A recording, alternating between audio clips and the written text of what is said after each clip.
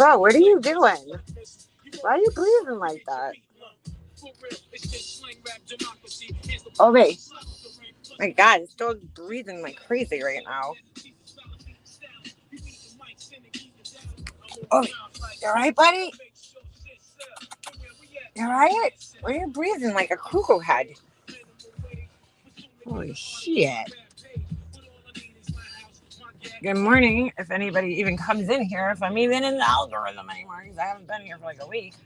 Well, I think I went live once last week for maybe like an hour, tops. Oh, there's people. Good morning, good morning. Good morning, good morning. What the fuck is this? Long time no see. Long time no see. How is everybody doing today? Sorry, I can't really see chat. Hold on, I got a phone call. I had to just deny. Good morning, good morning. How is everybody? I feel like I haven't been live in like ages. It feels like the longest time, but it's really only been a week. Not even. I don't even think it was a week, right? I went live for like an hour at some point last week. I don't even know. I had a busy week. Well, I was away this past weekend, so that was one reason I wouldn't have been live. But last week my son was home from school, and we were just busy during the week. I mean, we were running around. I typically don't go live when he's home anyway, but we were out almost every single day. So, and then we went away. We left on Friday, and we came back just yesterday. Last night we got home. We weren't anywhere far. We were like right in Jersey, right off the bridge. So, but we had to stay for a couple of days. So I was definitely out and about. Glad to be home. I just got Ovi. So he's breathing like so heavy. I wonder if it's because it's hot out right now. He's like he came out of there like a friggin' bat out of hell. The girl that brought him out, she was like, had to be like 5'10", and she couldn't even control him. He was like a maniac when he came out, and now he's like breathing. I don't know if you guys can hear him, but he's like, you guys hear him? He's like just breathing, panting. Holy shit. Crazy dog. How was everybody's weekend and last week? It's 77 degrees here today. I'm like, what the fuck happened? Because yesterday, I mean, it wasn't terrible out, but it was cold, like kind of cool. It was like 50s. Well, no, yesterday it got a little warmer. The first day we were away, it was like a little chilly. Today, it's 77 degrees, almost 80. That's why we don't have a spring anymore. It's just like it goes from like cold to freaking too hot. I mean, 77 ain't bad. As long as it's not, you think he needs to poop? Maybe. I'm sure he's shit plenty of times. He's a shit monster. He's a shit machine. But yeah, 77 degrees here today. I'm like, well, I'm not ready for this. I gotta do my toes. I'm like, I ain't ready for this. I am not ready for this kind of shit.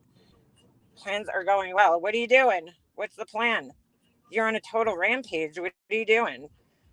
So I've missed a lot of shit on YouTube because I've been away and I've just been so busy that I haven't really caught too much. I was trying to kind of get caught up a little bit last night. Like, I mean, I was watching here and there, but like, I also missed a great deal of fuckery because I just wasn't paying attention too much.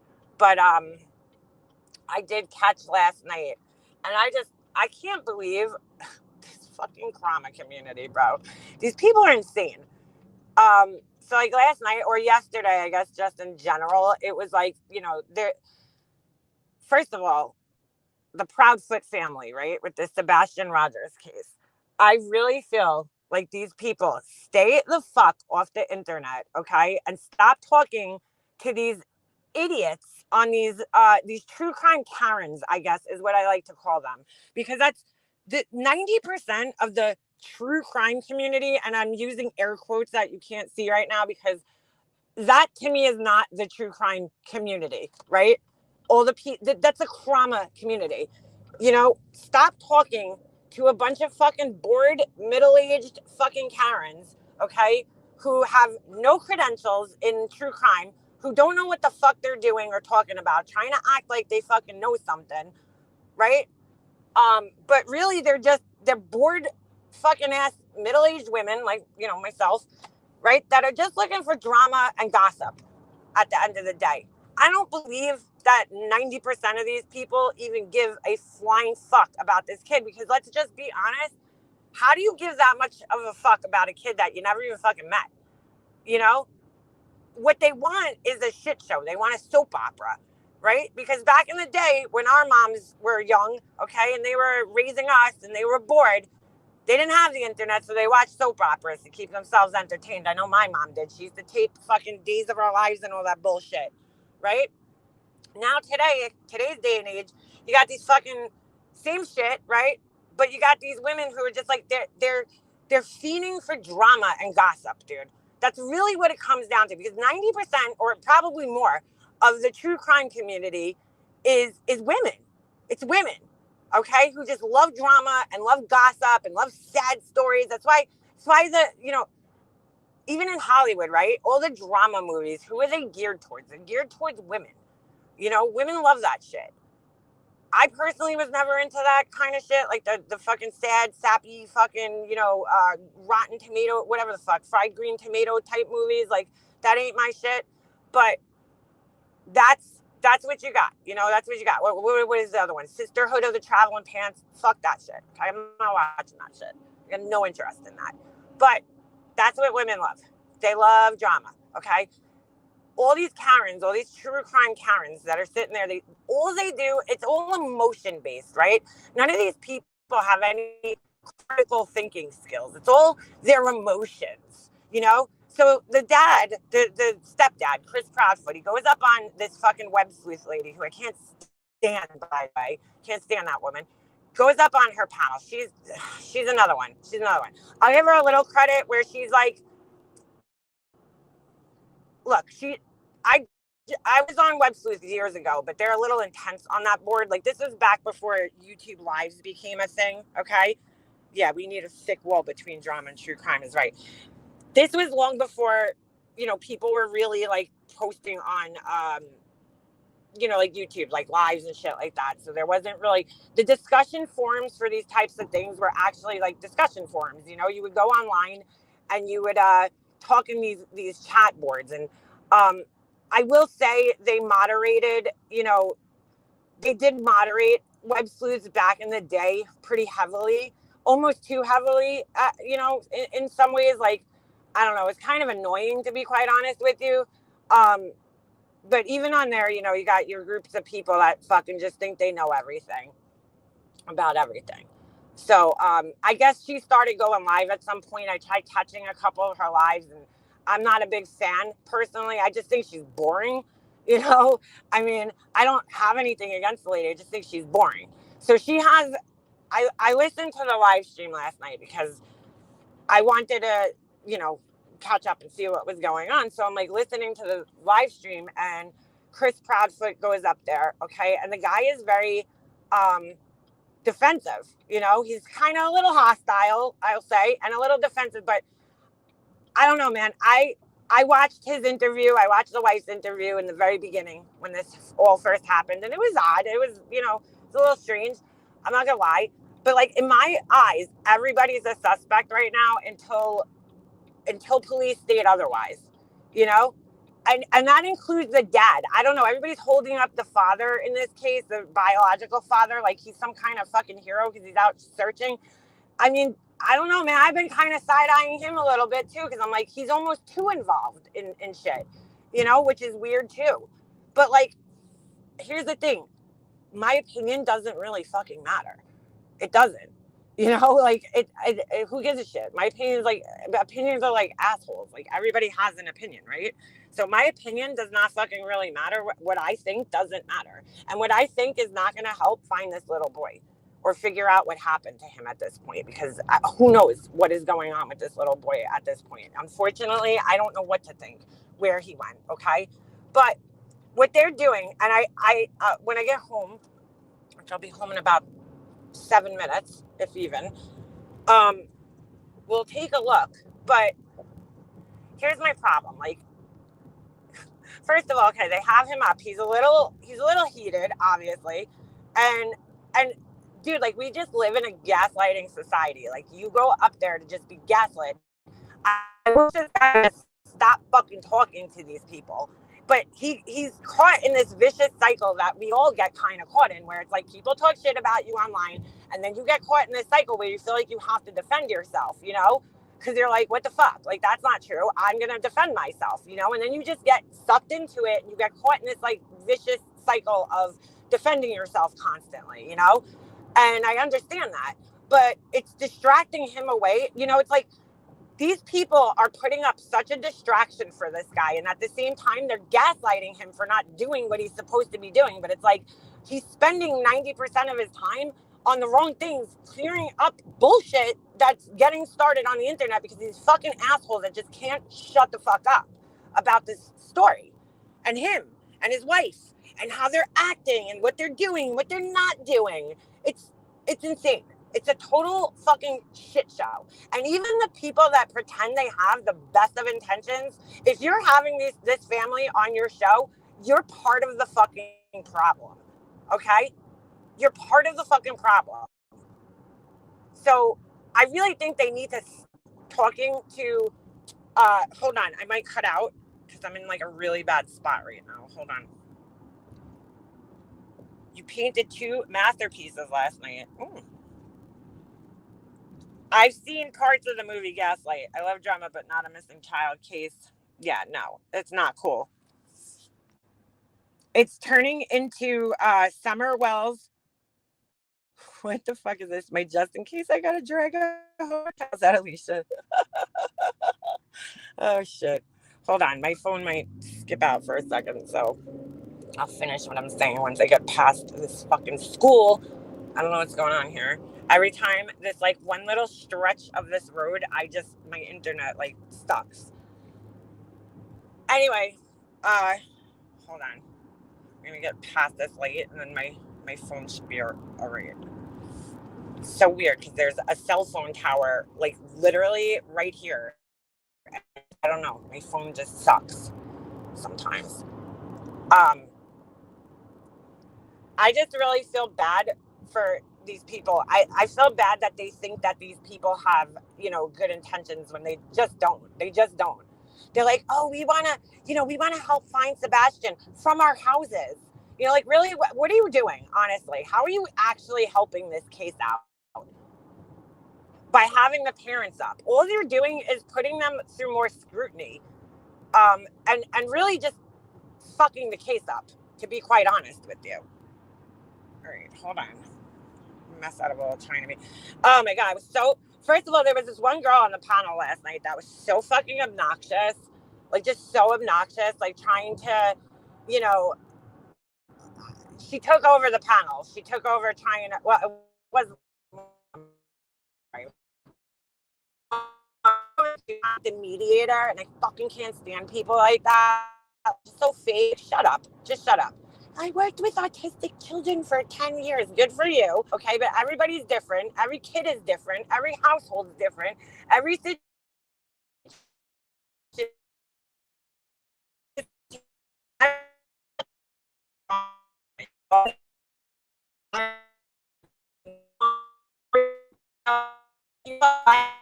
Actors, all of that shit. All these true crime Karens, trauma Karens. They all fucking are experts in everything. I really can't stand it. It's disgusting, to be quite honest with you. They all know everything.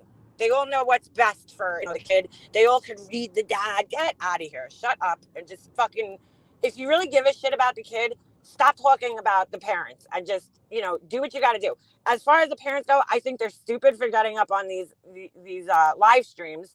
You know, the dad, the biological dad, he's been the biggest troublemaker in this entire case.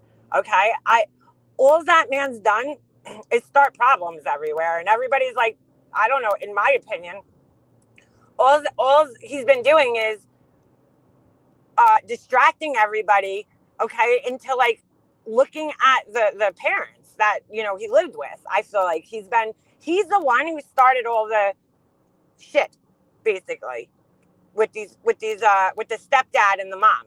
you know, talking shit about them. And I don't trust the guy. Sorry. Just don't. Just don't. I don't trust any of them, though. You know, I'm not on any side. I'm on the side of the law. Okay. You know, I have faith that the police and whoever else is involved, whether it's a TBI or whatever, they're doing their jobs. I have faith in that.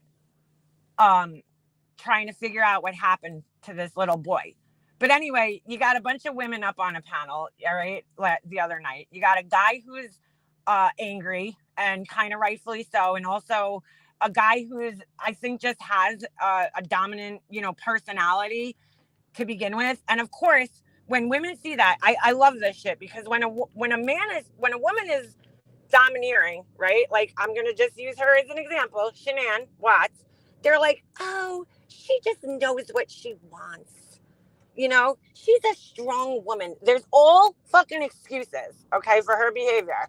She just knows what she wants. You know, when she's on a video bossing her husband around like he's a dog, you know, everybody's like, she's just a strong woman. She's type A. She knows what she wants. But when a man's like that, they're like, oh my God, he's an abuser. Oh my God, he's abusing people. Because the guy's not taking anybody's shit. He's an abuser. Okay? Because he hit the kid with a belt. I don't agree with that. Okay? I don't. Not at all. Especially a kid with special needs. I really don't. I would never do that. I don't. Look, I was a kid that was beat, bro. Like, my parents used to beat the shit out of me. I have my mom's paddle hanging up in my garage right now that I used to get my fucking ass handed to me. Was I abused? No, dude. No. I was disciplined. I don't think I was abused. I'm not a victim of abuse. All right? But people, you know, are dramatic nowadays. And they're like, oh my God, you hit your kid. It's abuse. It's like, all right, dude. I don't agree with it because I don't hit my kid. I don't, because I don't think it does really anything good except for make your kid an aggressive person, right? They're going to think it's okay to hit other kids. It doesn't solve anything, but, you know, all right, he hit the kid with a belt. That's not great, but I don't know if that constitutes as abuse. You know, abuse requires a pattern. If he continuously hit him with a belt on a regular basis, then yeah, I'd probably say he's fucking abusing the kid. But, you know, if it really happened one time, I don't know if we could call that abuse. We could say he's an idiot, you know, but I just don't know if it's abuse. Go ahead, Obi, go outside. But anyway, so you got a bunch of Karens that are like, stop yelling at us. Stop it. Stop being such an aggressive, assertive man. It's like, why do you have this guy on the panel then? You know, and like, was he a little aggressive on this panel? Yeah. But like, you know, he was, I kind of can't blame the guy, because I try to put myself in his shoes and I'm like, dude, if I was innocent and I had all these people, okay, you know, accusing me of all this shit on the internet and making me out to be this horrible person who has something to do with this kid disappearing, I would be fucking angry too. You know, I wouldn't be the nicest person either. You know, and people tend to forget that, like, when you're going through these traumatic situations like this, your emotions are like out of whack. You know, like, if somebody dies, your emotions are not going to be normal. You know, your emotions are going to be heightened. You're going to be ultra sensitive, and, you know, you're probably going to act out of character. Yeah, the internet twists everything. According to MGL, if you correct your kid, it's abuse. Yeah, well, she's an idiot. Well, she just had a perfect child. So, you know, her kid just came out of the womb and he was like doing calculations, speaking fucking Mandarin, and you know, all that jazz. He was perfect. He was teaching his parents how to act. He was so perfect. He was a professor right out of the fucking womb.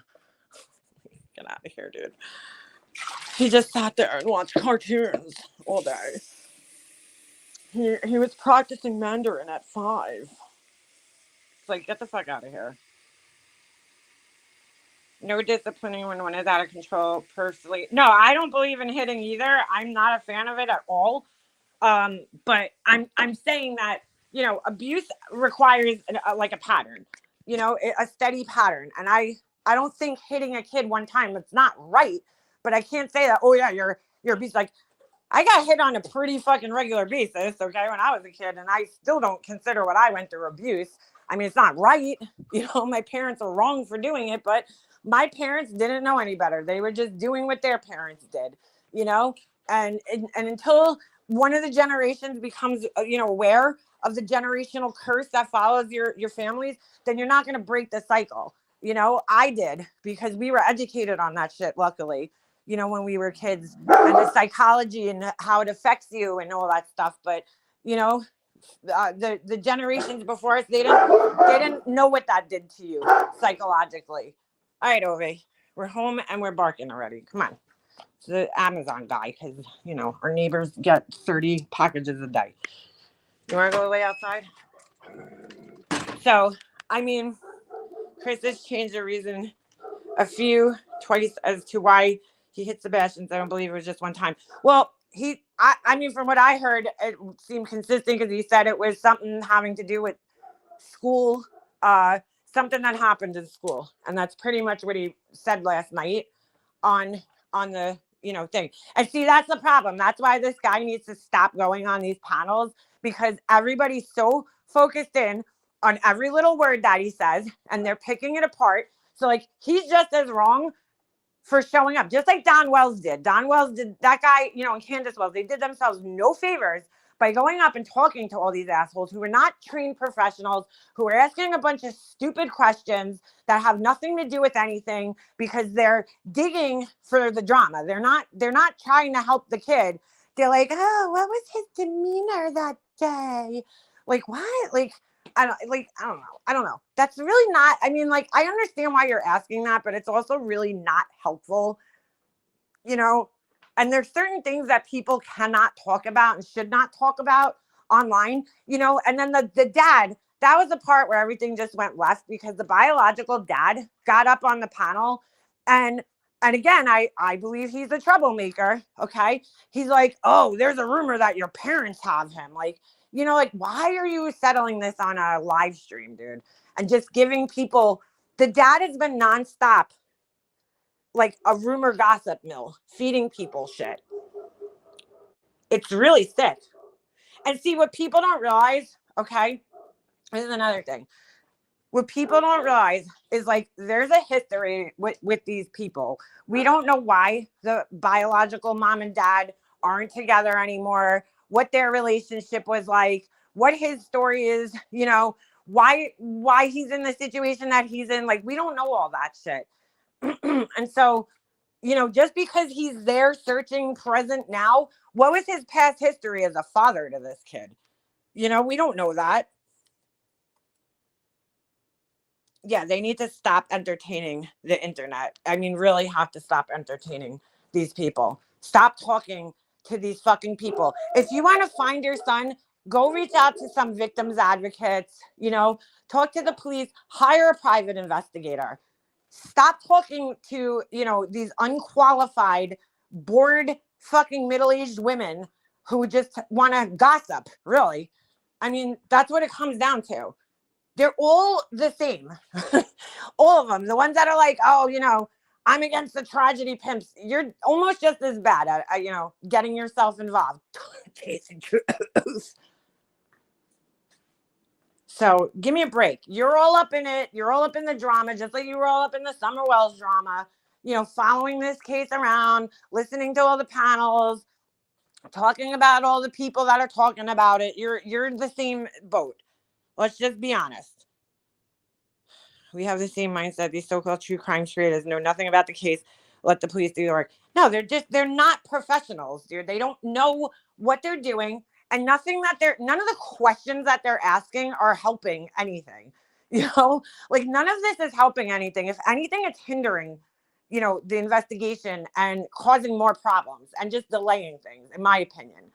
And I think the parents are being really irresponsible for going up on these, you know, panels, because it's not about the kid or finding the kid. It becomes about them, you know. And then that's what was so funny in the comments, you know, people are like, oh, well, Chris is only about Chris. Well, Chris kind of has no choice but to only be about Chris right now, because everybody online is condemning this guy, okay, and distracting him away from doing what he should be doing, right? You know, they're judging him. Oh, he's at work. How dare he work when his kid's missing? I mean, dude, people need to live. You need to eat. You need to put food. You need to pay your mortgage still. You know, just because a kid is missing, a lot of people don't have the ability to just stop working and sit home 24 hours a day. Somebody has to provide for the family. You know, I mean, you know, they're like, oh my God, the Proudfoots are eating at Cracker Barrel. How dare they? Okay, well, dude, like Betty, I heard Betty saying that specifically. It's like, how dare they eat? I mean, what would you like them to do? They still have to live, okay? And part of living is eating. So it's ridiculous. I mean, I don't know what these people expect. Oh, the parents aren't upset. They're not upset. They're not crying. I mean, like, so should they just be home in their beds crying all day, you know, and just not like wake up? I mean, it's very sad that the kid's missing. I'd be a fucking wreck. But like at the same time, I would, you know, just like when somebody passes away, like your life has to go on, unfortunately. You know, you can't just stop living because something happened. I mean, the guy's got to go to work. What do you want? Oh, the mom left. She's not searching. I mean, there's lunatics like yourself, you know, threatening the family, death threats. I wouldn't want to be in my house by myself while my husband was away. I mean, you would have to make a choice at some point in time. But like, I don't know, some people deal with trauma differently. Some people just get paralyzed, right? Some people are proactive. They could get up and they could go do something. And other people get paralyzed with fear. Like my mom always said, I was good in you know, emergency situations, and she's horrible in emergency situations. My mom, she would just panic and freeze up and never know what to do in an emergency situation, where I just kind of like am one of those people that springs into action, you know. But different people handle things differently, you know, handle trauma differently. I don't know if the parents, you know, who knows if the police even want the parents involved in the search.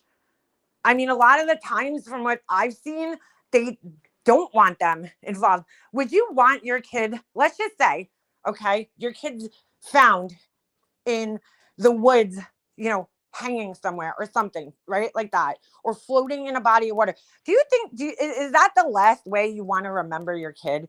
Would you want to stumble upon that scene? Because I sure as hell wouldn't, you know? So I don't know. I don't know if the police want the parents that involved in the search.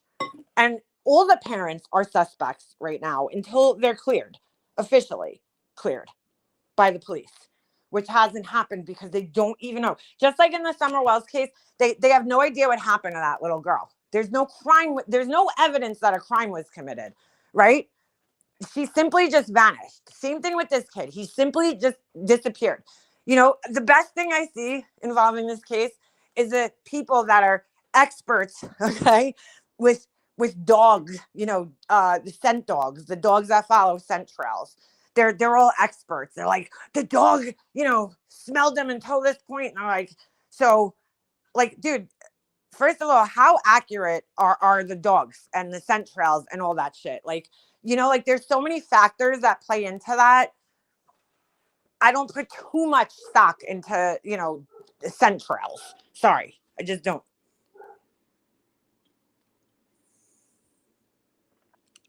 Parents are trying to prove themselves by going on panels. They are creating more problems. Absolutely. I 100% agree. The parents are, you know, here's the other thing. I heard Gray Hughes say this because I listened to a little bit, or he said something to this effect. Because of course, Nunya's ass got to be fucking everywhere because she's just like a fucking. Dude, there's nowhere you could go where Nunya's not hopping up on the panel with some type of fucking agenda. Yeah, Gray Hughes, I really appreciate that. I really appreciate you doing this. Ugh, she's so funny. I'm sorry, I can't with that woman. It's always like she's always. I think she at this point just likes the sound of her own voice. and also thinks that she just has such intelligent, input to offer and such good questions to offer that she just fucking needs to be everywhere. Everybody needs to hear her. She's on every fucking panel, this woman. She shows up. It's like, clockwork. Crazy. But anyway, I listened to a little part of that. And Gray Hughes, kind of said it best. I guess he talked to Chris Proudfoot at some point in time. And he was saying, like, dude, there's a lot of people out there. Like my husband, for instance, he's like not into the internet world, dude. Like my husband is not into the fucking talking to strangers and shit online. He thinks it's like weird, like it's not for him. He's not into communicating. Like he thinks like this is all crazy. This whole YouTube thing. Like he thinks it's so weird that people like talk about each other and talk to each other and like communicate through the internet. Like he thinks it's very strange because it's just not something that he would do. Like I grew up in a home where I always had a computer in my home, right? When the first version of the internet came out, my parents had it. It was on the Commodore 64. And it was this dial-up thing where you could like speak to one another over typing. Okay. And like nobody fucking had that. I remember my mom and my aunt doing it. And they were like on the phone. They're like, oh my God. Because it was like, oh my God, we could type to each other from like far away. Like it was like this big fucking deal, So like I always had computers in my home. So I was always in to computers and like the internet world, but not everybody else grew up like that from our generation. So there's a lot of old school people. I have friends. I was just on the phone with my cousin, right? Her husband called and he's like, he needed her to write an email. Like, and he's only a couple of years older than me. He's just not into the phone and the technology and shit. So he don't even know how to write an email. So he has to have my cousin do it for him. So there's a lot of people who don't understand this online world, they don't get it. And like, Chris Proudfoot could be one of those people where, he really believes, or any of these parents, they really believe that that people are doing this because they want to help. But the reality is, I'm going to say a good, like 90% of these people, they're not looking to help, dude. They really aren't. They're not looking to help the cases. They're looking to fill their own pockets with money or, whatever it is. Whether they're just looking to build their channels. I mean, there's a lot of ulterior motives going on here when it comes to these cases being covered on YouTube. And you know how you could tell? You could separate these people because you have people like Gray Hughes, okay, who actually, will, when there's no updates on a case, he'll go find a cold case that hasn't been solved yet. And he'll talk about that. And he won't give a fuck if there's only 30 people in his chat while he's talking about this case, that it's not a case that has a huge public interest. I mean, he talks about the bigger cases, sure, but he's not, he's not exclusively focused on those. But when you have these people who are just going live after live after live after live, when there's really no updates on the case, those are the people that are just in it for whatever reasons, whether it's money, gossip, whatever, attention, like there's all sorts of different motivations for people getting involved with this. So some people just have a fucking Captain Save-A-Ho complex, Tiffany, where they just need a purpose in life. They need to feel like they're doing something, because they haven't really accomplished anything else in their lives. So they're just like, I need a sense of purpose. So I'm going to act like I'm helping victims, Betty Bullhorn, Molly Golightly. Really, what have those people accomplished in life? Nothing. Okay, they raised children, some of them, right? But like, what else have you really accomplished in life? So it's like you're trying to fill this void with some purpose to make it look like you're doing something. But at the end of the day, you're really not fucking doing anything. You're really not doing a goddamn thing. I will have my mansion on Kingsport Road, Kingspoint Road. I mean, and that's the majority of people in the true crime community. They're just fucking bored. They need a sense of purpose. They latch onto these cases. They get overly emotionally involved in them. Like Tiffany is on another level creepy with the Summer Wells case, where like she actually, I mean, her and Molly Golightly have talked about adopting Summer Wells. Like, what the fuck are you talking about, dude? What? You know, like, that's fucking weird. I'm sorry. It's fucking weird.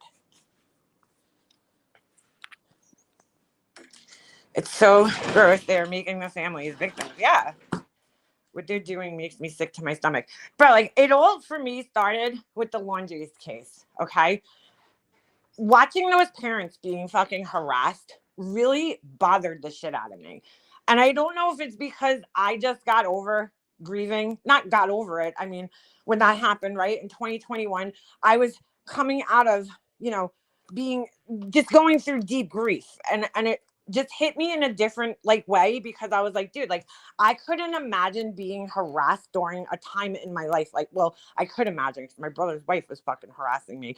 But I'm just saying, like, I couldn't imagine, you know, you're going through this like already tragic thing, and then you have more people harassing you, people standing outside of your fucking house, screaming at you. You know, the neighbors are being disturbed. The whole community is being disturbed by this situation that you didn't ask to be in. You know, like, you don't, these people didn't choose to be part of these stories. And you know, I'm sorry, like a lot of people were mad at the Laundry family, but I kind of felt bad for them in a sense because I was like, you know, what they're doing, I don't agree with what they did, right? I don't agree with them doing what they did. But at the end of the day, they were well within their, you know, rights, doing what they were legally allowed to do, which was to not answer the public, you know, or speak. They have the right to remain silent, just like we all do. We all have the same rights, you know. And you got these fucking assholes like Betty Bullhorn, whatever the fuck her name is, right? Who think that they're like entitled to answers, and that's a problem. We live in a fucking entitled society where everybody thinks they fucking deserve the answers. And I heard Chris Proudfoot on the live last night telling these people, like, I don't fucking owe you anything. And you know what? He's 100% right. He doesn't need to give these fucking assholes answers to any of these questions. He also has the right to remain silent, just like we all do. But he doesn't have to fucking answer to these people. The only people he needs to answer to is the police, and that's it. You don't need to answer to a bunch of fucking Karens online. Nobody does. Nobody does. Molly did it to be famous. Yeah, right. They all have different motives. That's what I'm saying. I don't want to say that they're all out there just for the money, because I don't like to generalize people like that, because that's just not true. People have different types of motives and do things for different reasons. Everybody's got a different reason. You know, some are just trying to fill a void or purpose in their lives. Some of them might just want the fame. You know, some of them might just want the money. You know, it depends on who you're talking about. You know, people like Betty Bullhorn, yeah, she's fucking just there for the money, clearly. Okay, she made a statement last week that was very suspect. I think it was on Thursday. Burnt Toast played her live stream, and she's said something to the effect that if she doesn't go to Tennessee, the bank account's going to be empty. And that right there, you know, they always say narcissists, like, they always give themselves up and reveal themselves. There you go, you know. There you go. They always like reveal their motives, you know, whether intentionally or not intentionally. They just always seem to do that. They can't like shut up. So in that case, she did it. She did it. She basically revealed her motives. There is that she's only going there for the money, you know. Otherwise, if she don't go there, her bank account's going to be empty. I mean, she straight up said it. So it's disgusting, but it's true, you know, and that's her motive. Clearly. I just feel, you know, I want to feel bad for these people, but in a sense I don't, because I feel like they're also playing into it by going up on these live streams and kind of keeping it going in a sense. Like, I wish they would just stay off the live streams, because you're at this point, you're damned if you do and you're damned if you don't. So you might as well just don't do it, you know, because the more they go up on these live streams, the worse they're making it for themselves, honestly. You know, these people are just going to keep going, and they're going to keep picking apart everything you said, and they're going to compare it to the last time you were on a live stream, you know, and, oh, this is a little different, you know, and it's just, it's not going to go good, no matter what you do, no matter how you do it. No matter how much you explain yourself. those people, you guys know it. It happens on here with creators all the time. It's very hard to like change your opinion about somebody once, you know, once the general public has like a bad perception of you, it's very hard to go back and fix that, you know? So like they did themselves in by doing that first interview, thinking that they're helping their kid, but they really didn't, you know? They're really not helping the kid. They really just kind of caused a huge distraction, unfortunately. And it's just sad because at the end of the day, this little boy is still missing. Nobody knows what happened to him, you know? And I mean, is that this just like the Summer Wells case, the circumstances are extremely strange. You know, the mom is home, the kid goes missing, right? He leaves his shoes there. It's odd. Like, I am not blaming people for like questioning these parents at all. They have every right to feel that way. It's just like, where do you fucking draw the line into just like sitting back and questioning them in your head, you know, and just being like, okay, something's not right here, to like fucking harassing them. Like, if you're calling the parents up, giving them death threats, you are no better than the parents that you think did something to the kid. You're no better. Sorry, but you're not. Hey, CK. Oh my God, I need to turn the AC on in this house. Like, if you're threatening them, you're no better than them. Sorry, you know, than what you think they are. I mean, that's not gonna solve anything. That's not gonna help anything. You know, sending death threats to the parents, but I think we all know who's probably doing that. They have no privacy. You know, Bullhorn Betty's got fucking people following them around. JLR, that's another fucking clown. Oh my God, we could talk about him too. Harassing Turtle Boy. Look, I am no fan of Turtle Boy, okay? Like, not that I don't like the guy. I really don't watch him enough to have a solid opinion on him. I found Turtle Boy way, way, way long ago when he first started doing this. Well, I don't even know if it was when he first started doing it. It might have been, you know, a little bit into the case. It was probably around the time that the case started gaining traction in the national media, you know? And I played his video on here. Nobody was talking about him at this point in time, you know?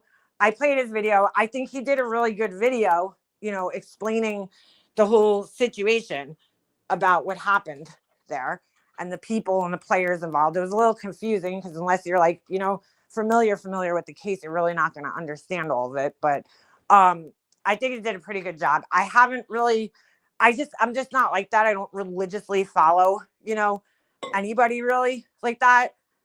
So I haven't, you know, I don't know all the ins and outs of what he's done and what he said and, you know, everything that's going on with the man.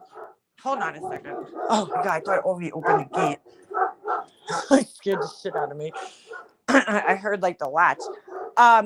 Anyway, but JLR has no business following this man, okay, and fucking harassing him and putting a fucking camera in his face. Like, you, oh my God, I hate all these people. I just can't stand them. I don't want to say hate because that's a strong word. Just I hate their behavior is what I hate. Not them as people. They really don't know them well enough to hate them. I hate their behavior. I hate what they're doing. I hate what they're putting these families through and these people through. I just don't, I'm like, I couldn't for the life of me, even if I was a single woman with no children, okay, I cannot for the life of me imagine myself, okay, getting in my car, driving to like a location and fucking like standing outside of, you know, said location. Like, I've always thought protesting and shit was weird, you know, like, I'm like, why would you waste your fucking time with that? Like, I don't know. I've rarely ever seen it accomplish anything, protesting, you know, like I've rarely ever seen the result, but like what they're doing is not protesting. They're just harassing people, you know, and they try to disguise it in the word protesting, but it's really not. It's not protesting at all. And it's far from it. Turtle Boy is a little bit above average scrub. What do you mean? School just chat this morning for not sending. Oh shit, that's not cool. You know, like I don't follow the guy, but at the same time, he doesn't have to be, you know, JLR following him is no better than, what you're thinking he's doing. It's like the people threatening the parents. It's like, dude, what you're doing is no better. Your behavior is no better. I just couldn't imagine myself ever traveling to some place, standing outside, harassing people, or getting myself involved in a true crime case to that extent. I just can't, I don't know, I can't see it happening. When I was following the Chris Watts case, and that's probably the most involved I had ever gotten with a case, there was 2 girls that were friends with Chris Watts' sister that just happened to be in the group with, that I was in early on in the case. And like, I never once was like, hey, could you get me in touch with the family? Like, cause like, I felt bad for his family. And I know a lot of people, have opinions because, again, true crime Karens, they're like, my God, his mom's a narcissist. I'm like, oh my God, dude, really? Like, really? I'm sorry, you can't really diagnose somebody with that from like 1 or 2 interviews. Like, that's a little extreme. You would need to know like their history a little better. Everybody's a narcissist. Oh my God, the mom's a narcissist. I'm like, really? Again, I kind of felt bad for his parents. They seem like normal people. Yeah. Does the mom seem a little out there? Sometimes, sure.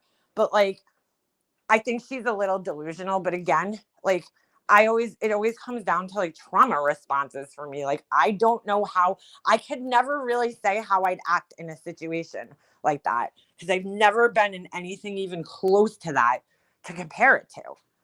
Like, I don't know how I would act if my son, one day annihilated his family.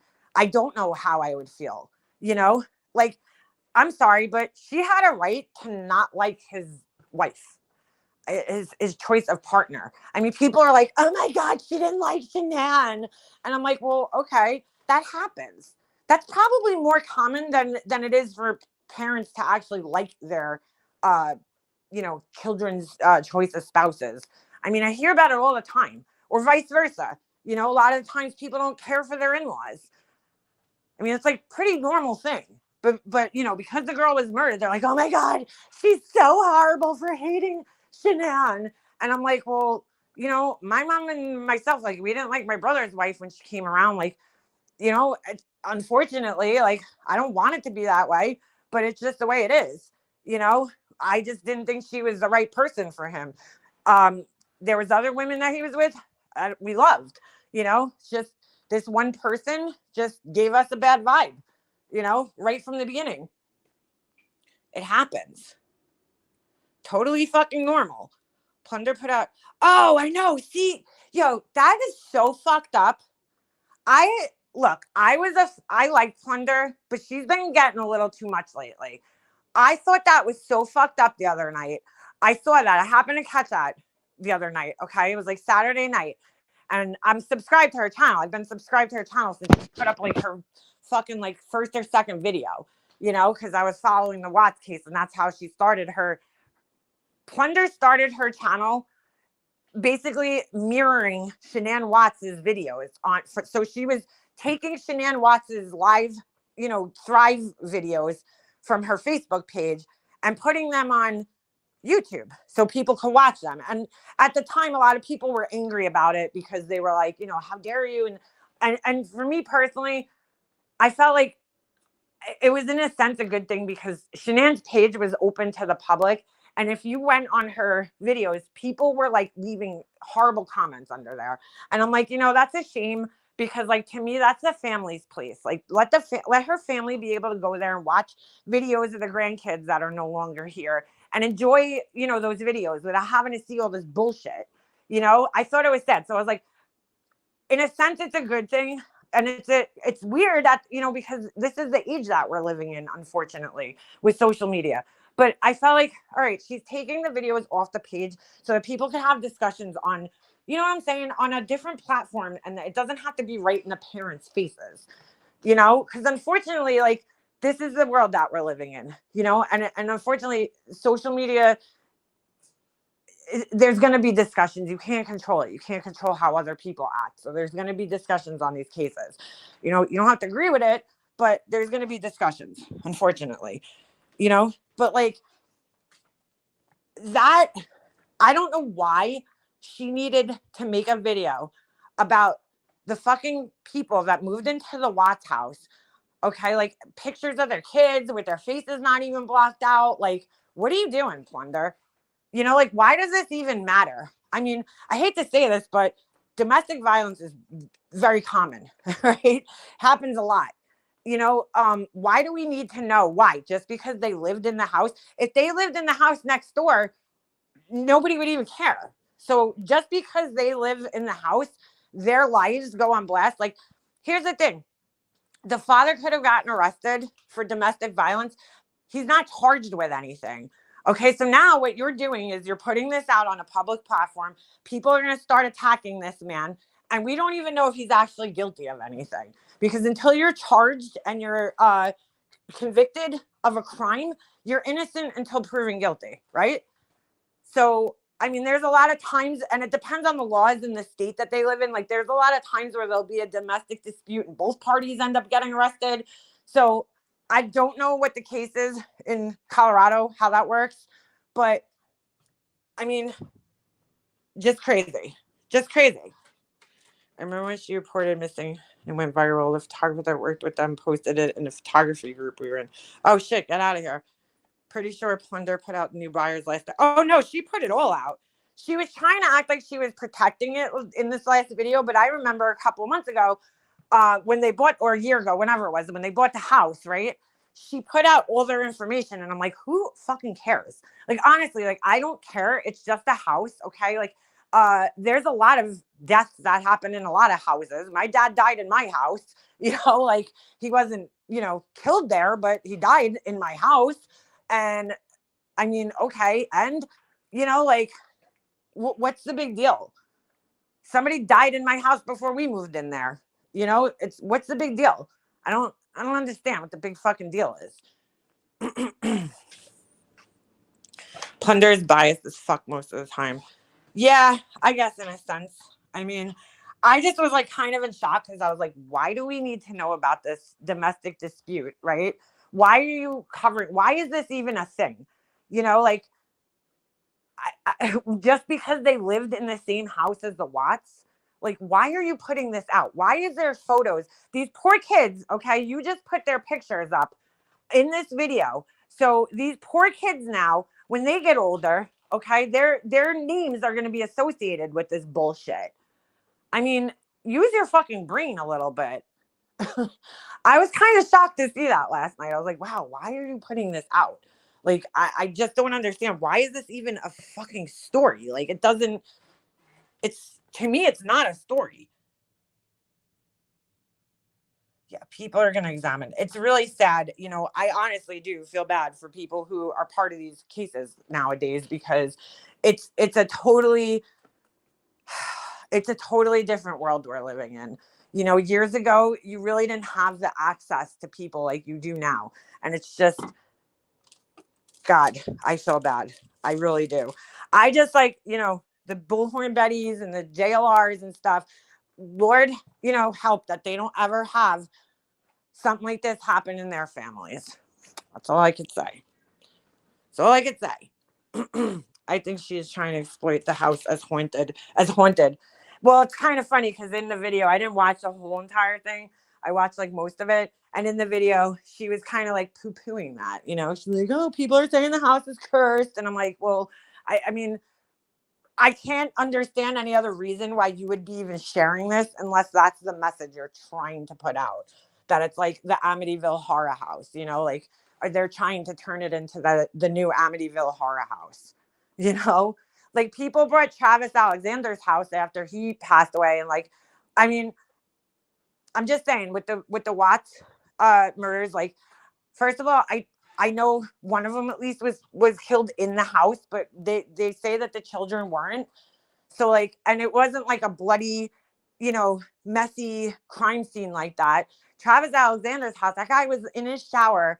There was blood everywhere. And he was in his shower for 5 days, just sitting there, his body, you know? So like, that's gruesome. That's disgusting. The Watts house, like, there was no evidence that anything even happened in that house, let alone, you know, So like, that's why to me, I'm like, why? Like, I don't know. I don't understand what the big deal is about the house and why people even still fucking care about the house. Why do you even care about the house anymore? Like, it's so bizarre to me why that's even news, you know?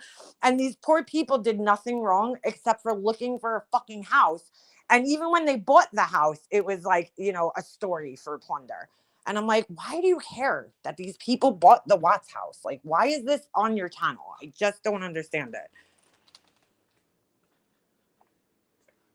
Who dug up divorce records where released all the dirty details that cop ended up killing his wife and himself. Oh, geez, that's not good.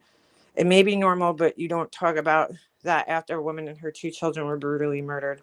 There are plenty of mothers who don't like their daughter-in-laws. They don't act that way.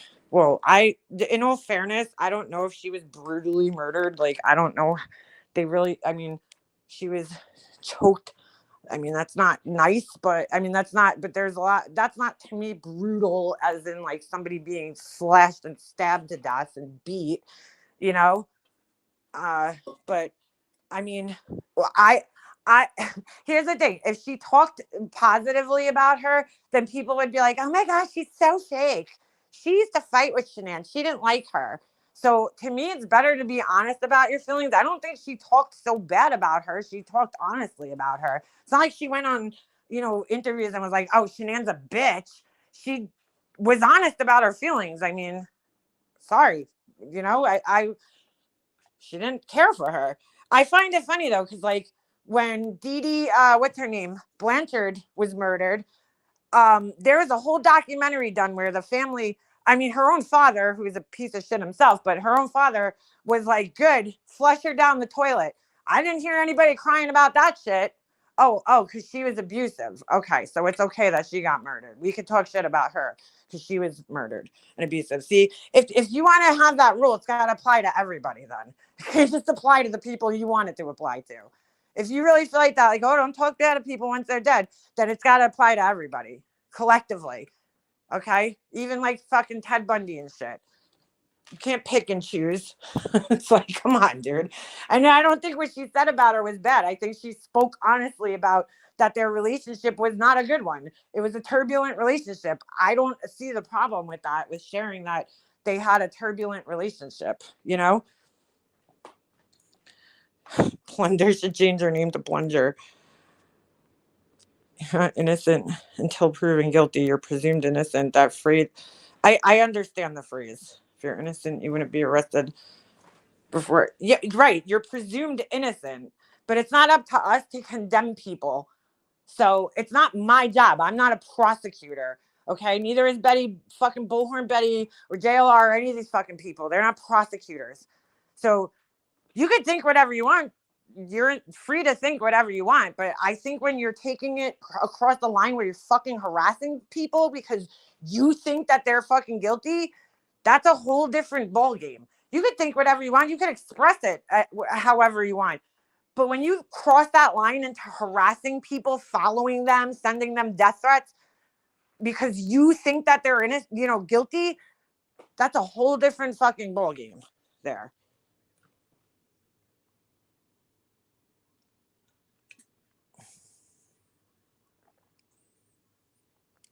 Please have enough innocent, said a grand jury indicted you, so you're not innocent. Well, an indictment doesn't necessarily, I mean, O.J. Simpson was indicted, right?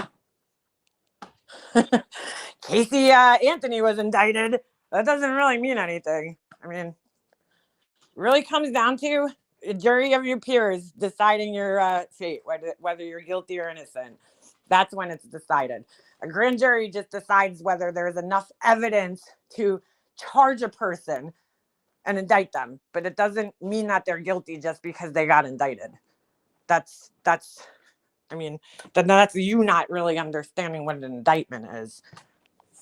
I mean, you could think whatever you want. I'm just saying you shouldn't be fucking harassing people, and you're not owed any fucking answers from anybody if you're just a normal citizen, you know, a YouTuber.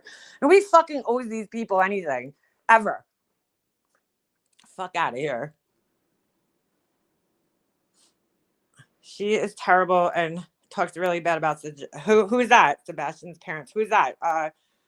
What's it? What's his name? My boss disliked my husband and never met him. And when I challenged my boss, they told me it was who gave them. It was me who gave them a negative impression of my husband. A lot of people do that, you know. You might. It's funny because I was having a conversation with a friend the other day, and you know, her husband, ex-husband, or soon-to-be ex-husband, is a total fucking asshole. And she's told me stories about him. He was abusive, right? I'll just put it like that.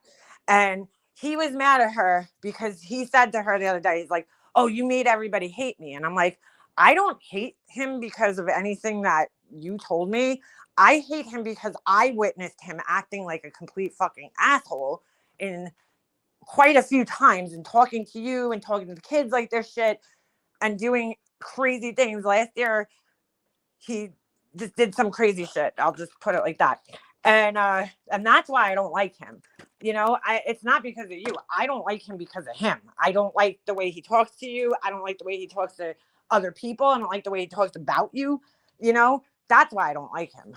You know, I don't like him. You know, I mean, I'm not saying that her stories didn't play into it at all, but I didn't know the guy. Once I met him and I interacted with him, that's when I really decided that I didn't like the guy.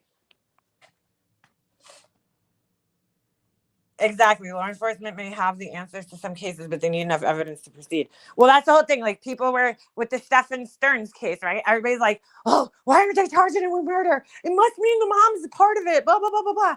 And I'm like, dude, no. First of all, he's already in jail. There's no rush to indict him now.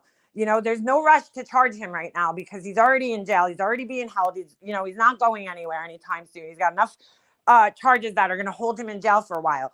Why not, as a prosecutor, okay, take the time to put together a solid case, you know, and make sure you have all your ducks in a row, and then indict them, you know, the guy, and whatever. I mean, she was pregnant. That's so brutal. It's personal. Do you know what it takes to kill someone? Yeah, no, I do. You have to choke them for quite a while. I don't know. I just think of brutal as like violent. I'm not saying it wasn't horrendous or horrible. I feel like brutal to me is when you're like beating somebody to death, you know, and like leaving them in a far, far worse condition than they were prior. I mean, and I'm not saying that's not horrible, because it is. It's fucking disgusting. It's absolutely horrible. I'm saying that it's, to me, like when I think of brutality, it's when you beat somebody, or, you know, overkill in a sense, where you just go overboard, you know, you really, really, really go far in hurting them and harming them. I do understand how, you know, suffocation and shit works, and when you're strangled, I understand that's horrible too. I'm just saying, I don't look at it as like a brutal thing where she was like the OJ Simpson, whoever killed those people, that was fucking brutal. Whoever killed the Idaho 4 people, that was brutal.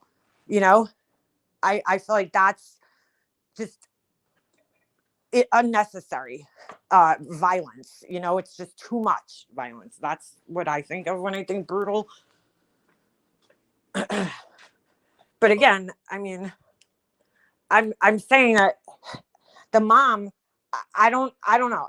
That's my personal opinion and feelings, that I feel that the mom had a right to speak honestly and openly that they didn't have a good relationship, and that there was issues, you know, and that she wasn't a big fan. I have more respect for her speaking honestly about the way she felt about her daughter-in-law than to get up on a you know, interview and start crying and acting like she's really upset when maybe she's really not, you know? I mean, look, people aren't upset that OJ Simpson died, like, you know, and you have a right, they have a right to feel that way. You know, it's like, I mean, I don't, you know, people are allowed to feel how they want to feel. So I'm not going to take that away from the woman. If she you know, if she's, I'm sure she's upset about the grandchildren, but maybe she wasn't that upset. I don't know. You know, maybe she didn't like Shanann. She has a right to feel that way. Like, I didn't live their fucking lives. I don't know what they went through in their fights and everything. I wasn't there, you know, so I'm not going to judge a woman. I got to be honest with you, if my brother's wife passed away, I wouldn't be that upset either. I'd be upset if he did something to her because I'd be like, you fucking idiot. Why'd you ruin your life for this asshole? But, you know, I mean, I wouldn't miss her. I wouldn't be like happy, but, you know, because I'd feel bad for the kids and everything. But like, I couldn't say that I'd be like, you know, crying about it.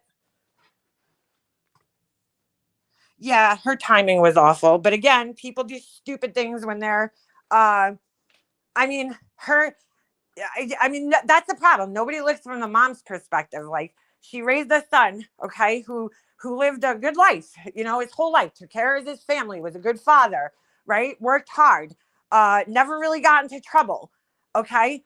So as a parent, right, you would be like, well, what the fuck happened? Like, what changed? Why is my son all of a sudden capable? Like, I'm sorry, but I'm sure his mom was having a lot of trouble digesting what he did.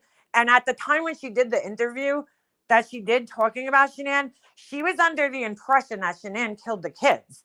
And again, you know, given the guy's history, I mean, I can't really blame her for feeling that way if that's how it was. Okay, you didn't get along with the wife, right? You didn't like her, and then your son is your son. You're gonna always take your own kid's side, you know. I mean, any parent would, and if you say you wouldn't, you're a fucking liar. Okay, you're gonna try to believe them until proven otherwise. I mean, I think now they know the truth, but at the time when she did that interview, she believed that Shanann was responsible for what happened. So, and she had no reason to believe otherwise at that point in time. You know, I mean, as a mother, I would want to believe my kid first and be like, okay, I raised this kid. He's never gotten into trouble his whole life. And I don't think he's never gotten into fights. He's not a violent person. Okay. So I would have trouble believing that as well. You know, I mean, I think any parent in her position would. But that's the problem. You know, that's why I say there's over emotional fucking Karens and fucking true crime that follow it because they're like, oh my God, don't speak about the dead like that. And it's like, dude, just, you know, do you have any empathy? Like, put yourself, like, empathy is not just putting yourself into one person's shoes and fucking feeling those people's feelings, but you have to have empathy for everybody involved in this situation, which I feel like a lot is lacking in a lot of these cases, is that people just pick a side and they never want to see the other side of things. Just like they're doing with the Proudfoots right now. It's like they're just like, you know, they cannot put themselves in those people's shoes. And I'm not saying those people are innocent because, to be quite honest, I'm not following the case all that closely anymore because there hasn't been any updates on it. I just listened to an interview last night and I heard a man that was fed up with the internet and, you know, people shit talking him and standing up for himself. And, you know, if you go, which we'll do, we'll go look at the comments under that video. I feel that talking morons like BHB and JR are destroying their credibility. Oh, absolutely. We know why OJ was acquitted in Casey Anthony. You can't use cases as bait to claim that you're innocent. Huh? What do you mean as bait? Oh, you're innocent until proven guilty. What? I don't think anybody was trying to do that, though. I was just saying that you're saying that if somebody's indicted, it means that they're guilty. And I'm showing you that. I mean, there's plenty more cases. Those are just two that I could think of the top of my head. But there's plenty of people who went to jail, went to prison, okay, and then had their convictions overturned. All those people were indicted too at some point. I mean, so an indictment doesn't necessarily mean guilt. It's just an indictment. It's just somebody having enough evidence to bring it, you know, to a court. That's all an indictment is. But it's the quality of that evidence, and it's whether the prosecution proved beyond a reasonable doubt, okay, that evidence proves the person guilty. And there's been many, many cases where people have gone to court and have been proven guilty and then have later had their convictions overturned. So it's not always foolproof, the process, the legal process or the judicial process. Hold on here. Let me try getting on StreamYards. Your pinky's broken? That sucks. Chris is also suffocating life out of his unborn child. Yeah, no, I understand that. I don't know why people always have to explain that. Like, I know what happened, and I'm not saying it wasn't horrible. It was absolutely terrible. I mean, only a piece of shit would do that to their unborn child. He's a total piece of shit. I'm not, debating that. That's why I hate talking about that case, because again, if you ever say anything that's not, oh my God, Chris is a complete monster and Shenan's an innocent angel, people are like, they think you don't comprehend what happened. And it's like, dude, I understand what happened and I understand how horrible it all is. And I don't agree with it. And I think he's a fucking total piece of shit. But I also could put myself into other people's shoes that are involved and look from their point of view, you know? And I'm not saying she deserved it. That fucking asshole needs to grow some balls, okay? And tell his wife he was done and get a divorce. That's what should have happened in the case. She didn't deserve what happened to her just because, she was a controlling wife, like whatever negative things you could say about her, it does not justify what happened. And that's the problem. Everybody thinks that if you say something negative about her or critical, I don't even want to say negative because critical and negative are totally different things. If you say anything critical about her behavior, then somehow that equates to you also saying that she deserved what happened to her. And I don't believe that at all. You have no right to take somebody's life, and especially an innocent child's life, okay? Just because your wife's a bitch or she's bossy, okay? That doesn't give you a right to take her life. So I don't believe that at all. I believe that he's a piece of shit. He's a horrible human, I'm just trying to look at it from other perspectives where, his mom, okay, might have said some negative or critical things about her, but she lived her experience. I didn't live her experience, and she believed her son in the beginning. And I think any parent here would. Everybody's like, oh, I wouldn't believe him. Shut the fuck up. You don't know what's going to happen until it's your kid and it happens to you. Okay. You don't know how you're going to act or what you're going to do. Well, everybody thinks they know how they're going to act in these situations. And the reality is when you go into trauma, a response, a fight or flight response, you have no idea how you're going to act. No idea. And you can't predict it either. Unless you've ever actually been in a situation like that, you're really just not going to know how you're going to act in a situation like that. But, I guess I'm an asshole for having empathy for other humans. I don't know. Whatever. Hold on. Sorry. All right. Can you guys hear me? I'm on my laptop, so I'm going to open up the Web Sleuth live from last night. I'm not going to really play the whole thing because so many people played it already. And anyway, I got to get my candles. You guys, I have they're going to be 6-ounce candles. Hopefully I'm trying to get them done so that I can get them up on the website by the end of the week. So I'm very excited about these ones because I fucking love this scent called Beechwood. I feel like it's a perfect summery scent. So I'm trying to get how many do I have? I made, I believe, about 20 of vessels, but I'm probably gonna have about 15 when all is said and done. Maybe more. But I always just account for mistakes that I make, accidentally dropping wax or something just not going right, or the vessel having spots. But what I think I'm going to do this time is I think that instead of just not selling them, the ones that I don't love the vessels 100%, I think I might sell them at a discount, a discounted rate. Oh my God, it's 76 degrees in my house right now. And what do you call it? This way, I could still get rid of them. I don't know. Well, thanks, Beefers. They're not available just yet, but when they are, that's where you could get them. I don't have them listed yet. And I forgot that I have to make one to photograph too. I always forget to do that. So that's why I made I think 19 or 20 of them. And 2 of them I already had I don't like the vessels.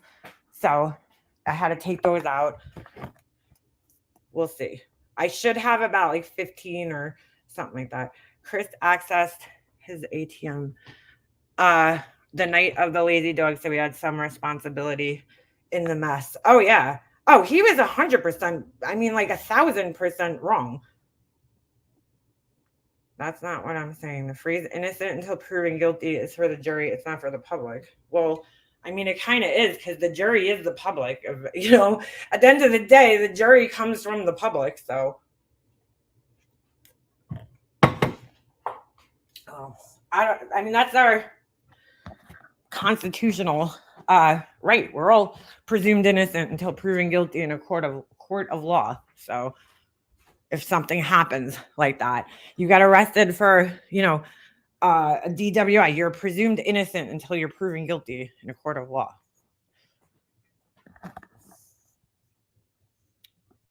Anyway, all right, let's find this. Oh my God, I'm sweating. I cannot believe how fucking hot it is. Once it gets hot, I can't I hate wearing like socks and sneakers. I feel like it just makes you so much hotter. I really got to get my toes done. All right, let me see if I can find. Oh, what am I doing? I'll just go to. All right, welcome to. Oh, all right. This is the stream. Oh, so these other people were supposedly private investigators. I'm not saying you think that. People do. No need to get defensive. I'm not being defensive. I'm just having a conversation with you.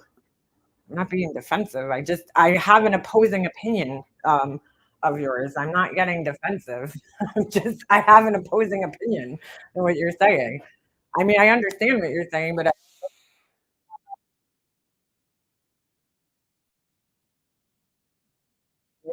don't agree. It's my opinion. So, and it's an opposing opinion from that. I don't agree with harassing people or, unless the police are doing their job. Okay. It's not my job as the public, just like you're saying, it's not for the public to prove, guilty or innocent until proven guilty. It's also not the public's job to condemn people and punish them, and figure that out, whether they are guilty or innocent. It's not. So the people that are harassing those people, whether they think they're guilty or not, I don't agree with that. I could sit home and think that somebody is guilty of a crime, just like Rex Heuermann, okay? The Long Island serial killer. I mean, I think that or Brian Koberger, right? I look at the whole entire situation. I'm like, where would they pull this guy from, right? Do I personally think that he's guilty? Yeah, absolutely. But I'm not going to be, harassing his family or doing any of that kind of shit. I'm just going to sit home and have my opinion. I'm not going to bother the guy. I'm not going to do live streams about him and, try to have him up on my panel so I could catch him in something like that. Shit's just fucking, I'm not going to interfere in the case in any way, shape, or form. Beef eggs, I 100% agree. Stay the fuck off the internet. Like, if you're a victim, stay off the internet. I'm not saying that, don't spread awareness about the case, but like, talk to people who that's why they're always like, oh, journalists, we're the same thing. No, we're not, because journalists have a responsibility, okay? Not only to the public, but to the police and everything else. Some of them are a little, they don't stick with it 100%. Like Nancy Grace, she's a fucking asshole and causes a lot of problems, but like, I feel like if you're going to do that, go on television or go on podcasts, right? With reputable podcasters. Going on these like small time true crime channels is not going to help your case. You go on like what's her name, Melanie Little, she's an attorney. Go on Judy Ron's channel, go on Gray Hughes' channel. You know what I'm saying? Like, if you're gonna go that route, going on these other people's channels, no good. Go on Vinnie Politan's live stream if you want to go on the internet. Talk to JB Buno. You know what I'm saying? Like, I understand that they're just trying to talk to anybody who will listen at this point in time, because that's like, I guess that's what happens sometimes when you're going through something like this. Like, you just want to spread the word and get it out there. And like, but there's a bunch of fucking vultures on here that are taking advantage of you, for their own selfish means. It's not because they care so much about a kid that they never fucking met. I'm sorry. You know, they're doing it for their own selfish means. Whoa, I talked to Chris, you know, just like Chasing Truth. She's like she talks to Candace Wells. Why? Why the fuck are you in touch with Candace Wells, dude? You know, like, why? I don't care. Like, there's no reason for you to be in touch with that woman. It's fucking weird. It's fucking weird, man. I'm sorry. All right, hold on a second. Where the fuck is this? Oh, here it is. Okay. So this was really funny last night because while I'm watching this stream, they're telling the mods in the chat that if anybody's, you know, talking badly about the panel guest, to boot them from the chat. Okay. So you're sitting there trying to act like you're moderating these comments and protecting this person because you want answers, right? You want answers so bad. But then go in this person's comment section. There's 3,550 comments under this video. Okay. 2 of them are mine. And guess what? Probably like fucking 3,000. Hold on. Probably 3,548 of them are people just talking shit about the dad, you know, the stepdad. So you sat there and pretended last night that you were trying to protect him and squash rumors or whatever night this was, right? Squash rumors and yada, yada, yada. But then you leave your comment section open for this, for the same thing that you acted like you were trying to protect him against. So bullshit. Only 25% accurate for canine dogs. I have been a canine dog handler for over 15 years. Bullshit. That's what, you know, everybody's an expert in like true crime.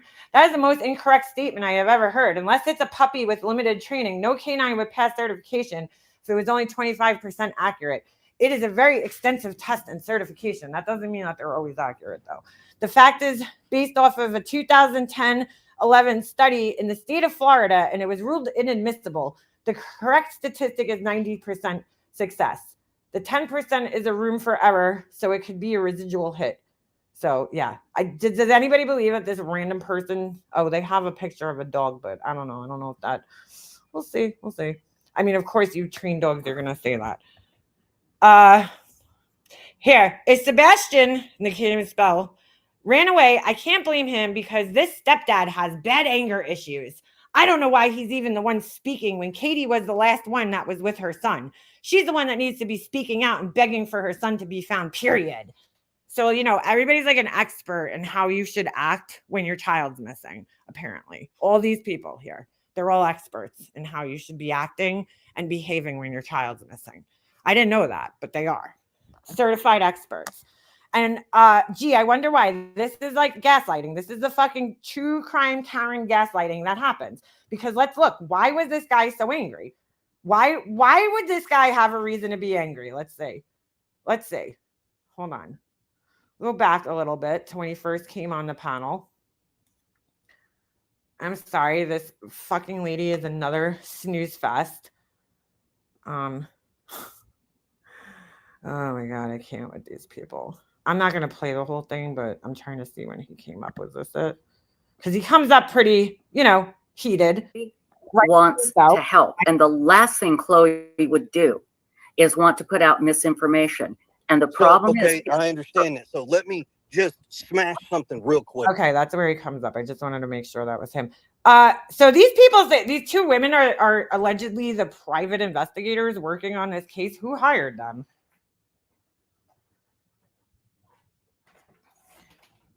Who hired these 2 women? I think I'm behind. That's exactly what I'm saying. Yes, it's not their job. It's our job who actually are trained and spent years in school. Well, now I'm lost to what you're talking about. I don't mind. Look, Karma, I don't mind the opposing opinions in here. Like, I feel like it makes for a more interesting conversation. So please don't take it like I'm arguing with you. I just, you know, we have an opposing opinion. If we have an opposing opinion, I just like, I'm not mad at you. You know, you feel one way, I feel a different way. It's okay. All right. But I don't know what you're talking about now because I think you are behind and now we're getting a little lost. All right. Oh, sorry. I was going to rewind this just a tad. Because I think it's important to hear when he comes up. Public aren't privy. This little boy is so cute. I just like, it breaks my heart that this is his legacy now, you know? Ugh. Me too, and there's good reason for that. Mm. Very good reason for that. Hold on, I gotta show B-Ferg's my shirt. I'll show it after. Not everybody understands the way investigations work, but I was fortunate because my father was law enforcement. So I got a first-hand look at that, and I understand. Fast forward a bit because nobody cares. Oh, your dad was law enforcement, so you know you're certified now. I love when people do that. They're like, "Yeah, my grandfather was a cop, so you know I'm a certified investigator now." It's like as stupid as saying like, "Oh, I'm not racist. My cousin's married to a black man." It's like, okay, like that doesn't mean shit for you, but all right, you know. Oh, my niece is black, you know, half black. So, oh, okay, so you can't be racist because your niece is half black. Gotcha. Fucking stupid.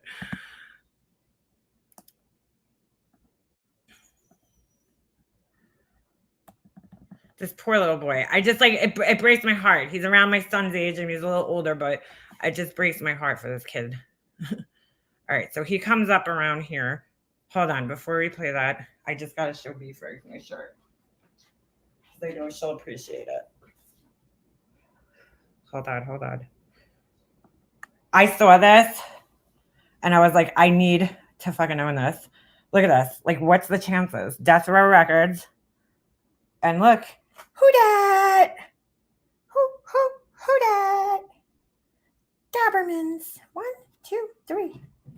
Oh no, I wasn't talking to you. I was talking to these. All right. Oh. All right. He heard me going, who dat? All right. Okay, so who do we have here? Who do we have here? I've put you on the platform. You have me, Chris.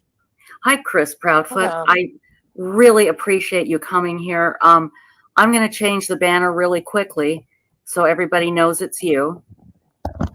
But I don't know how long you've been listening. Long enough. Okay, you sound angry. Talk to me. What? Very. Okay, so like right off the bat, they're like, "Oh, you sound angry." This whole time prior to this, I didn't listen to the whole thing because I kind of fast forward, but like they're kind of talking shit about him. So like clearly he's not going to be happy, but he's going to get gaslit for coming up and defending himself. And like I'm not a fan of this guy by any stretch of the imagination. Like I don't know him, but I mean, you can't sit there and act like the guy has no reason to be angry because you know, if he's innocent, right, and he didn't do anything, like this guy supposedly his alibi is that he was at work and he wasn't even home, you know, and for some reason people are like condemning this man. They're making all these conspiracies that he came home and he did something to the kid that night. So like, of course he's fucking angry. I mean, who wouldn't talk to me? We don't want to get you. The last thing we want to do, Chris, is cause problems between you and Seth. I swear to God. Well, so I understand that, but let me help you with something. Okay. I can't with the host. Okay, a lot of the information that I've been listening to on your show, coming from Chloe, the questions that are coming through people, it's very sickening and disgusting, to be personally honest with you. Okay, let's talk about it. So let me go ahead. Like she's like a therapist. Let's talk about it, Chris. Yeah, you want to talk about it because you want the views on your page, lady. I'm gonna address a few things to help y'all out. Okay. Chloe, you're the PI. I haven't had a chance to talk to you. You haven't even called me. You ain't done anything, first off. Oh, Heather is the only one. Heather is the only one who has reached out to me. All right. I don't know too much background here about these PIs, right? But like, I don't know, they both look kind of young to me. I don't know what their credentials are, you know. I don't know if they have a law enforcement, like here in New York, if you want to be a private investigator, because I have looked it up, because I would love to be one, you absolutely have to have a law enforcement background. Like you cannot get, and then you have to go through like an extensive training program to even become a PI. Like you have to go through like an apprenticeship. It's like a whole big long process. But in other states, they're a little bit more lax with their PI rules. So I don't know what it, you know, I don't know, number one, where these people are licensed, or if they're actually licensed, or what their credentials are, if they're licensed in that state. Like, but all right. Chloe, is this Chloe the PI, the same one working? Hold on, with SF on the Santinello case? Oh, I see. I don't know. I have no idea. No idea about any of this. Or to my wife. You're a private investigator, but you didn't talk to the two most important people that are part of the case. Oh, okay. Sit on this show and sit here and give information that you don't have all the answers to is a problem. Okay, well, Chris, help us understand, because I know Chloe, and Chloe wants to help. And the last thing Chloe would do is want to put out misinformation. And the problem is... Okay, I understand that. So let me just smash something real quick. Okay. Okay, first and foremost, anything that goes on between me and my wife is not a damn bit of anybody's personal business. I don't care what you think. I don't care what y'all got to say. And I'm going to agree with him on that one. I'm going to agree with him on that one. That'd be like me splashing all your business out to the world. Okay. It does not matter what goes on in my house. We're looking for my son. That's real simple. Your stepson, right. It doesn't matter. See, like, that's so fucking rude and condescending. What? A lot of step parents will refer to their children as their son, daughter, right? My mom never called my sisters, right, who were her stepdaughters, oh, my stepdaughter. I mean, like, I don't call my sister, oh, that's my half sister. Like, it's my sister. We didn't grow up in the same house and shit, but we have the same dad. But she's my sister. Yeah, she's a half sister. We don't have the same mom, but she's my sister. So, like, why the fuck did you even need to say that? Son, my son. All the kids are treated as if they're your own. There is no title, a stepson, a son. It does not matter. That boy is loved by me just like he is my own. Just like he's my own. Okay, Chris, may I ask you something? Yes, ma'am.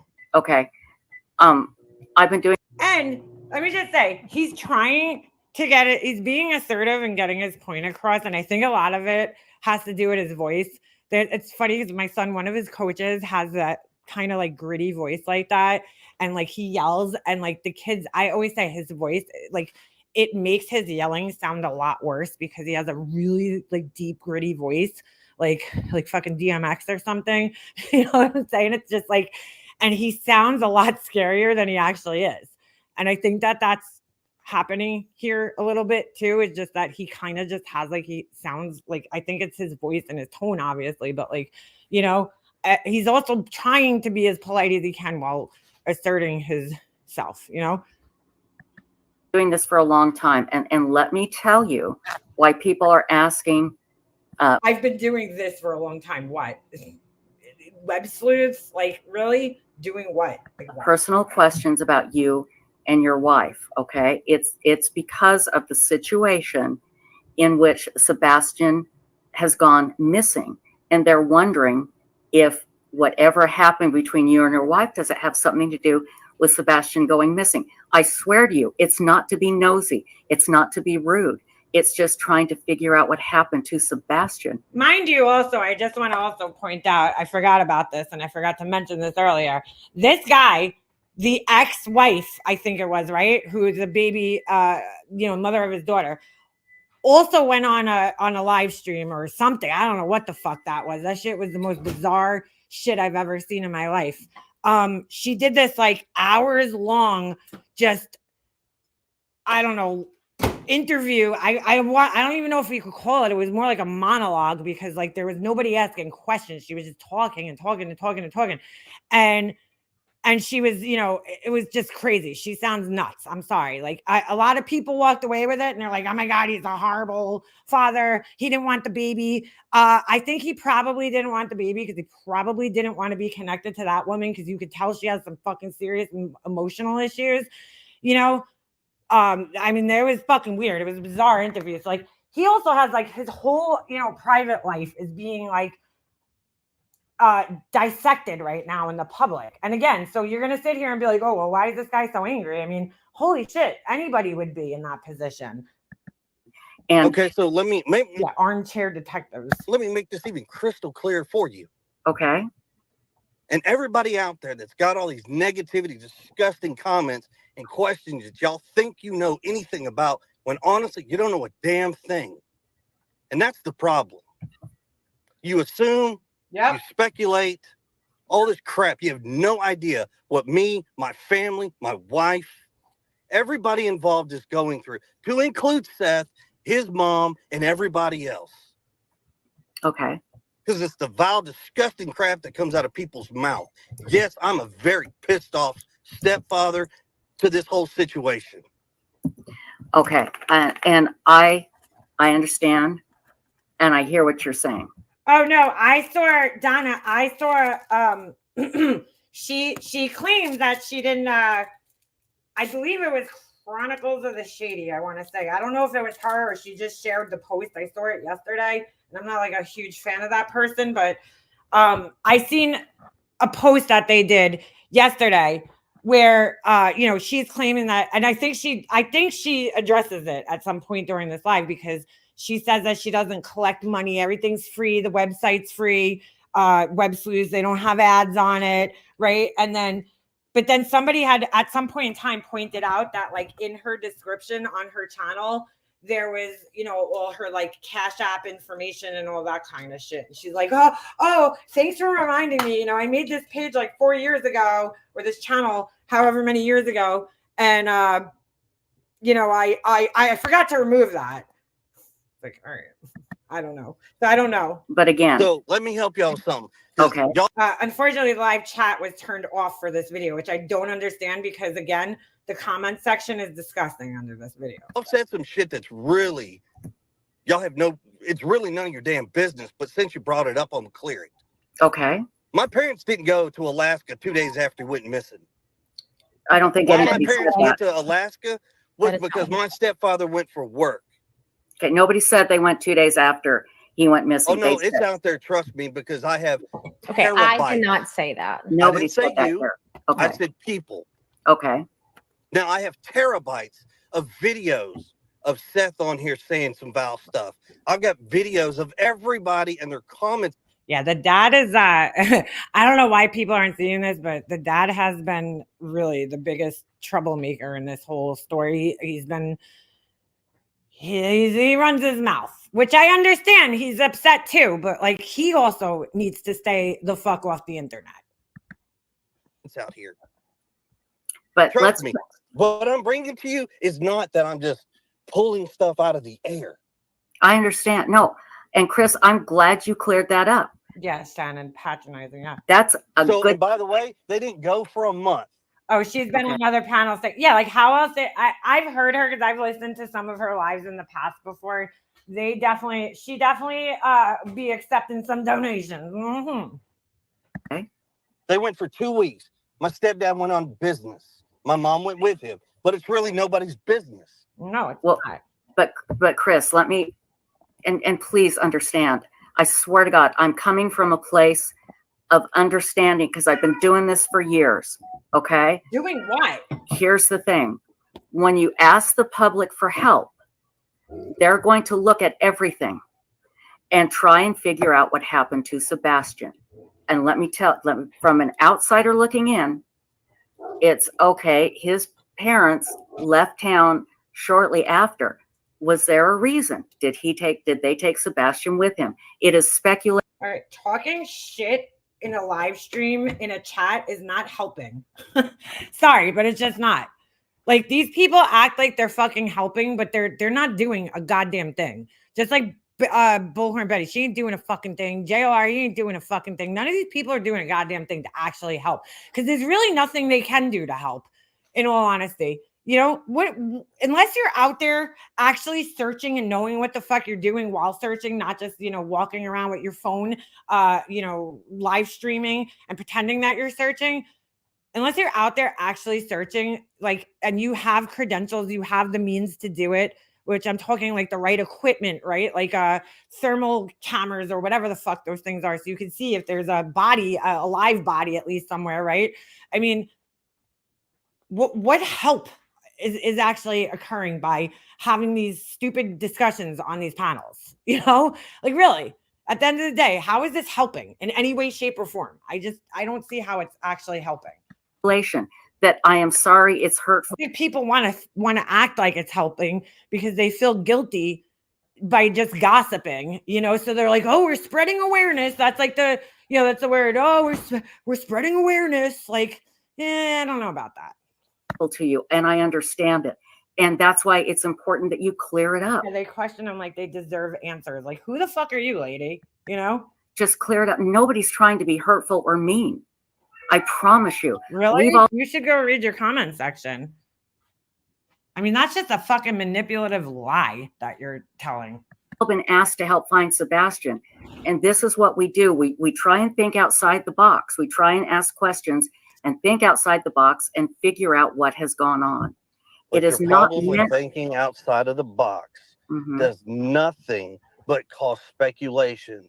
And it causes people to call in tips that don't mean anything, that you're taking sources away from. It's 100% true, because these fucking people calling these bullshit tips, these idiots online, these Karens, these true crime Karens, right?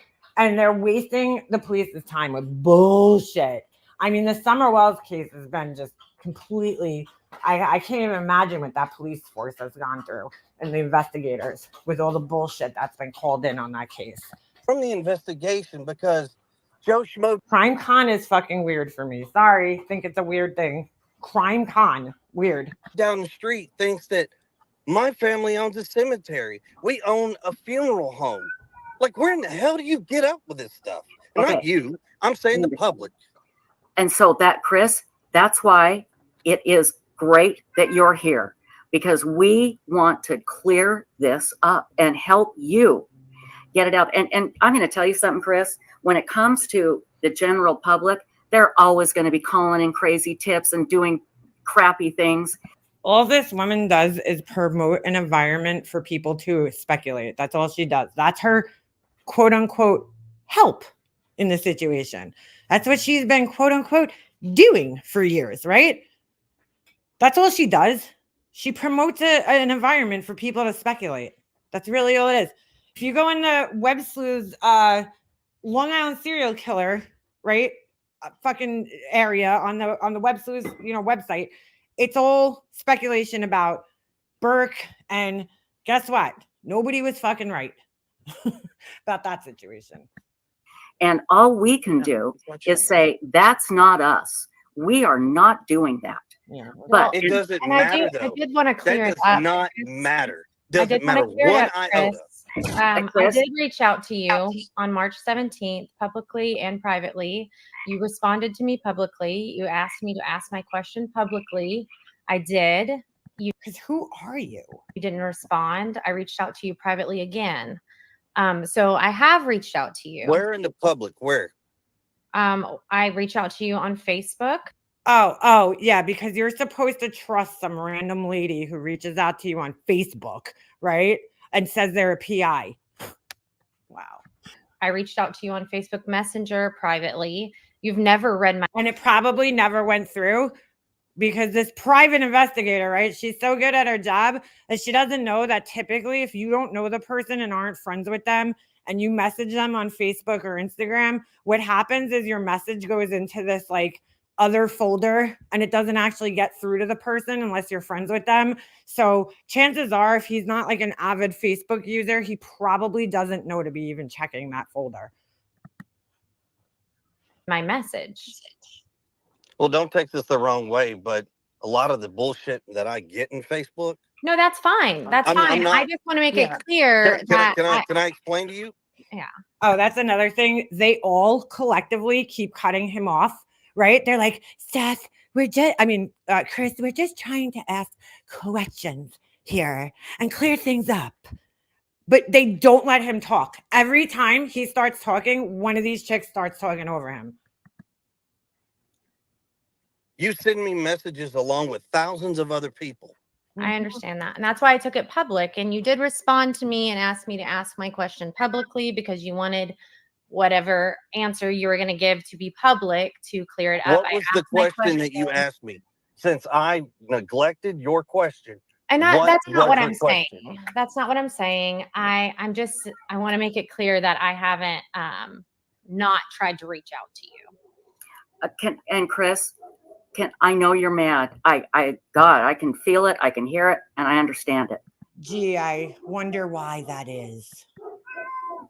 You've got to believe me when I tell you this. Oh, hold on. Please, if you can dial it back a bit and get us some of these answers and let us help you clear up this bull so it doesn't interfere anymore. And like I said, you're always going to have crazy people interfering and coming up with rumors, and it's so maddening and frustrating, and I hate it.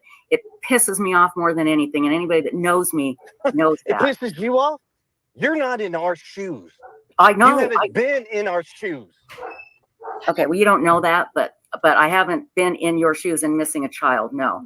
But all right, I am so excited. I just have to say thank you. I'm not going to say the person's name because I don't want to embarrass them, but quick question. Take a little break from this for a second.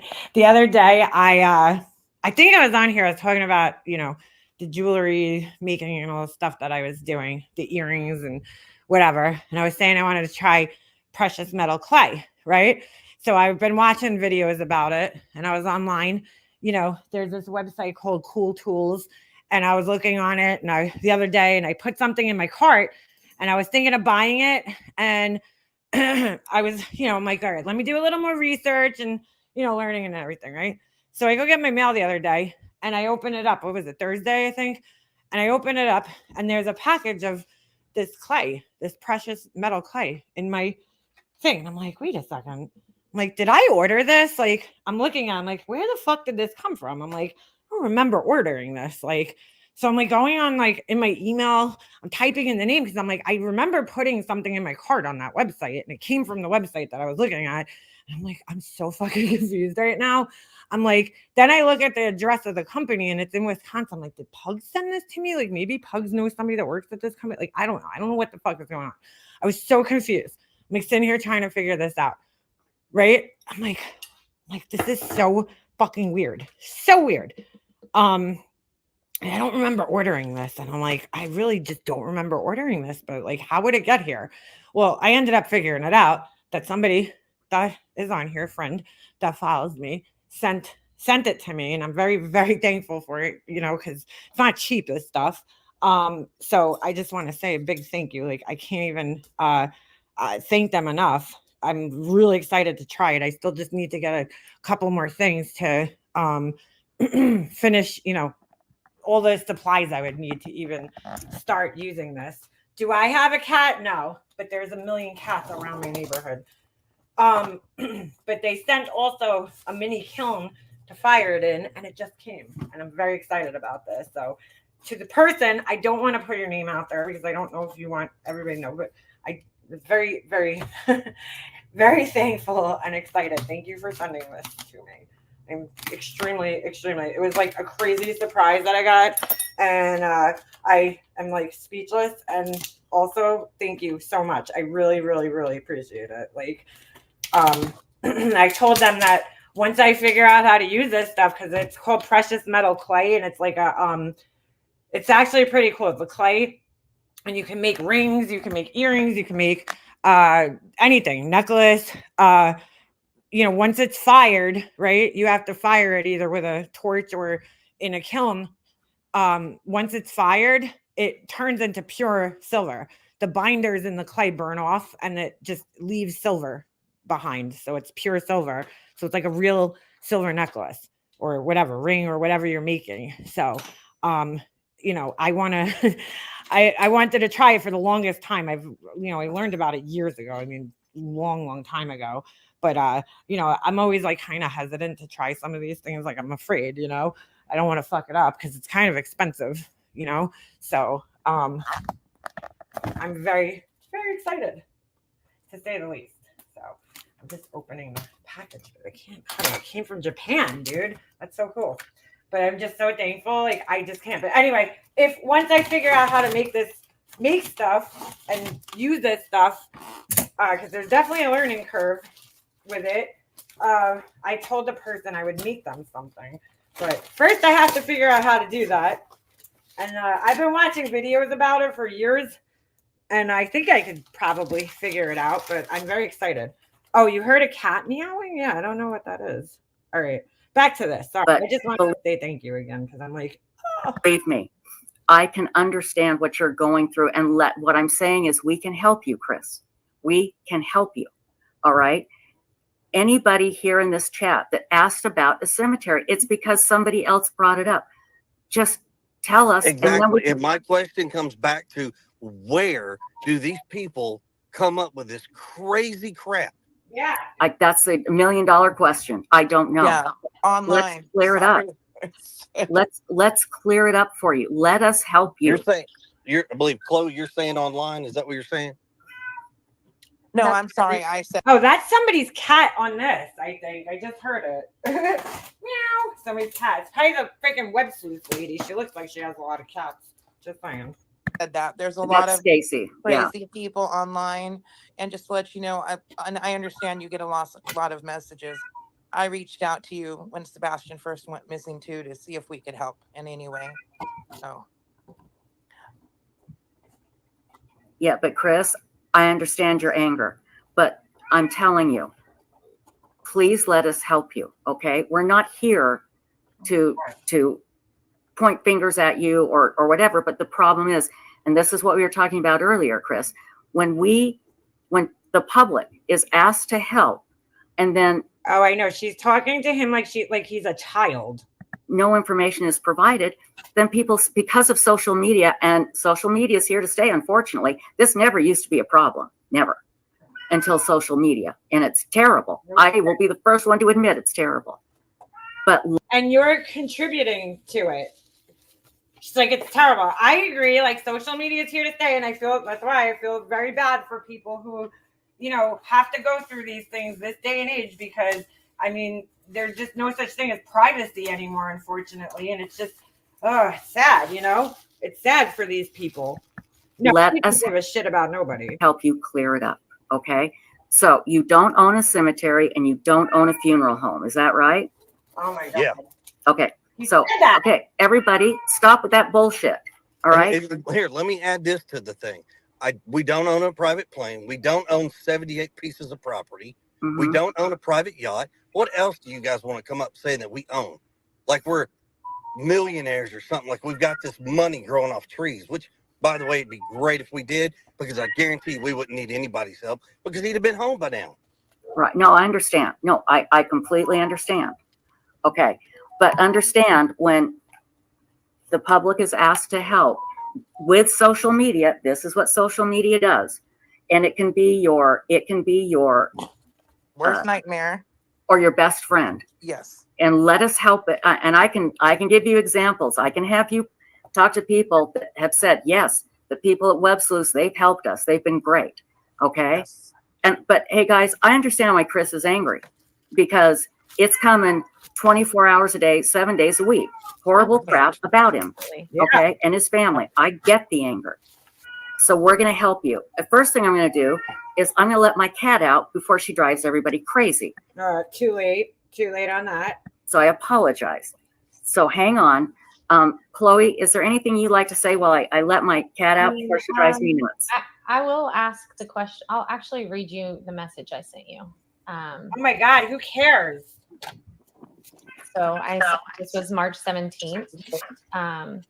Good afternoon, Chris. I wrote this in a chat you're involved with, but I'm worried it may be lost because there's so much chatter. First, let me say I'm a Tennessee private investigator and have been praying and actively bringing awareness. Okay, so she's a Tennessee private investigator. Now, I'd love to know what the credentials are in Tennessee to be a private investigator. Just saying. To Sebastian from day one, his case is near and dear to my heart. I had a question. I know Sebastian went to his dad's every other weekend or so. Did you come home on those weekends? Not a specific date, but just in general. Or did Kate? So he's already answered these questions that she's, that's what bothers me about this. It's like, dude, He's already answered that question. So if you listen to his interviews, he's already answered the question. So now you're just being redundant and asking him the same question that he's already answered to already.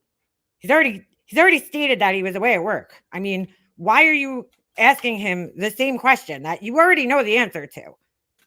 Like you're going to trip him up. What kind of private investigator does this through Facebook? I'm just curious. Katie, come and stay with you. Are you often gone during the week? Just curious about Sebastian's day-to-day dynamic with his parents. And then I messaged you again after I posted that question publicly. You asked me to post it publicly, and I did, and then I wasn't answered. And I said, hey, Chris, just messaging again. So it'll be at the top. I know you said you get a ton of messages. So, and again, we understand that you get a ton of messages. We absolutely understand that. Is there somebody else in our chat room? I can't see it. Heather. Heather, do you want to come up? I guess she does. I'm here. Oh, she is. Okay. Oh, hi, Heather. I didn't see you there. Hi. Okay. There was a lot of talk. I didn't really have a chance to. I'm sorry, but these people just all sound like so phony to me. Like, who talks like this in real life? It's like, oh, hi. Like, I don't know. It's just like too much. It's too much. Trying to act like they're all fucking professional and stuff when it's just a total shit show in reality. All right, hold on. I just pulled up. Let's see what the requirements are. License is, I can't say that word, and certification requirements to be a private investigator in the state of Tennessee. This is on their Department of Commerce and Insurance. Okay.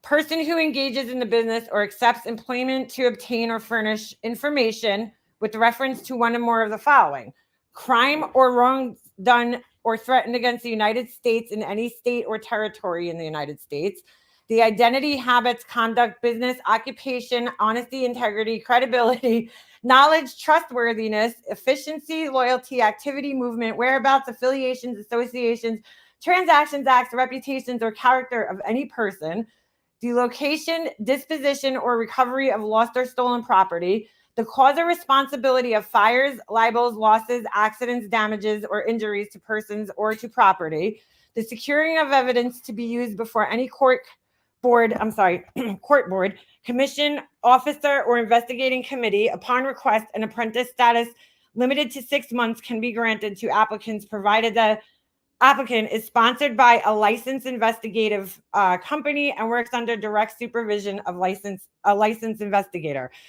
Now, let me just say something. With all that said, okay, if this guy, let's just say, was contacted by this lady, how do you know that they're a real credible person, investigator, right? Now, you got to take time away from looking at for your kid. I mean, like, let's be honest. Why would you be doing this for free if you're a private investigator? I mean, really, you're doing this for free, or are you trying to solicit some business? You know, what's the motive here? But anyway, he now has to take time away to make sure that this woman's credible and licensed and all this shit. So now he's taking more time away from what he should be doing, searching for the kid. Anyway, so here's the requirements, okay? In order to apply for a Tennessee private investigator license, the applicant must be, okay, at least 21 years of age, be a citizen of the United States or a resident alien, not have been declared by any court of competent jurisdiction incompetent by any reason of mental defect or disease, unless subsequently declared competent by a court or of competent jurisdiction. That's kind of scary. Not suffer from habitual drunkenness, or narcotics addiction or dependence. Be of good moral character. Meet examination and continuing education requirements. Meet examination and continue education requirements. Applicant must submit finger cards for processing by TBI and FBI for a criminal history check. All right, so far, there's really not much here requirement-wise. I mean, anyway, examination requirements. So you must pass an examination designed to measure knowledge and competence of the investigations field. Examination information, there's a link there, so I'm not going to click on that, okay? Each licensee is required to complete 12 hours of continuing education acceptable to the commission during each 2-year renewal period. The commission is encouraged to require that at least 1 hour per year of continuing professional education be devoted to ethics. So that's not really so pretty much anybody in the state of Tennessee could become a private investigator. That's what it sounded like to me. Okay. As long as you're not a fucking drug addict or and you've been found, you haven't been found mentally incompetent. Okay. That's pretty much anybody. Okay. As long as you're over the age of 21 and you don't have to have a criminal history. So some bored ass, person like myself could go down, take this test. I don't understand what they're saying with the continuing education, because what's the base education that you have to have? Do you have to have some criminal justice classes under your belt? Some college? What's going on here? So basically, anybody could become a private investigator in Tennessee. Now here, because I did look it up, I know that there's a requirement that you have to have some type of law enforcement experience to get a license to become a private investigator. And then you have to do an apprenticeship for quite a long time. So I don't know if it's 100%. Now that I'm thinking about it, I don't know if it's 100% that you have to have law enforcement necessarily, but you had to have worked with another private investigator for a certain amount of time. So, and it's a pretty extensive period of time. So, I mean, again, anybody could pretty much, from what it seems, become a private investigator here. You have to pay some fees, okay? And that's it. You're good to go. So, who is it? Again, I ask, who is this woman? Is she just trying to build up a resume here so that, you know what I'm saying? It's kind of like people aren't going to hire you if they don't, know your history. Well, how many things have you actually solved or investigated? So why would you be offering up your services like this for free? Otherwise, there's always a fucking agenda with everybody on here. Say hello. And this Heather is the other private investigator. Yeah, I know who Heather is. Okay. Heather, would you like to say anything? That's exactly what she wants. She wants clients. Well, so I spoke with them earlier today, and obviously, as you know, oh, I forgot her dad was a cop, so that gives her a leg up. Mr. Proudfoot did message me and ask for a number so he could come in. My husband's a welder, so now I know how to weld because he's a welder. And I think that it is. Well, Duty Ron would make a great private investigator, which is what a lot of retired police will do, especially if they have investigative experience. Past due, I think that it's a good thing for Mr. I'm stuck on, should I be a PI or a life coach? There you go. Proudfoot to address some of the allegations that are being made. I'm honestly kind of shocked that the requirements are that loose in Tennessee. That's it's like, do you have a pulse? Okay, you could be a private investigator. There's really not much in way of private investigation qualifications here. Credentials. I would like to have the opportunity, like I said to him earlier today, it's good for us, Chloe and I, to have access to them, to be able to, when we get this information, instead of having to go around them to other sources to try to get the answers to those questions, to actually be able to come to him for those answers and try to clear them up directly. So I'm glad he's here. I really am. Even though he's angry, I am too. I'm thrilled. I'm absolutely thrilled. See, why did she have to say this? She's like, I'm glad he's here. Even though he's angry, I'm glad he's here. Holy condescending. I'm glad he's here, and I've God. spoken to him before, and he's been very upset with me before. But once he calms down, I think maybe we can get somewhere. Maybe we can get somewhere. I'm so glad you're going over this. They kept telling Chris it was about finding Sebastian, but all they were really worried about was public perception, the way they treated Chris. Exactly, girl. Yeah. Okay, so let's address something real quick with Starlight? Your viewers who say I'm drunk and belligerent. No, I'm just a pissed off dad. So let's get that real clear. Hey, everybody, if any, okay, mods. So if you want to keep your comments and that's how your audience wants to play this game, No. then Okay. no, I'm not going to clear up anything or turn the chat off. If you want to clear this up, let's get it right. And let's take all the stupid people out of this equation and answer the deals. Okay, Chris, hang on. Mods, if anybody says anything rude about any of our guests, I want you to ban them. Kick them. You guys see, I just talked about this. Oh, if anybody says anything rude, ban them. But look at the comment section. She turned the chat off, but go read the comment section underneath this video. Turn your fucking comments off, lady. Stick by what you're saying, because your whole comment section is just criticizing this man. Oh, he's so angry. I mean, he has a right to be angry in this situation. These people are being extremely condescending towards him. I mean, it's ridiculous. Come out.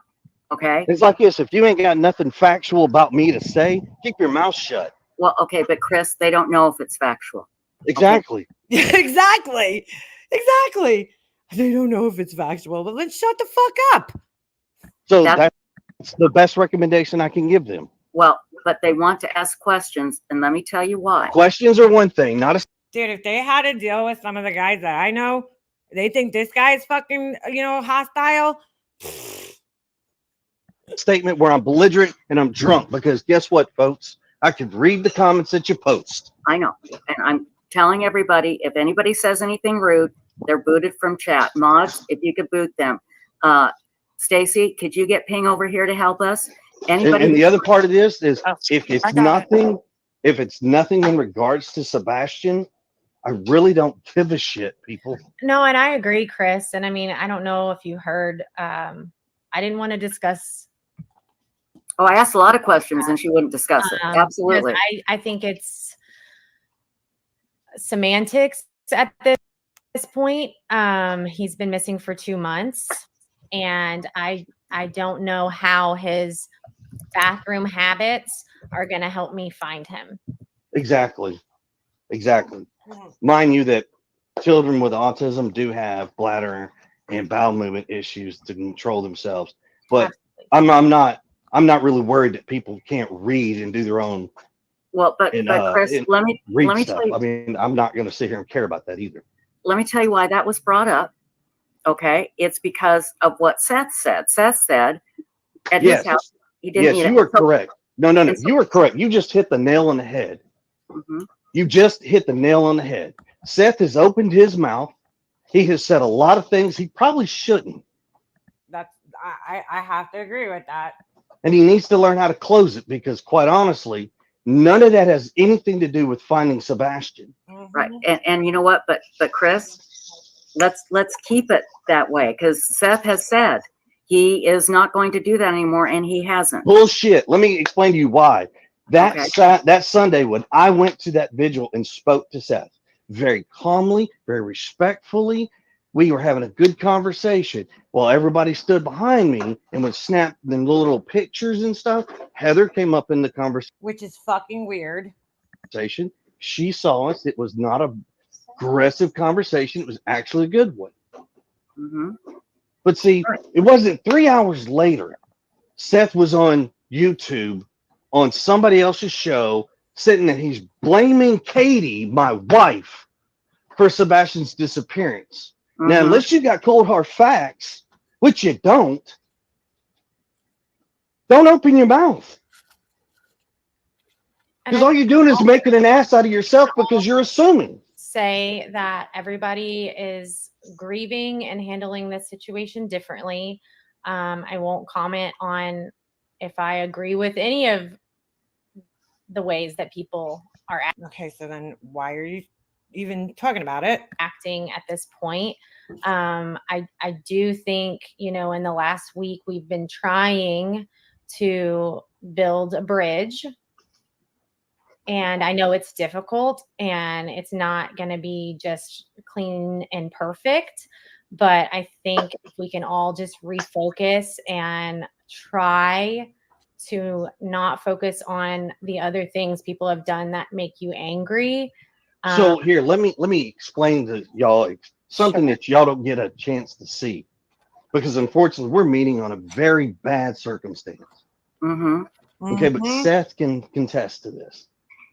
So Seth comes to Tennessee. He gets his job in the security force. He wants to be law enforcement. He has had a dream of being law enforcement since. She instructed her cat several times in her mods to block people that were saying negative things, but that all got negated when she left her comment section up. You know, what's the purpose? I have known him.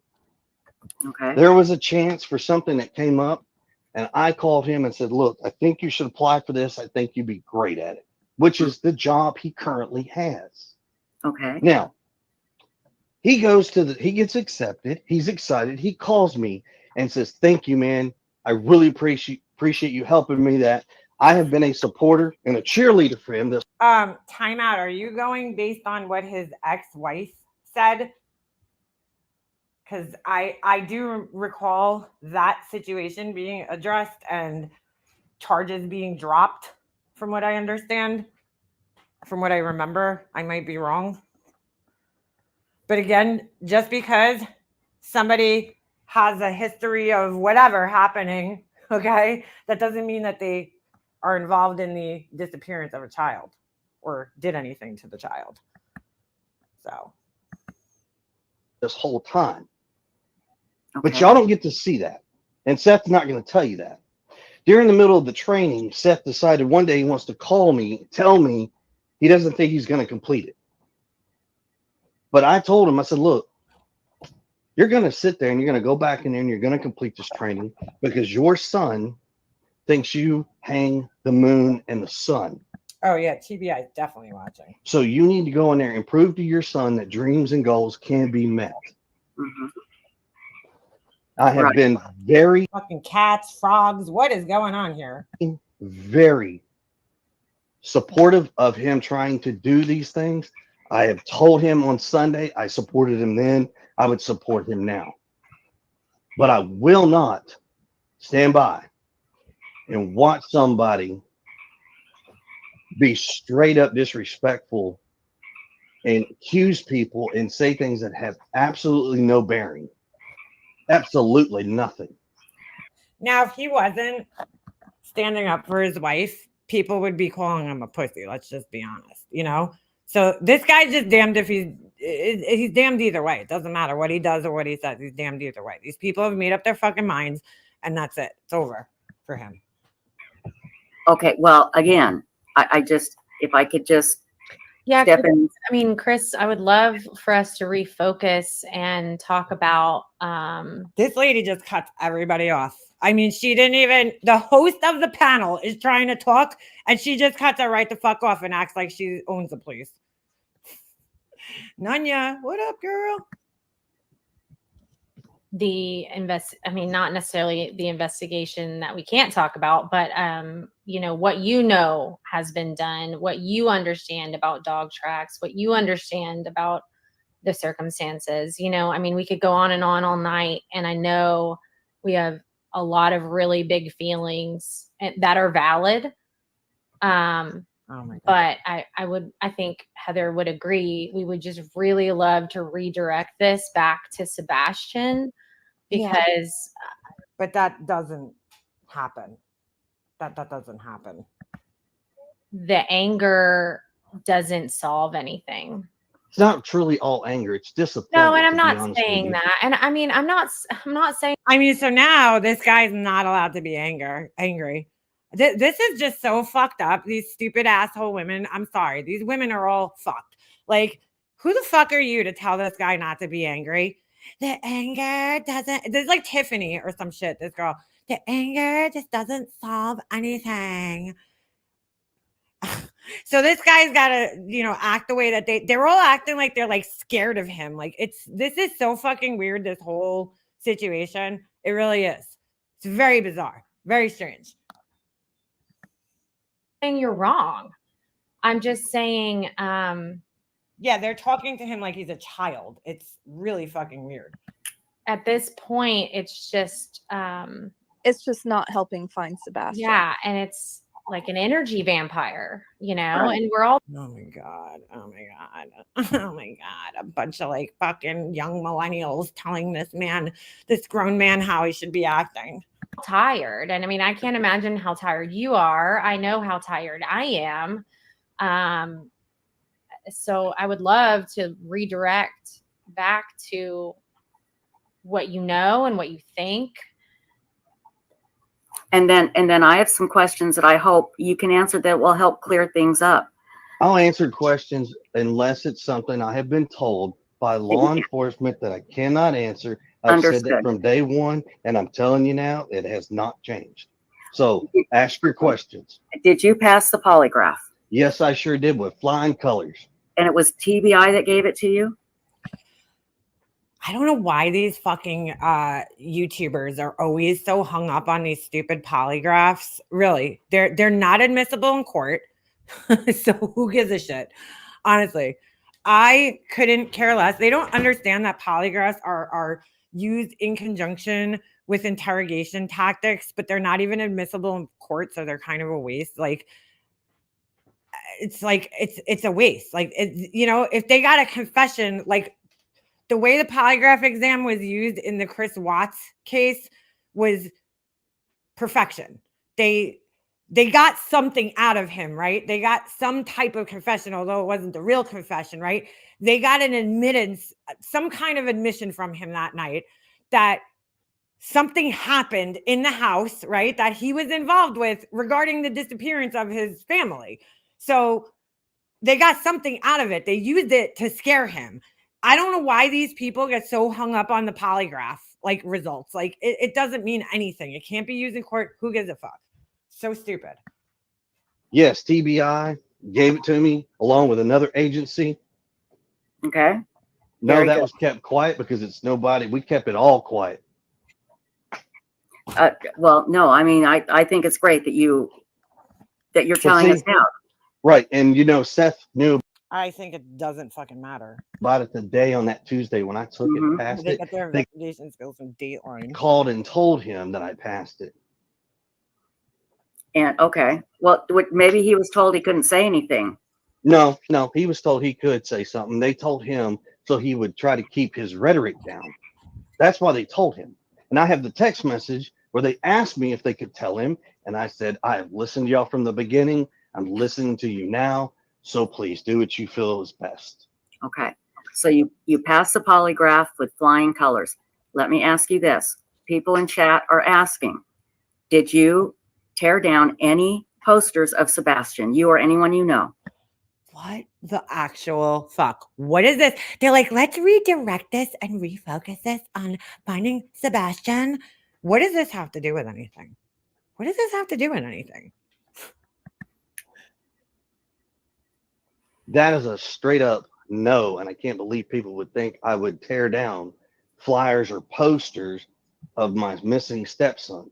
Okay, which, but again, you know, another thing which is kind of funny that you bring this up because some people, and yes, they are pertinent to the investigation, have said that there's a video floating around of me tearing these things down. Yeah, where is that? Where is it? If you got it, post it. Because if you ain't got it, shut up. And I mean, I'll say on record from myself, I have never seen that. And exactly, because it doesn't. Okay, nobody cares. Exist. I'm sure it doesn't. On record. I love how these people talk. I'll say on record. Like, girl, you ain't on no record. Shut up. I'll say on record. Like, oh, because you're so credible. Because we all know who the fuck you are, right? We all know you. You're credible. Great. Now I believe it because this person, whoever the fuck you are, who really just needs a pulse to get a PI license in Tennessee. Yeah, she said it's okay. So she said she didn't see it. So it's credible now. What is I want to know this girl's credentials. Like, what other cases has she worked on? And what's her success rate? You know? Unbelievable. Yeah. And I want to say on record that in my conversation earlier with Chris and Katie said she had one request of me, and that was that when I do these interviews, that I, at some point in the interview, remind people to hand out the flyers and put them up everywhere. please, we're begging. I don't know how to beg you even more. I don't know what it's going to take for America, the world, whoever to understand. We are begging you to hang posters, talk to whomever, spread the words, keep your eyes open. And when you find something, don't wait 2 weeks to make a report. Because let me tell you something, that's what's been going on. Some of the leads that are coming in are 2 and 3 weeks old. Why Instead do of you think when that you is? see something, you pick up the phone immediately and Right. you call the cops. Yeah. Don't call your best friend and Right. say, hey, I think I've seen this kid. Don't call these investigators. No offense, Chloe and Heather. You don't call them first. You don't call Seth. You don't call anybody but law enforcement only, and make your report. I agree. And Immediately. I will say, we've received tips that maybe haven't been called into law enforcement, but we call them in. And we also receive tips that have been called into law enforcement, but the person that called the tip in didn't get any feedback when they were told they were going to be called back. And so they were worried that maybe it didn't get looked into enough. So I don't want you to think for the record, passing. right. Oh my God. Dude, law enforcement takes the tip. They're not going to call you back and give you a fucking update on the tip. You do realize that, right? These people are like, how could you be a private investigator and not know that that's the case? Like, they're not going to call you back and be like, yeah, well, we followed up on your tip and here's what happened. They don't do that. Right. So You'll know if they're following up on your tip if they contact you back and ask you more questions. So that's usually how you know. If they didn't ask you more questions, it probably means that your tip wasn't really all that valid to begin with. Their tip is like, oh yeah, this YouTuber said, that's their tip. They were motorcycle shopping. Record, I think what folks need to understand, because they were eating Cracker Barrel. Yeah, cops. Yeah. Seth and Chris and Katie. Yeah, they were eating Cracker Barrel. And so I think they're guilty of something. Okay. I think you guys need to investigate that. It's like, oh my God. Y'all don't know. Y'all don't have all the information that Katie and I and some of the information that Seth has. You don't. And I understand that. And I'm sorry that we can't give you every single thing under the sun. I wished we truly could. But unfortunately, we can't. Right. But when you do make a report and you give them a name and a number, you tell them the location, you tell them a very detailed description and everything. You don't expect to get a call back from law enforcement, period. Don't. Yeah. Because I'm sorry, but they don't have the time to stop and answer every single callback when they're looking for missing children, not just ours, but there's so many children out there that are missing. Yep. Right.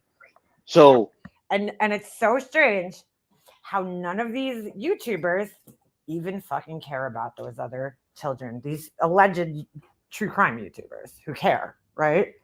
So strange. They only seem to care about the popular cases that everybody else is covering. What's the chances? I'm sorry that some of y'all feel that you deserve an answer, but it's not. And I'm sorry, it's just going to sound rude when I say this, but you don't deserve an answer. You'll get the answer when we get the answer. The family gets the answer on a missing boy. Now, this whole time that we've been listening to this, does this guy sound like, I understand in the very beginning when he came on, he was a little hot. He came in a little hot, understandably so. But he's been talking pretty respectfully this whole time. Does he maybe have a little bit of an attitude? Because the reason people are like, oh, he's so angry, he's this and that, is because he's not giving them the answers that they fucking want. They want this guy to admit to, doing something to this kid, or, say that the wife did something, and he's not going to do that. He's not going to do that because if it's not true, why is he going to do that? But even if he was guilty of something, he's probably still not going to do that, which is why this is all a fucking huge waste of time. These people are not interrogators. They're this is a waste of fucking time. A complete fucking waste of time. Honestly, it really is. Yeah, I'd have an attitude as well. He does sound frustrated, and rightfully so in the situation. And again, like, I don't know, because I look at all the people involved right now as suspects until proven otherwise, by the police, or whether they're cleared or whatever it is. He's already given an alibi. Do I believe that he drove all the way home from work to do this? I don't know. Highly unlikely. You would think, right? There's cameras in the neighborhood nowadays. Like, I don't know. He would have been caught somewhere on camera coming home. His truck would have been seen or something, because the same people that are like, oh, well, Sebastian's not seen on any cameras anywhere. Well, this guy would have been also seen somewhere on a camera, right? You would think. Would have been picked up somewhere near his job. I mean, do they realize that the police are going to thoroughly investigate this guy's alibi? That they're going to go to his job. They're going to talk to his coworkers. They're going to talk to his boss. They're going to look into the GPS, on his truck. They're going to do all that shit. It's very hard nowadays to say that you were somewhere and then not be proven that you were actually there. I mean, it's hard. Look at Brian Koberger, right? He had to give an alibi that he was out in the car, because how else is this guy going to explain his car being seen on all these cameras at gas stations and all these other places, right? Not only is his camera, his phone is with him, and his phone is being tracked as well. And who knows if they have GPS on the car?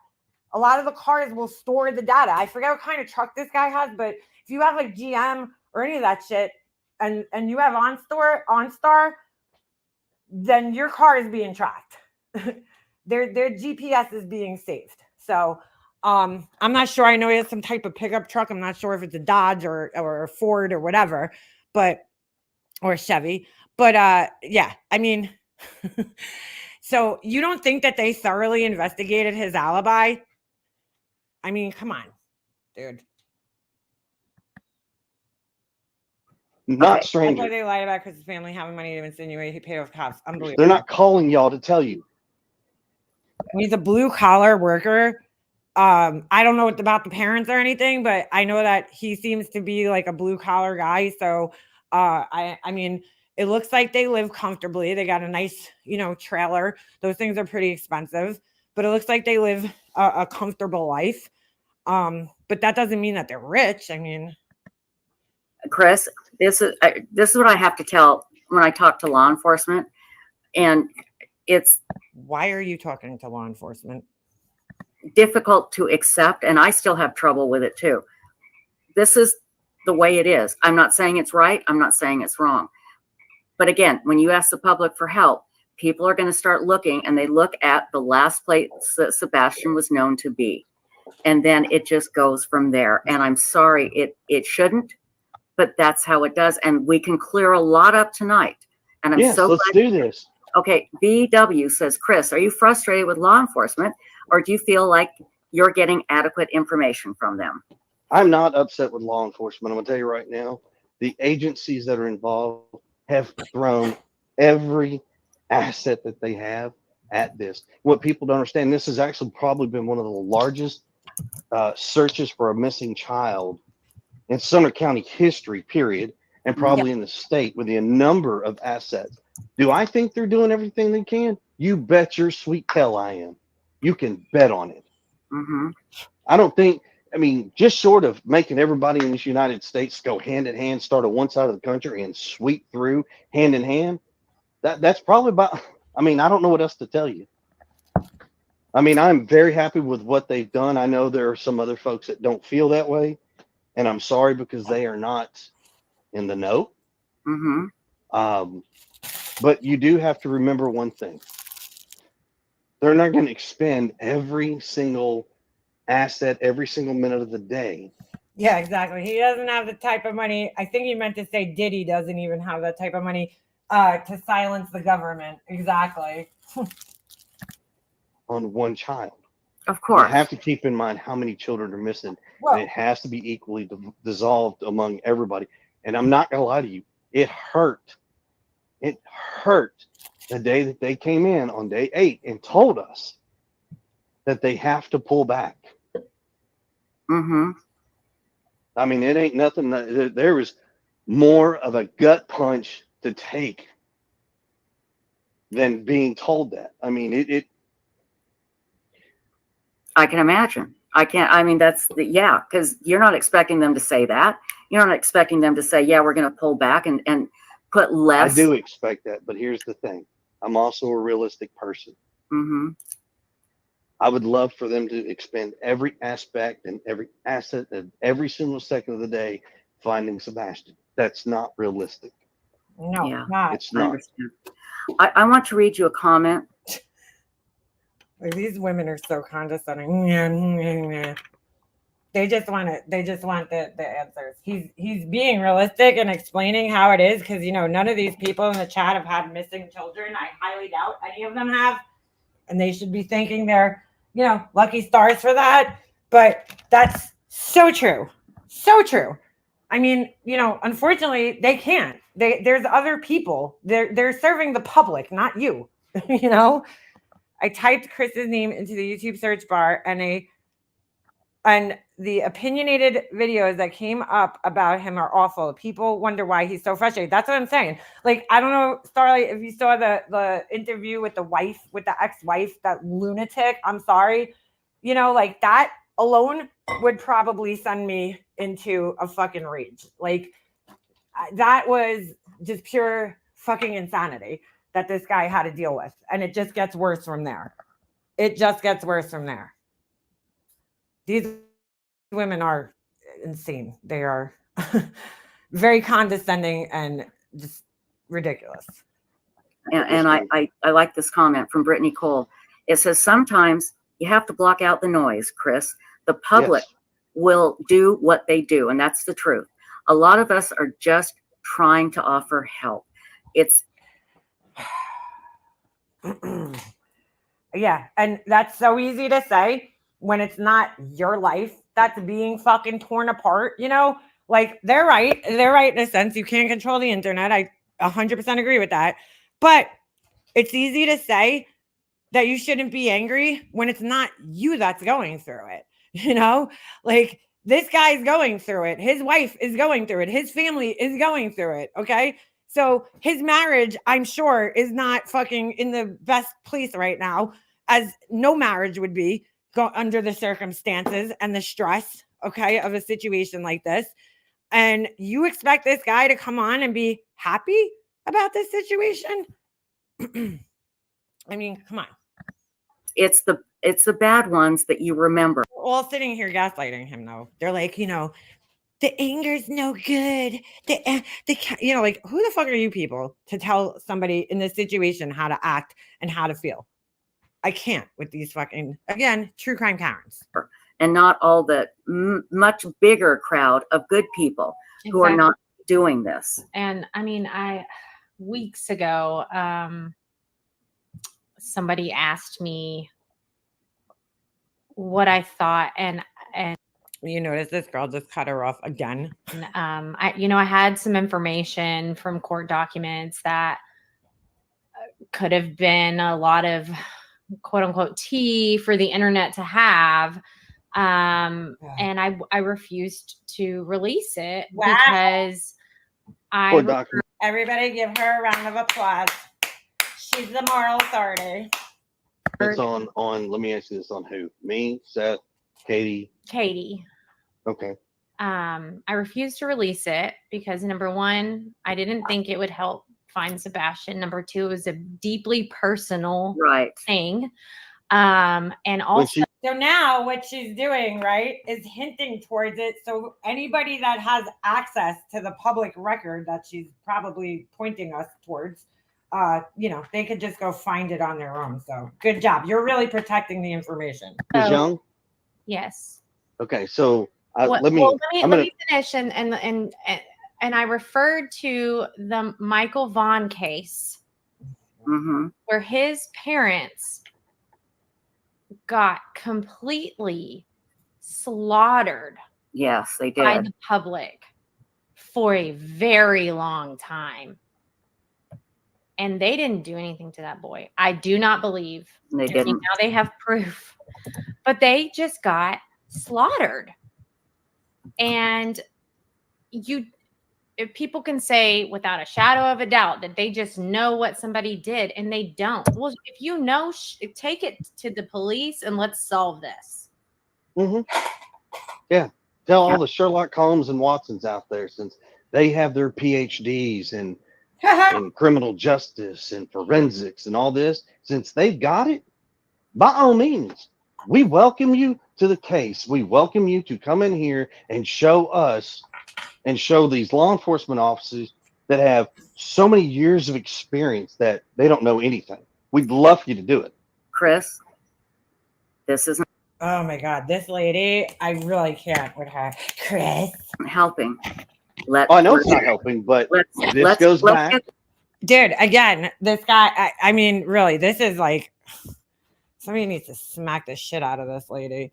Chris, this isn't helping. How about this? How about if you let this guy just vent out his frustrations? Maybe he'll be able to move past this shit. But every time you guys are trying to shut him down, when he starts sharing his frustrations with the situation, they're like just shutting him down. This guy is just not allowed to have feelings. If it was a woman, I'm telling you right now, if it was a woman who was up there and was acting the same fucking way as this guy, nobody would be saying a fucking word. They'd be like, she's a strong woman. She knows what she wants. She's type A. They'll give her all the excuses in the world. But because it's a man up there and he's fucking being blunt and being honest and fucking telling it how it is, they're all trying to fucking calm down the hostile, angry man. Oh, this is just embarrassing, honestly. These women should be embarrassed the way they're acting and treating this grown-ass man. Public on your side. Let's get people on your side, and then we can all work together. Because I know that's just the thing. This isn't about sides. This is not about sides. There you go. Exactly, and that's not. What we're this is about to Sebastian. You know, it is. But if we're not, I'm Team Sebastian. Same. You know, I was brought in to do one thing. Same. Okay, guys. Let me just say, coming from. I want to know who brought this woman in. She's like, I was brought in for, like, by who exactly? The other side. You want the public's help. You need the public's help. They had real victims advocacy training. They know how to work with him to get the most out of the situation. Yeah, clearly they don't. That's why I think I said earlier, you know, contact a victim's advocate. Like none of these people on YouTube have any type of training or certifications or credentials or any of this shit. I mean, except for maybe Duty Ron, who is a police officer, you know, that could help you out in this situation like this. I'm sorry, but a private investigator, okay, in a state like Tennessee, where pretty much anybody clearly could become a private investigator, as long as you don't have a record, you know, and you're competent and you have a pulse and you're over 21. I mean, that's not really credentials, in my opinion. She don't even seem old enough to have the credentials. I can't tell exactly how old she is, but she don't look that old to me. How much experience does she really have in this field? Sorry, I thought I pressed play, but I didn't. Let's not insult the public. There are asses out there. And believe me, we fight against them all the time, don't we? So this was like another thing that this web sleuth lady was getting very hung up on. You know, she's like, don't insult the public. Like, I think the people that he's speaking to know who the fuck they are, okay?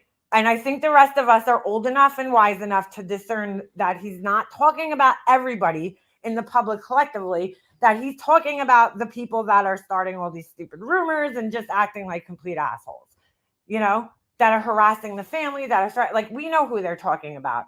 But she gets very hung up on this, and you'll see, because I listened to some of this last night. I didn't listen to the whole entire end because the dad's going to come up on panel, and that's when shit just gets weird.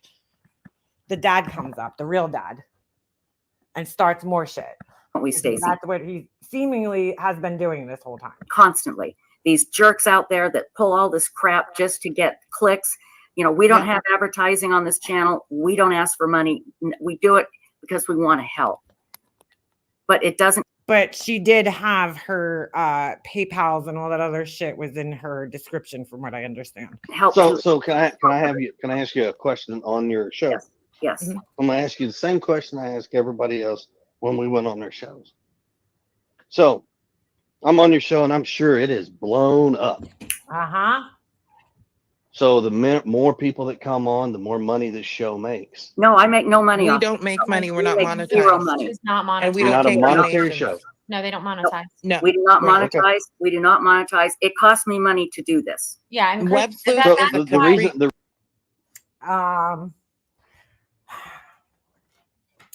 All right. I guess in a sense, I could agree to some extent that it costs money to do this because it does a little bit. Okay. Because you do have to pay for StreamYards, unfortunately.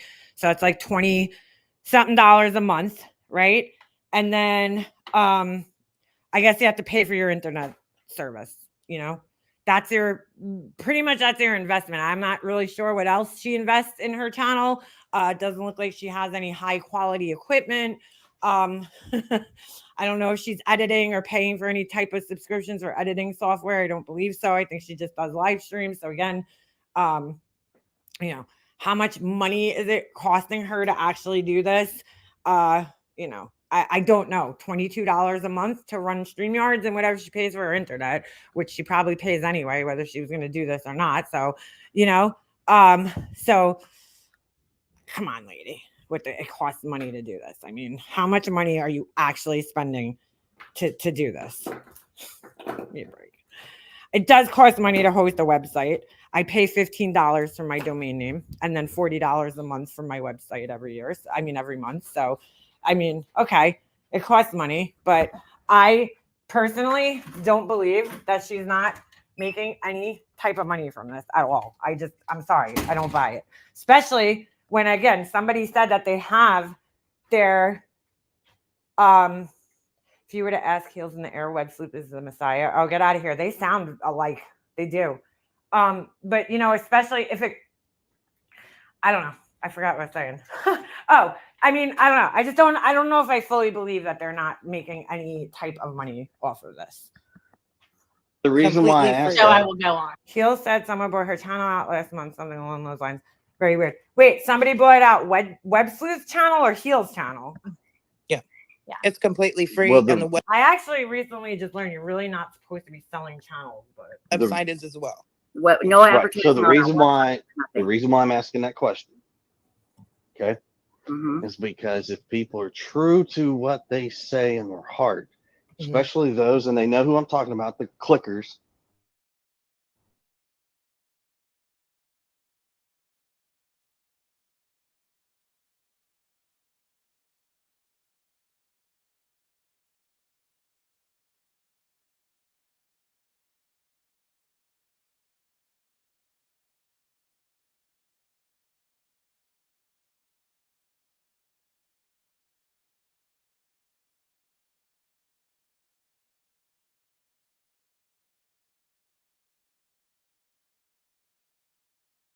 sorry about that. I don't know what just happened. My laptop, I think, shut down. That was weird. All of a sudden, it was like the clicker, and then it just shut off. All right, I'm waiting for that to load back up. So just give me a moment here. I saw it on Chronicles.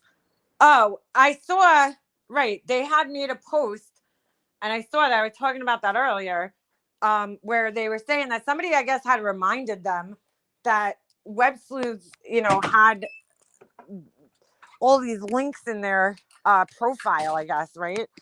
With places to donate to the channel. So her saying that it's not monetized is kind of bullshit.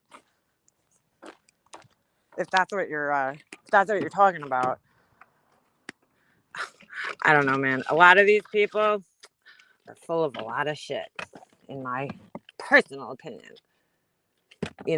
These true crime creators. A lot of shit.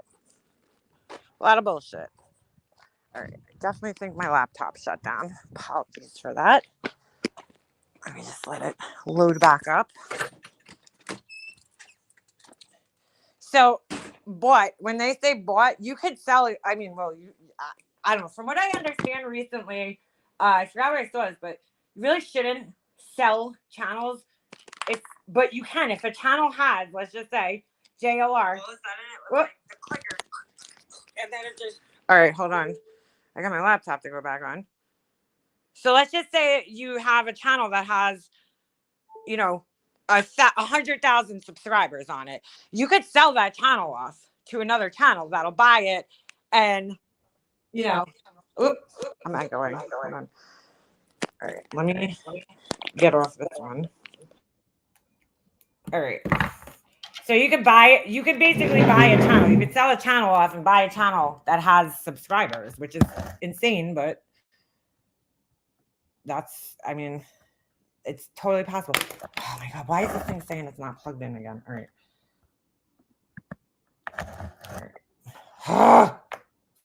Stupid wire. I tried fixing this week. Like I cleaned out my ports on my laptop, and I don't know. I don't know what's going on here. Oh, is it playing? Sorry.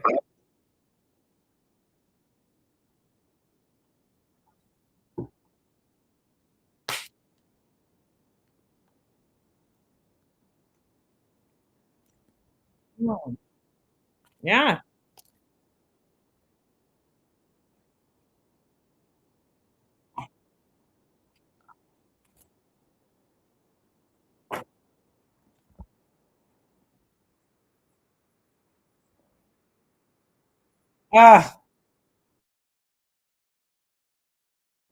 She keeps saying, unfortunately. I hate when these YouTubers compare themselves to like the news, because no, just don't.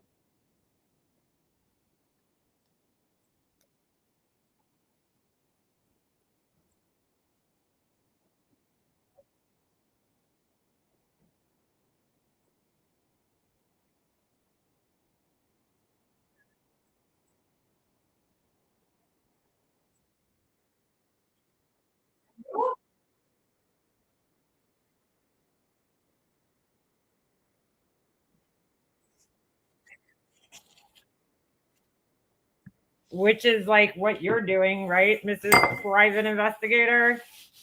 Okay. No, it's just the public. It's not you doing that.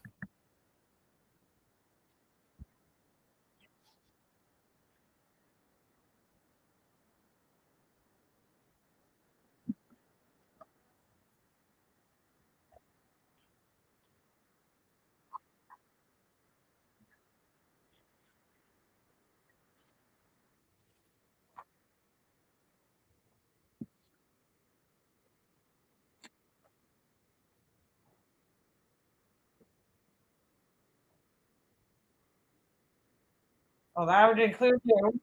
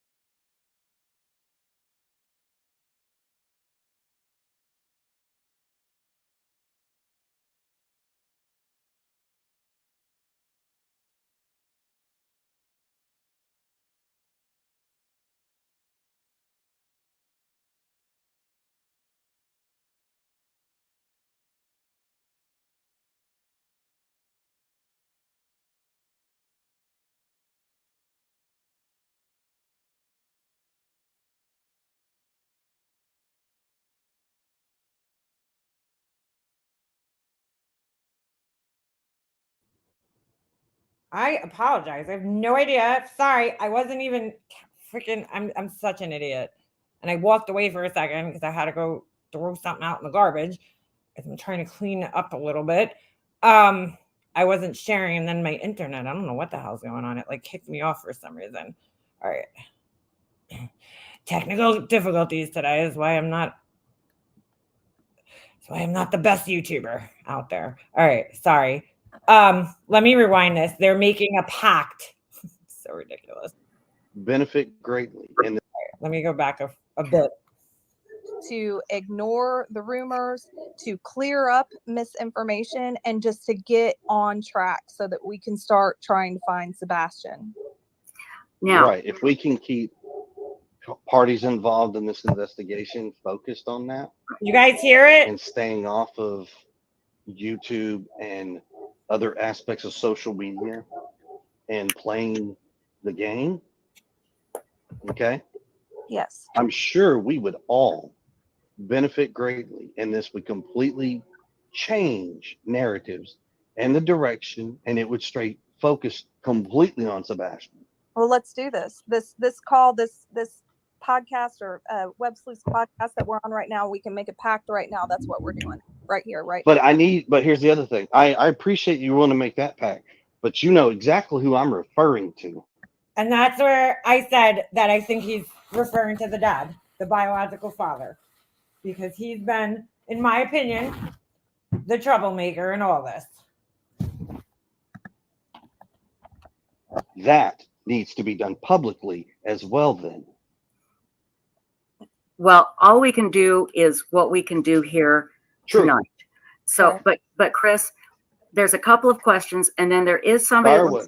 wants, well, there is somebody that wants to come on the panel, and I don't know if you want them on here, but Who is I'll it? ask. Well, let me ask you these questions first, okay? He, Everybody wants to know, what do you think happened to Sebastian? again, she's treating him like a child. It's like, oh, there's somebody that wants to come up, and he's like, well, who is it? Oh, first let me ask the questions because she needs her, she needs her fix. I just can't with this. This is insane. What do you think happened? I don't know. For the love of God, I wished I had an answer. I wished we had something to go off of, So, but we Chris, don't. I asked Seth this a few weeks ago, and They don't let him answer the questions. As soon as he starts talking, this girl cuts him off every time. so just no thought hear ya. in your gut, spit it out. Doesn't matter if it sounds completely off the wall. What is your knee-jerk reaction to what happened?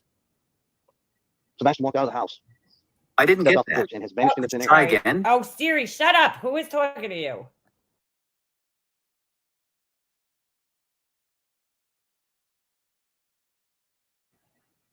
That is what I think, because that is what I know. But what do you mean you know? I've been part of the investigation since day one. Okay. And if anybody else out there that's got some information in regards to where Sebastian has went, because last time I Right, checked, but there's are not you one shred of confirming that you know evidence. he walked off the porch is what I'm asking. I'm telling So at their most integral questions that they're asking this guy, they're cutting him off when he's trying to answer. He's trying to give the answer to your most integral question, and you're cutting him off. I can't. you, Hey, Jules. unless this kid is just in the thin air on my front porch, he sure had to go somewhere, so he had to walk off the front porch. Now, if you're trying to insinuate somebody was in my house or No, somebody's I'm not taking that insinuating child outside of anything. my house, No, say I'm not that. insinuating anything. I'm asking, do you know that he walked out your front door? Do you know? That he went out the front door?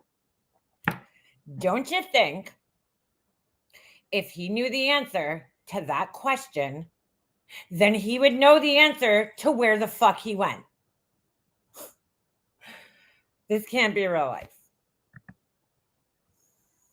I mean, Or any door. Is that what you're asking? Do you know? Yeah, that's what we're asking. Okay, thank you. I just need a confirmation. I don't play games here.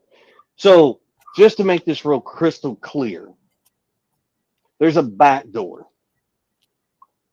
Every door in the house, when Katie got up that morning, was locked. Okay. Since it's already out there, there's a keypad on the front door. You don't need a key to unlock and lock my front door. Mm-hmm. But you need a key to lock every other door. And every other door was locked, folks. So it had Did Katie do that? Do And he what? walked out. Did Katie make sure all the other doors were locked? And could have Sebastian just walked out? Could he have walked out the front door?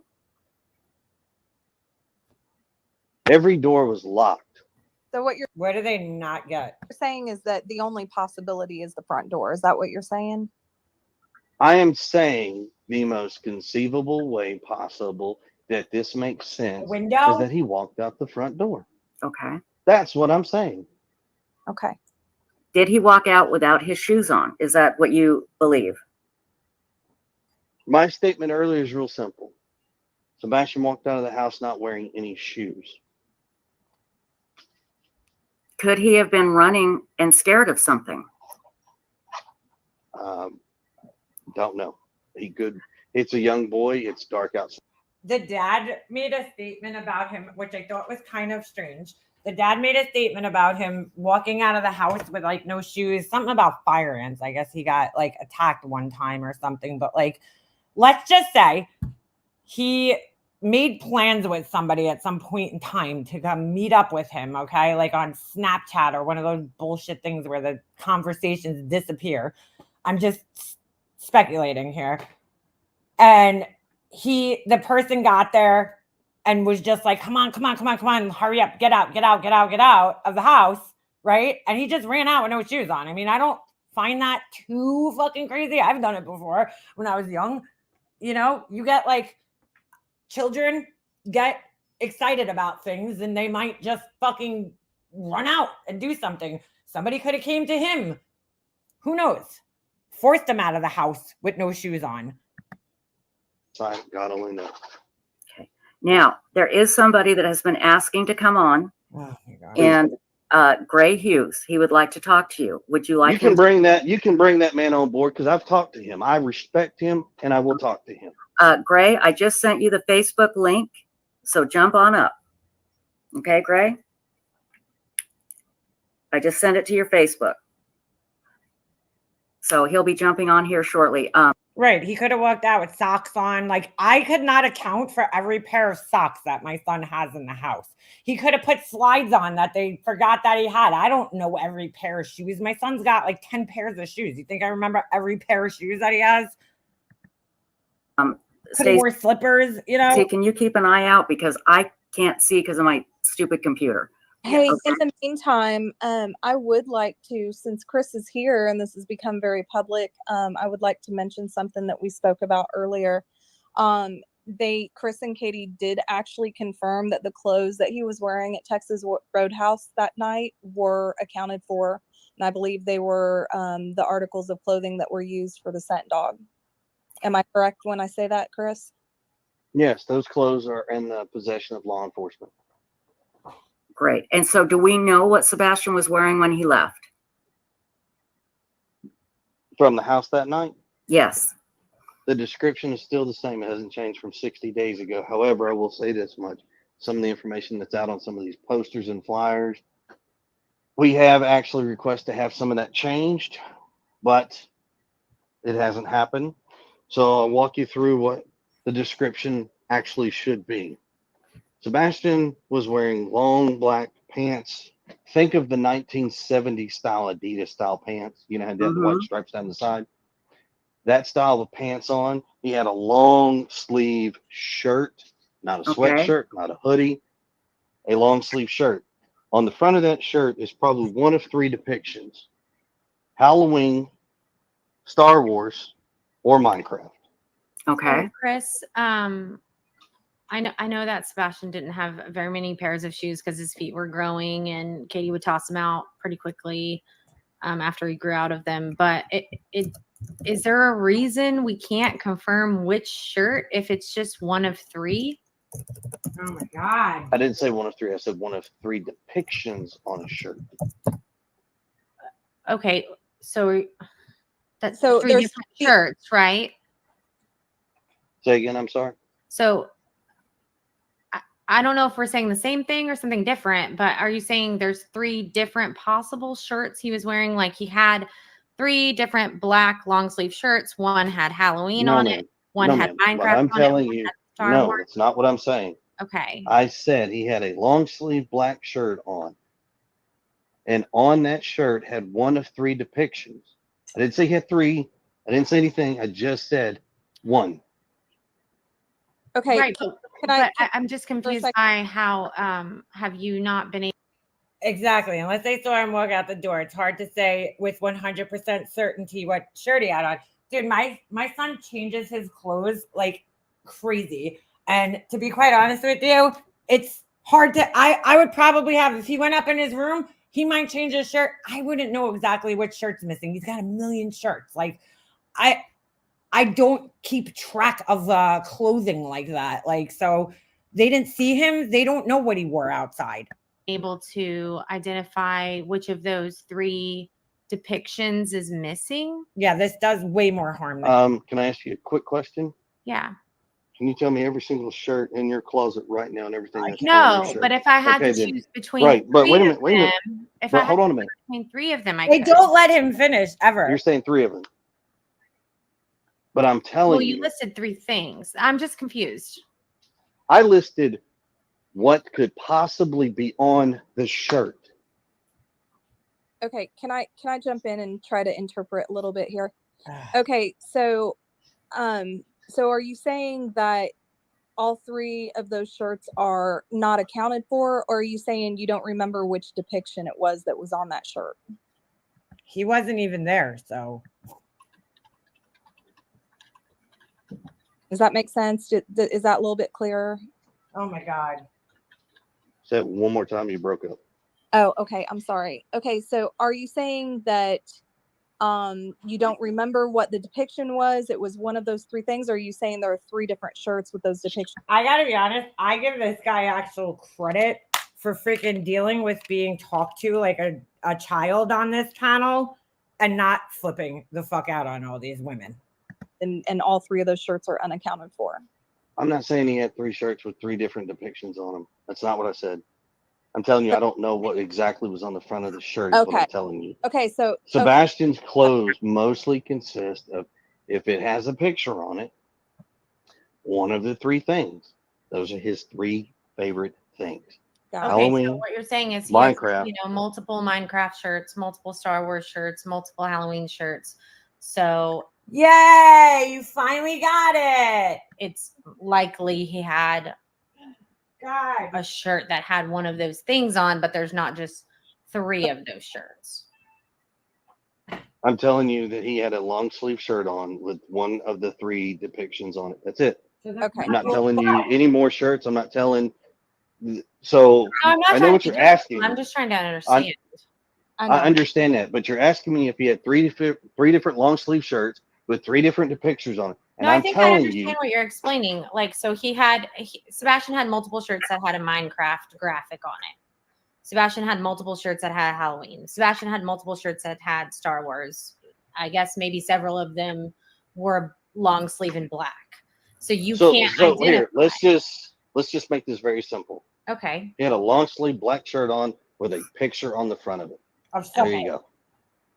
And that obviously is what you got from Katie, correct? Yes. Okay. Yes, sir. Everybody, Gray Hughes is here, and people are saying, "Why is Gray here?" I will tell you, Gray's. Of course, another man who likes to assert himself, and they can't handle that. So of course they don't like Gray Hughes in the chat, because wouldn't be surprised on this channel. I consider Gray someone that I like. Gray helped me in the beginning when I started this. He was very kind to me. I know it's a shock, but he was very sweet. Shock. I asked. This woman's such an asshole. He knows I'm kidding him. And I asked Chris, is it okay if Gray Hughes? He sounded like it. Hughes comes up, and Chris said yes. So Gray, I'm going to turn it over to you now, please, sir. Yeah, I just want to say I've talked to Chris, and the way he's sounding right now is exactly how I think I would sound, or anybody else would sound, given the attacks being leveled. When I talked to him on the phone, we talked on the phone. We've messaged back and forth, but we talked for like an hour one time, and literally went over detail by detail on where the light. See, Gray Hughes talked to him on the phone. On the phone, not just putting it out in the public like this. Video was taken, the flashlights, exactly where that was filmed. We went over where the dog scented and all, and I kept sending him the map, and he would show me the route and everything. And it was like, to me, he seems like somebody who's literally out there trying to figure something out. I know my opinion isn't like all the rest of the people out there. I mean, I've never seen anything like this. It kind of reminds me of like remember the Chloe, was it Chloe? Yeah, Chloe Smith in Australia, the two parents that were sitting there and they just didn't look quite right. And everybody blamed them for the abduction out of a tent. And it turns out it was literally somebody abducted. Yep, he's 100% right. I remember that story. There was this little girl, went on a camping trip with the parents. They were sleeping. I think there was a sibling in the tent or something like that. The little girl literally got abducted out of the tent. And, you know, everybody condemned the parents, and it ended up the parents had nothing to do with it. The child out of the tent. Right. I mean, there's just so many cases like this. And all I'm saying is when I've talked to Chris Proudfoot, I have never seen anything that he said in any of the interviews where I went, wow, this guy, wow, he must have something to do with it. I actually look at him and think, man, I would feel the same way if from day one, the entire community hated me. Right. And I never got the same love that Seth got. Yeah. Seth was absolutely admired by everybody like he was God or something. Let me explain why. And I agree. I think that's exactly how you would sound. Gray, exactly. There's no question, but let me explain why. Okay. We don't need you to explain it. Okay. Again, social media is here to stay. We need to learn this. When anybody comes on and they are aggressive and insulting. He wasn't aggressive and insulting in the first interview that he did. He wasn't. And he wasn't aggressive and insulting on this. It blows up like wildfire. And you're asking public for help, but you are condemning the public because of a handful of jerks, and that causes problems. I haven't Well, for the record, ma'am, I have not in the past gone onto a show and been a jerk. I'm so glad he said this. I'm so glad he said this. And ridiculed the public and said a bunch of hateful things and inappropriate things. I have not done that. So I'm sorry that folks are upset that day one, Katie and I were not on TV or on YouTube expressing everything. Well, you say that, but as you said, social media is here to stay. Absolutely. So with that being in mind, you're one, and there are millions out there that think otherwise. I would never expect you to come on. But I think the way he was just talking a minute ago, to me, it sounded normal, given the fact that the 90% of the chat is just trashing him. No, that's not true. That is not true. We are kicking people out. I can see it right now. No, I know you're kicking him out, but I keep seeing comment after comment after comment after comment that are really suspicious and like, Gray, just close the chat. I'm not even. Yeah, like you had somebody in the chat that literally asked the question: was Katie arrested at 19 for an incident? Who cares? Like, I'm sorry, but once again, this goes right back to none of that has anything to do with Sebastian. Okay. Yeah. Amen. No, I'm not trying to create anything. I know you're not, Gray. I know. That's what these people get hung up on. Who fucking cares if somebody was arrested when they were fucking 19, honestly? Like, if it was like some bullshit, like I don't know what she was arrested for, and I don't really fucking care, to be quite honest with you. But, you know, people could be arrested for, I mean, like, who didn't fuck up in their teens? Come on. I'm trying to say that I absolutely understand how he's feeling. And I know out there they go, oh, look at he's soothing Chris's ego. I listen, I've talked to him late night on a phone. He's just a normal dude trying to figure something out. Yep. That's how he sounds like. Now he's on here with I've seen him on shows. Remember at the beginning, him and his wife would go on shows and they were totally calm, talking, and they were normal, but everybody dissected every single word that they said. Yep. And everybody came up with a negative meaning for every single thing they let said. me tell you what happened. I can explain now. Let me tell you. Chris, when you went on and talked about hitting Sebastian with a belt and kind of, you know, just chuckling about it and how the social services or child protective services came to your door and He didn't laugh. I watched that interview. He did not laugh. And sometimes when people laugh when they're like uncomfortable and nervous, but I don't personally recall him laughing at that at all. apologized to you, that got people upset. It got Well, people. and that, but right. Let's clear that real quick. That Okay. needs to be cleared up because what was said and what people heard are two totally different things. I heard you Because say you hit him with a belt.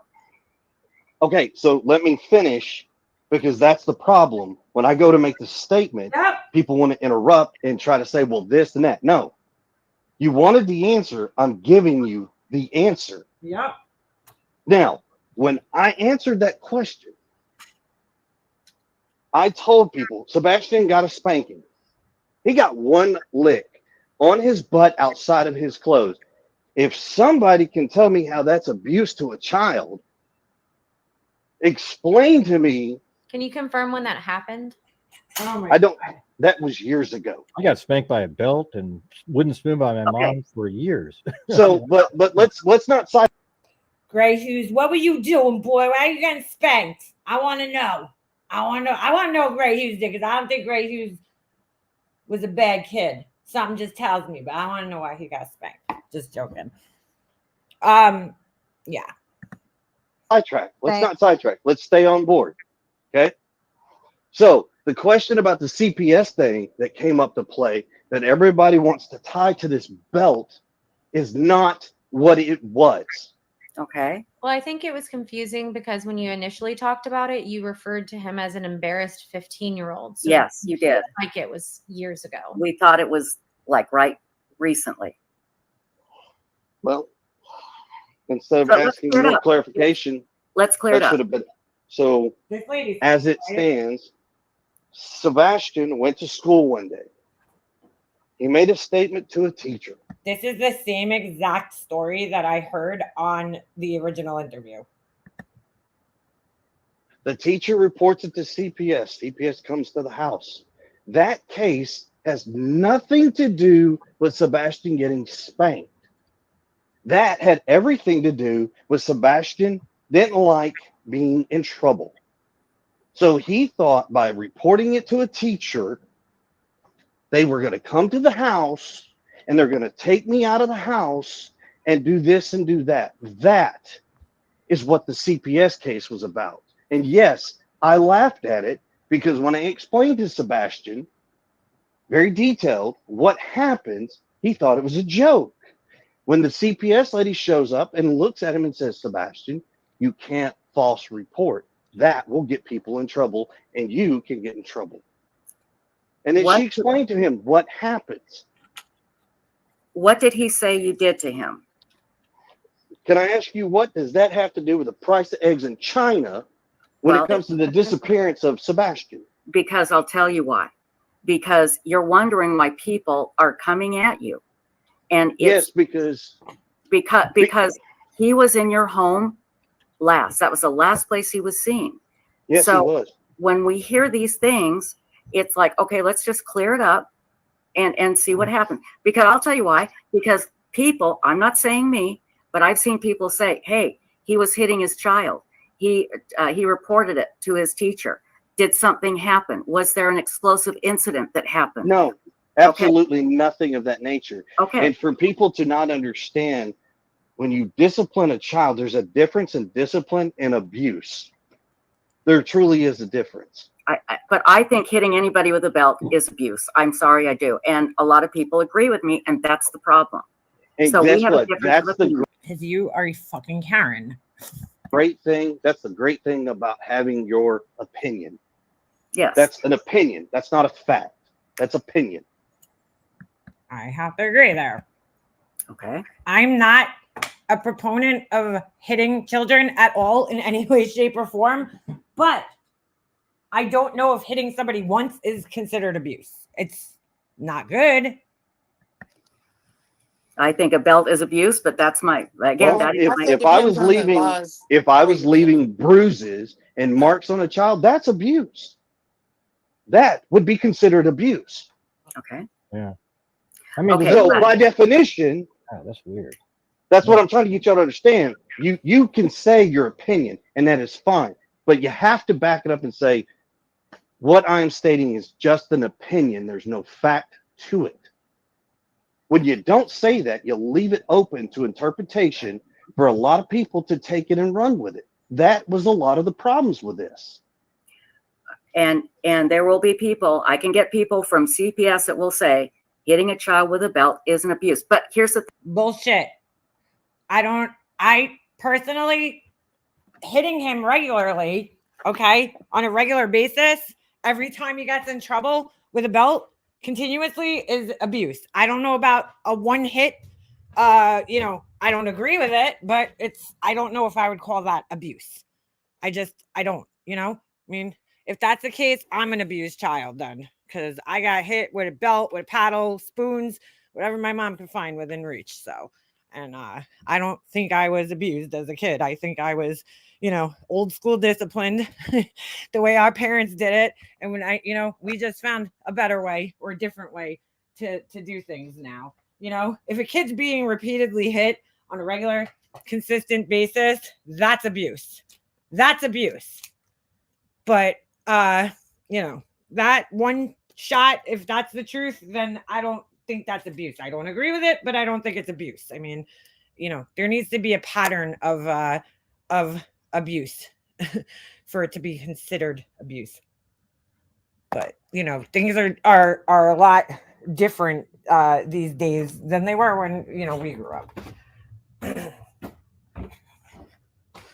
So. thing. You're right.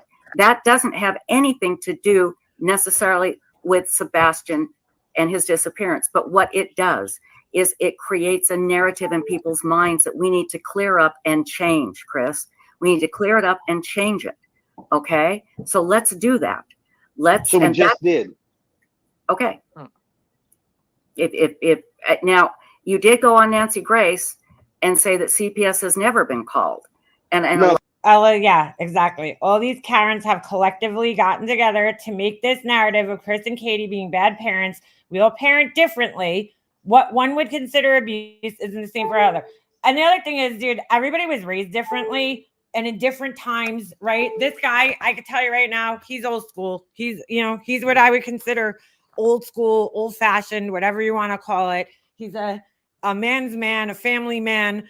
Where it's like he's going to stick up for his wife. He's the man of the house. He's the dominant alpha male type of person, and apparently that scares a lot of women because they're all acting so sheepish with him, like, stop attacking us, your anger, where he's not really being angry. I mean, he doesn't sound angry. He just sounds aggravated, fed up, frustrated, and he's not sitting there. He's not acting the way they want him to act, clearly. So, but I don't know. I don't think he's being aggressive. I don't think he's being hostile. I think he's annoyed. I think he's frustrated. I think he's fed up. And I think he wants to, get that out, and he should be able to get it out. And hopefully these idiots can move on. But we know that's not going to happen. No, that's not. No. Nope. Okay, that's what I heard. What did you say? She asked the question about a situation, and she asked me if I had ever had CPS called on me, I believe is what the question was. I'm going to tell you right now, I don't exactly know what the question was without hearing it again. So I'm not going to answer you with something without having it in front of you. Okay, that's fair. That's very fair. Very fair. And so let's move on. Okay, so nothing came of that from you hitting him with a belt. Has there ever been any, and people are going to ask, has there ever been any violence in your home as far as Sebastian is concerned? No. Okay. Now, Gray asked, why is Seth being treated so different? Because of how Chris came on and became so angry. He didn't, though. In their initial interview, I believe it was on Nancy Grace, if that was the first one, he did not come on there angry at all. I watched it. She keeps trying to paint this narrative that he's this angry man. That just doesn't, it didn't happen. angry and did what you did tonight, Chris. You've done this before. And I think that's why. And Seth didn't. And I think that's the difference. Right, because I don't feed out of people's hands. I don't feed into what people think. I don't, and once again, that's the difference. But how about just saying thank you to the people that want to help you? Okay, well, this lady, oh my God, I can't with this lady. I really I had enough of her. Simple. There's a difference. Oh, the first one was Olivia's. Okay, I didn't see that one. And me saying that asshole. Thank you to everyone.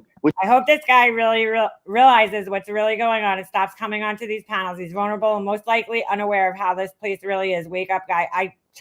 Let me pin that one to the screen because I couldn't agree more. If you go back and listen to every single interview I have done, you could tell by the comments under this video. You guys could go look. I'll put the link in the chat, actually. You guys could go look for yourselves, okay? Because I'm not going to read through all the comments, but there's over 3,000 comments, okay? Go under this video and go read the comments and tell me what the fuck this helped clear up in any of this.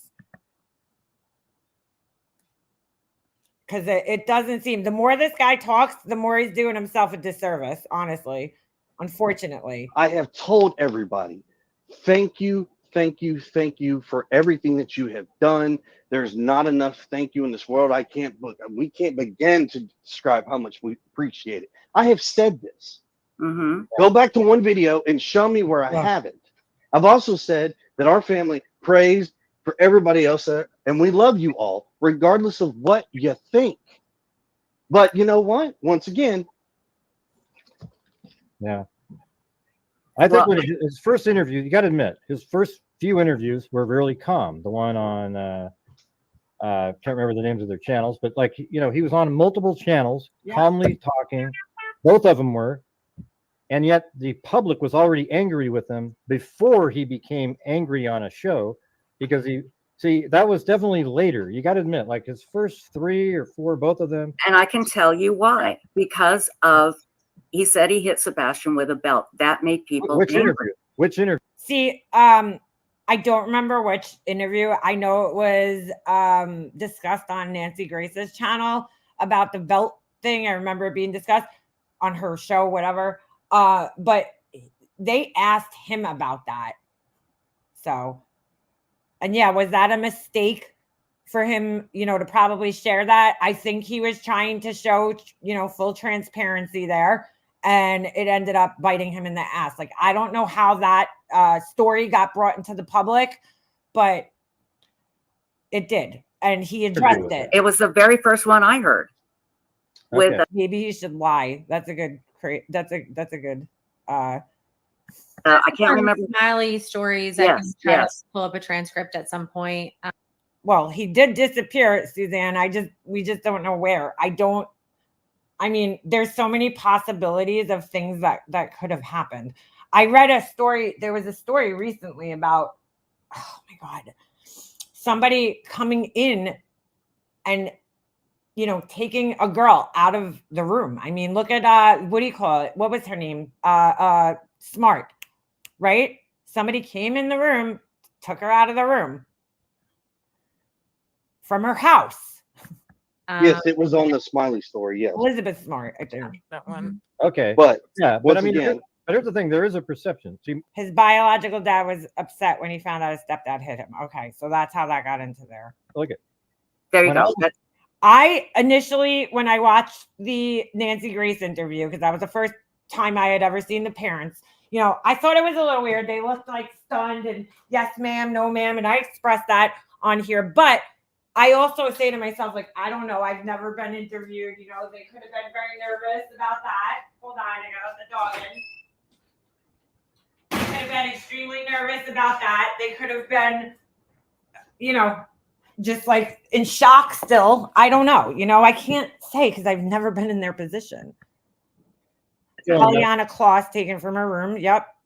I just want to say this. When I was growing up, That's right. That's right. They recently found an autistic boy after 8 years. I heard that story. my mom spanked me with a belt, wooden spoon, everything, and she's the greatest mom I've ever. I mean, like, just awesome. There was no. didn't ever feel like I feel the same way about my mom. My mom beat the shit out of me with the paddle. I think I've shown you guys the paddle hanging up in my garage. And you know what? My mom was the best mom ever. Like, you know, I love her. I still love her. And you know what? I needed those beatings. I deserved them probably. it was abuse. Things Well, have changed though over time. Like nowadays, it's considered abuse, and maybe that sort of is affecting how our society has changed quite a bit. I agree. But Thank it's you. like, Yes. but the thing is it used to be totally normal, and it is still sort of normal in some families. As long, you know, if you're not sitting there just wailing away for hours, you know, like creating the bruises, like Chris was saying, it's just sort of. I mean, I think it's sort of normal for a lot of people in society. It might not be for some people, but I think I don't know. I think if you took a poll and people were off, you know, not in this particular chat right here, it wouldn't be as high as you might think. It's not going to be 99% of the people. It'd be like 50-50 on whether or not. Yeah, I mean, I think that's a little bit anecdotal. Shut up.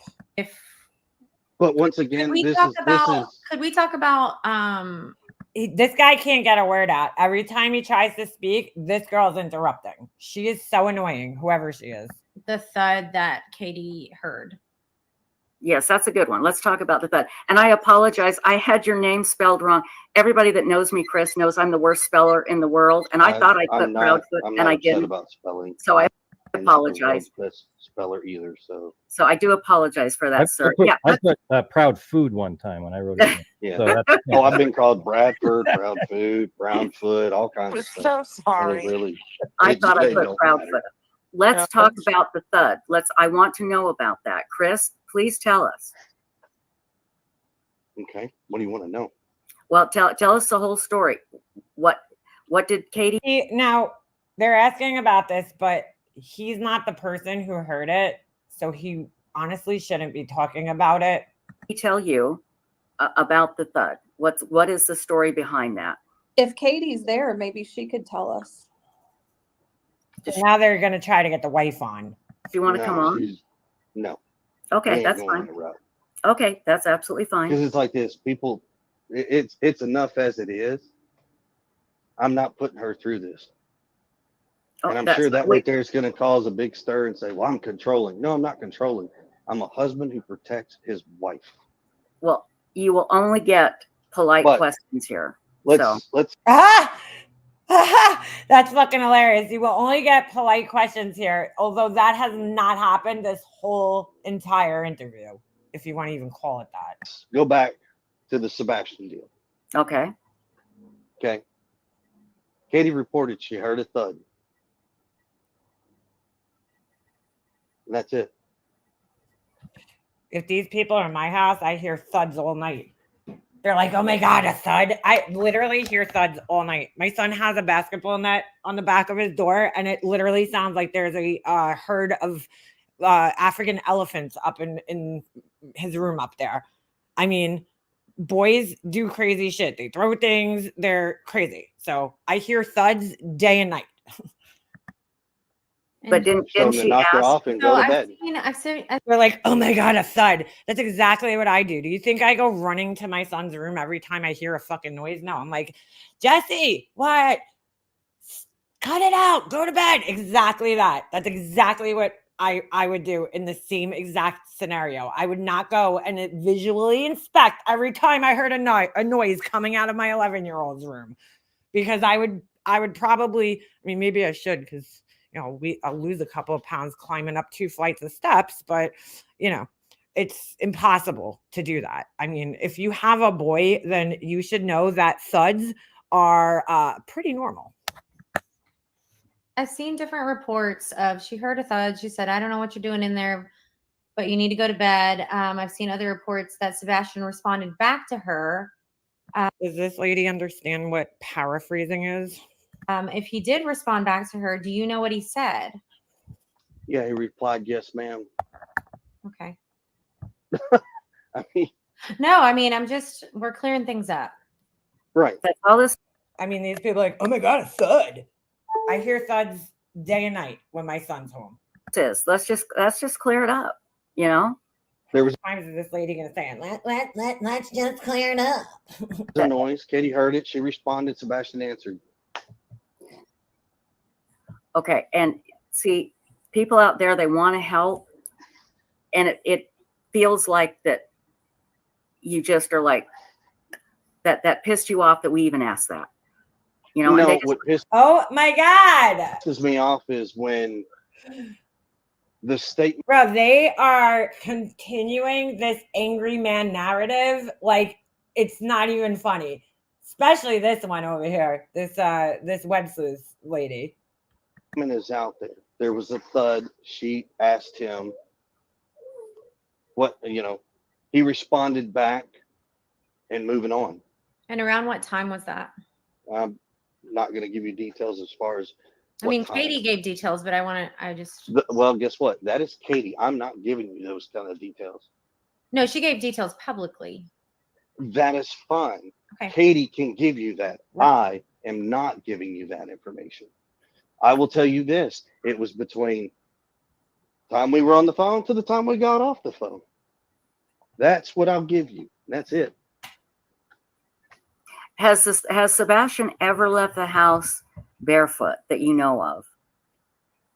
Oh Has Sebastian gone outside of the house barefooted? Yes. Before, has he ran off? No. Okay. I'm not sure if that's how you were asking it, but no, I'm glad that's going to answer it. That's perfect. No, that's great. That's great. Dude, the questions, like, I personally feel the things that these YouTube people get so hung up on are very odd to me, like the barefootedness. Like, when I was a teenager, I would run out of my house with no shoes on all the fucking time. If one of my friends pulled up, I would just get like excited and not even like think, because I'm just like, oh, my friend's here and I just want to go talk to them. So I would just fucking run out of the house with no shoes on. I was barefoot probably more than I had shoes on back then. Now I won't even fucking walk anywhere without something on my feet. But back then I really didn't, when I was a teenager, you guys know how it is. You're like just excited. I mean, I personally feel if the parents didn't have anything to do with this, which I can't rule out because, again, law enforcement hasn't ruled it out, then maybe somebody, he was in communication with somebody, whether it was somebody from school, somebody, that he met somewhere, who knows? And maybe they came and, got him in some way, shape, or form. I don't know. But, I mean...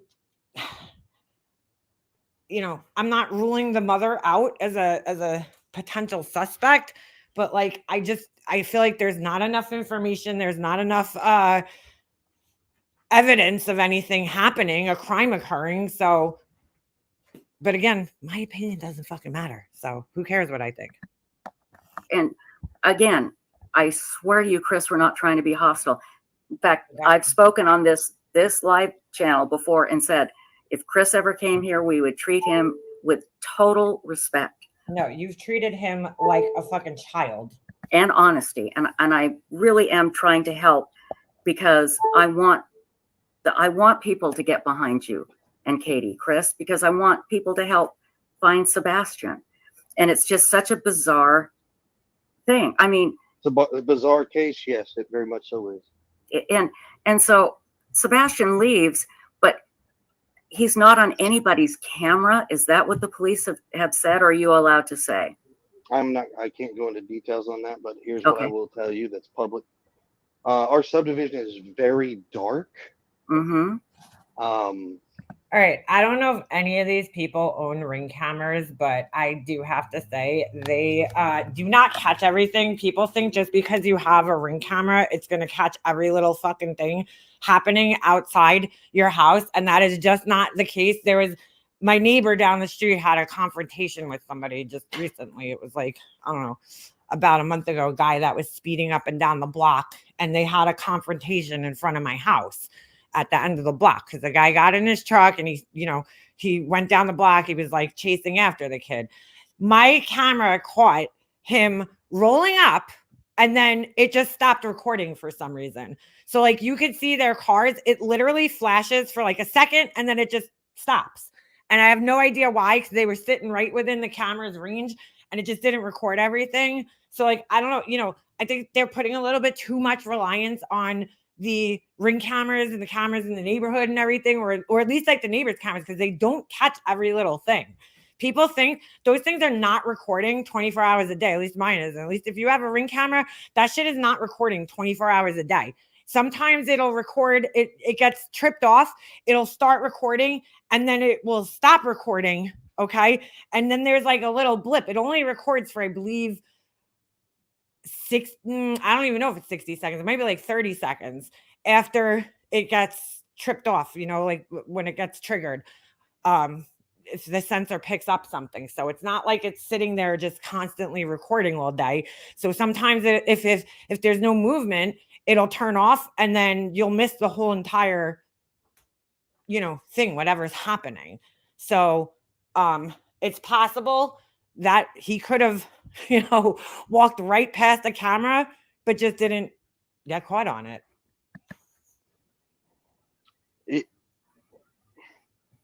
There's no street lights in the subdivision whatsoever. If you go online, Google it, whatever, you'll see that there's. And the other thing is, and I've noticed this with my camera, and I don't know what the weather was on that night, but at night, I personally find that once mine has a light attached to it, so I don't know what kind of cameras are in his neighborhood, but I'm just saying, my camera, when the light goes on, right, I find it harder to actually see anything when the light's on. There's like a night vision. So for a second at night, it'll go on. You'll see like a night vision, and then all of a sudden the lights will click on in like a few seconds later. And it honestly washes everything out and makes it actually harder to see what's going on around the camera when the light flashes on. So that's another thing that could, people need to take into account. Absolutely no street lights in the subdivision. None. Right. Is there a possibility that some cameras may not pick up somebody walking in front of them because how dark it is? Yes. Yeah. Okay. That would be the only thing that would make sense. Well, that's another thing too. If it's dark out and the camera sensor doesn't sense the motion, it's not going to turn on and pick it up. Nobody's cameras are recording 24/7. I'm not saying nobody, like absolutely nobody's are, but it depends on what type of cameras you have. If you have like the Ring camera, I know it does that. I'm not really sure what other, brands are like, but I know the Ring camera, it literally gets like triggered. And then sometimes there's motion, and like what I said before, what happened to my neighbor and the cars that pulled up in front of my house, something had already triggered it. It was literally like a flash. It was like the weirdest thing, because it's on like a timeline, right? So you'll see like a 30-second clip, and then in between from when it gets triggered again, you might see a little flash of time where there's motion. And that's what I saw when my neighbor's like, could you check out to see the car? He wanted to see the guy's car and and if I could see the license plate. And it literally, like, I seen their car just flash in between two clips. It was weird. So, and that my husband's car got broken into in my driveway. Okay. This was 2 years ago. My husband's car got broken into in my driveway. It did not catch the person in my driveway, right? Nor did it catch the car. It caught at the very tail end. You could see the lights, the headlights driving away, but it didn't catch the actual person in my driveway. So the cameras are not 100% foolproof all the time. Really? Yeah. Right. A red flag would be if they uninstalled the camera or tried to erase, So, well, he even told me, I remember when he told me that, like, even some detectives didn't show up on the cameras. Yep. Yeah. Well, there you go. Yeah. That makes perfect sense then, because that's been driving everybody crazy. But at least you can see Laura at your door, yeah, right? If it's so dark. And I know, and it's hard for it, trust me, for everyone out there that, cameras will pick up and all this. No, I promise you, not all cameras have the best quality as, the stuff that you see on TV and, you see a demo of a camera in a store. It's different when you put it on a house and different elements. So, Okay, so it was so dark that it is logical to conclude that the cameras that Sebastian would have gone by, would have walked by, did not pick him up. See, no, it's a possibility. Doesn't mean every camera. It just means that he could have, they don't know where he walked by. So he might have only walked by one camera if he walked it. And that's something that is logical, that people can accept. Absolutely. I think this is a good question. Did Sebastian ever have nightmares? Could he have had one that scared him so badly that he took off? That's a good question. That is the dumbest fucking thing I've ever heard in my entire life. What the fuck? And what idiot asked that question? Oh, the idiot on the screen. Hold on a second. Did Sebastian ever have nightmares? Could he have had one that scared him so bad he would leave thinking it was real? I mean, what? Like, what? First of all, this person must not have children. Typically, when children have nightmares, the last thing they want to do is fucking leave their the safety of their home. I mean, like, if my son's ever had a nightmare, he wants to come closer to us, dude. He don't want to fucking run away from us. Like, what the fuck kind of question is that? Do you have children? I've never heard of such a thing. Oh, I had a nightmare. Let me fucking run away from home. What? So stupid. And she's like, oh, this is a great question. Yeah, great question. Has he ever had bad nightmares? What? How does this question help anything? This is one of the dumbest questions I think I've ever heard. So stupid. He's had sleeping issues. I mean, he doesn't really sleep a lot. That's why he's been, but that's been his whole life. That's not just been like a segment. I'm pretty sure, I believe Seth has even mentioned this before as well. A lot of kids that have autism and ADHD, I know, which are both executive functioning disorders, myself included, right? Have trouble sleeping. I had trouble sleeping my entire life. I could never fall asleep. So it doesn't surprise me that he had trouble sleeping. I mean, the only time, like, I've seen a couple times where he slept really well, but I mean, that's when after a hard day of playing, if he's helped with outside work, but for the most part, he's had issues sleeping. That's a big help in understanding this. Has he ever done anything like hid under a neighbor's car or anything like that? What? Well, I'm going to say we have never seen anything. That's another really stupid question. Like, are you insinuating that he could have gotten run over? Don't you think they would have found him if that was the case? Thing like that. There's been somebody that has said something to that effect, but I'm not going to sit here and say for a fact, yes, he has. Okay. Like I said, I don't have an answer for that.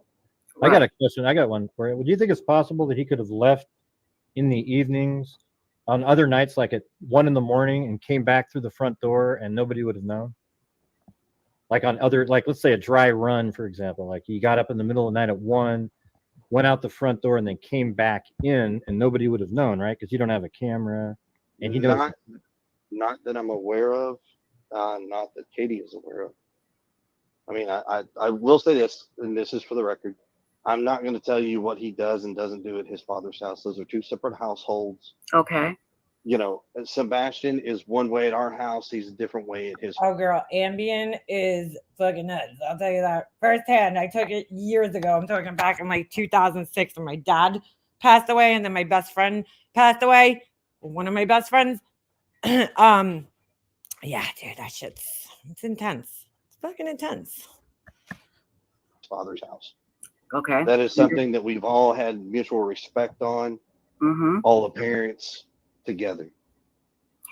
Can you answer? I don't know, man. I feel like this guy is being as open and honest as he can be, and I personally am not, just because he sounds a little assertive and I don't even want to say hostile because I don't feel like he sounds hostile. I just think he has one of those voices that when he talks, it sounds like he has an attitude, but doesn't. Like people think I'm fucking angry on here all the time and I'm not, like, I think it's just, a combination of maybe my voice, my New York accent and my the way I just talk, you know, and people are like, oh my God, you're so angry. I'm like, well, I'm really like not angry, you know. I just think that, you know, he might come off a certain way because of the way he talks and because of the fact that he's so blunt in his speech. He's not, you know, type of person that's going to beat around a bush. And I mean, he kind of said it earlier. He really doesn't fucking care what people think about him. And people like that tend to come off, you know, and be misunderstood or misread. But I just don't feel like he's really hiding anything either. You know, I don't necessarily feel like he's hiding anything. I mean, again, I keep going back to the fact that this man was at work, and I know people want to be like, oh, well, he secretly came home. But like, I trust that his, you know, alibi was checked out thoroughly by police, you know, by the TBI, the FBI, whoever the fuck is covering this shit, the police, you know, whoever is investigating this. So I don't feel that he is being dishonest in this situation. Answer, was he planning to go live with Seth? Yes. Okay, this is where shit goes up. And was he excited about it?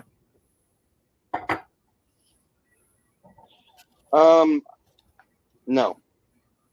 Okay. At one point he was, but no. Do you know why he changed? Why he wasn't excited? Yes, because he was informed that he will be doing online schooling vice in-person school. Okay. Was there a reason for that? That's personal matters in my family that will not be discussed with anybody. Understood. And I respect that. Thank you. He was on medication. Did he get his medication changed recently? When you say recently, can you define recently? Well, I mean, like, I don't know, maybe within the last few months. I'm trying to think of something that maybe would have changed his behavior for some reason. Well, gee, I don't know. He's 15 years old, and maybe, you know, hormones are kicking in, puberty. That can change somebody. You're just playing. It's really hard to say yes or no to that, just because he goes and sees his doctors, and then in there they will talk about his medication and things if they want to change or if it needs to change. Right. But I mean, as far as I know, I'm not, I didn't see any difference, but. And is it, and again, this is just something that people want to know. Mm-hmm. Is it common for you and Katie to talk as long as you did that night? Oh my God. Sure. Okay. Seth is here. I've asked him to join us. Insightful One, if Seth jumps on, can you please put him on the screen, because I can't because of my computer. Right. I got it. Thank you. Have you guys seen the dog scent track? That because you actually showed it. Now the length of a conversation is being called into question. Like, geez. To me, right? Remember on the map, Chris? I don't know if you're interested in. It was kind of an interesting route up the street. Well, and are you referring to the like day 1 through 4 dog tracks? Because some of those are. Well, he had like a dog scent outside the front door and sort of around by where the fixed light was on the flashlight, and then north, and then around to like a retention pond, something like that. Just short of it. Yeah, Greg keeps trying to bring it back to the facts of the case, and this lady keeps trying to pull it away. Yep. And back to the drama stuff. Yep. 100%. Stacy, I believe Seth is here. Yeah, I got it. Seth, I am so glad that you are here, my dear. Thank you. Do you guys notice the different? Do you guys notice the different attitude with the dad? Just saying. Very much. Seth, what would you like to say now? I got a few questions to ask Chris. Okay. Can you hear me? You can. Yes, he can hear you. Hey, Chris. So why did you texted me the other day about something I'd already sent Katie an email? Say it one more time. All I heard was something about an email sent. Why did you text me about an email I sent on Monday to Katie? Because why is this being discussed on here? I didn't see the information in what you're referring to as Tony Mathis's phone number. I didn't see it, so that's why I asked for it. I mean, come on, Chris. If we're going to work together, more than a week communication between the Seth? people that I'm sending stuff to you and Katie. Okay, so hear me out. Not proper. I told you. Okay. And here comes this one. Okay. He's trying to talk and they don't let him talk. I told you. I give him credit, this guy, for not exploding on here. How come we will work together. Look at this. He's like, okay. He's trying to explain it. And she's like, you're coming in too hot. We're going to baby Seth because he's not a grown man himself. We're going to baby him from this hostile man. I can't. I explained to you, I'm willing to work with you. You asked me some questions in regard to this dog handler. You asked me questions in regards to going on a social media platform. You've asked me questions about hiring a PR person that will speak for all of us and keep everybody off of these platforms. That's what you asked. Now, if you think I'm not going to do my homework and dig into people and find out who they are first, you're crazy. Because I would expect you to do the exact same thing if I gave you a name. I agree.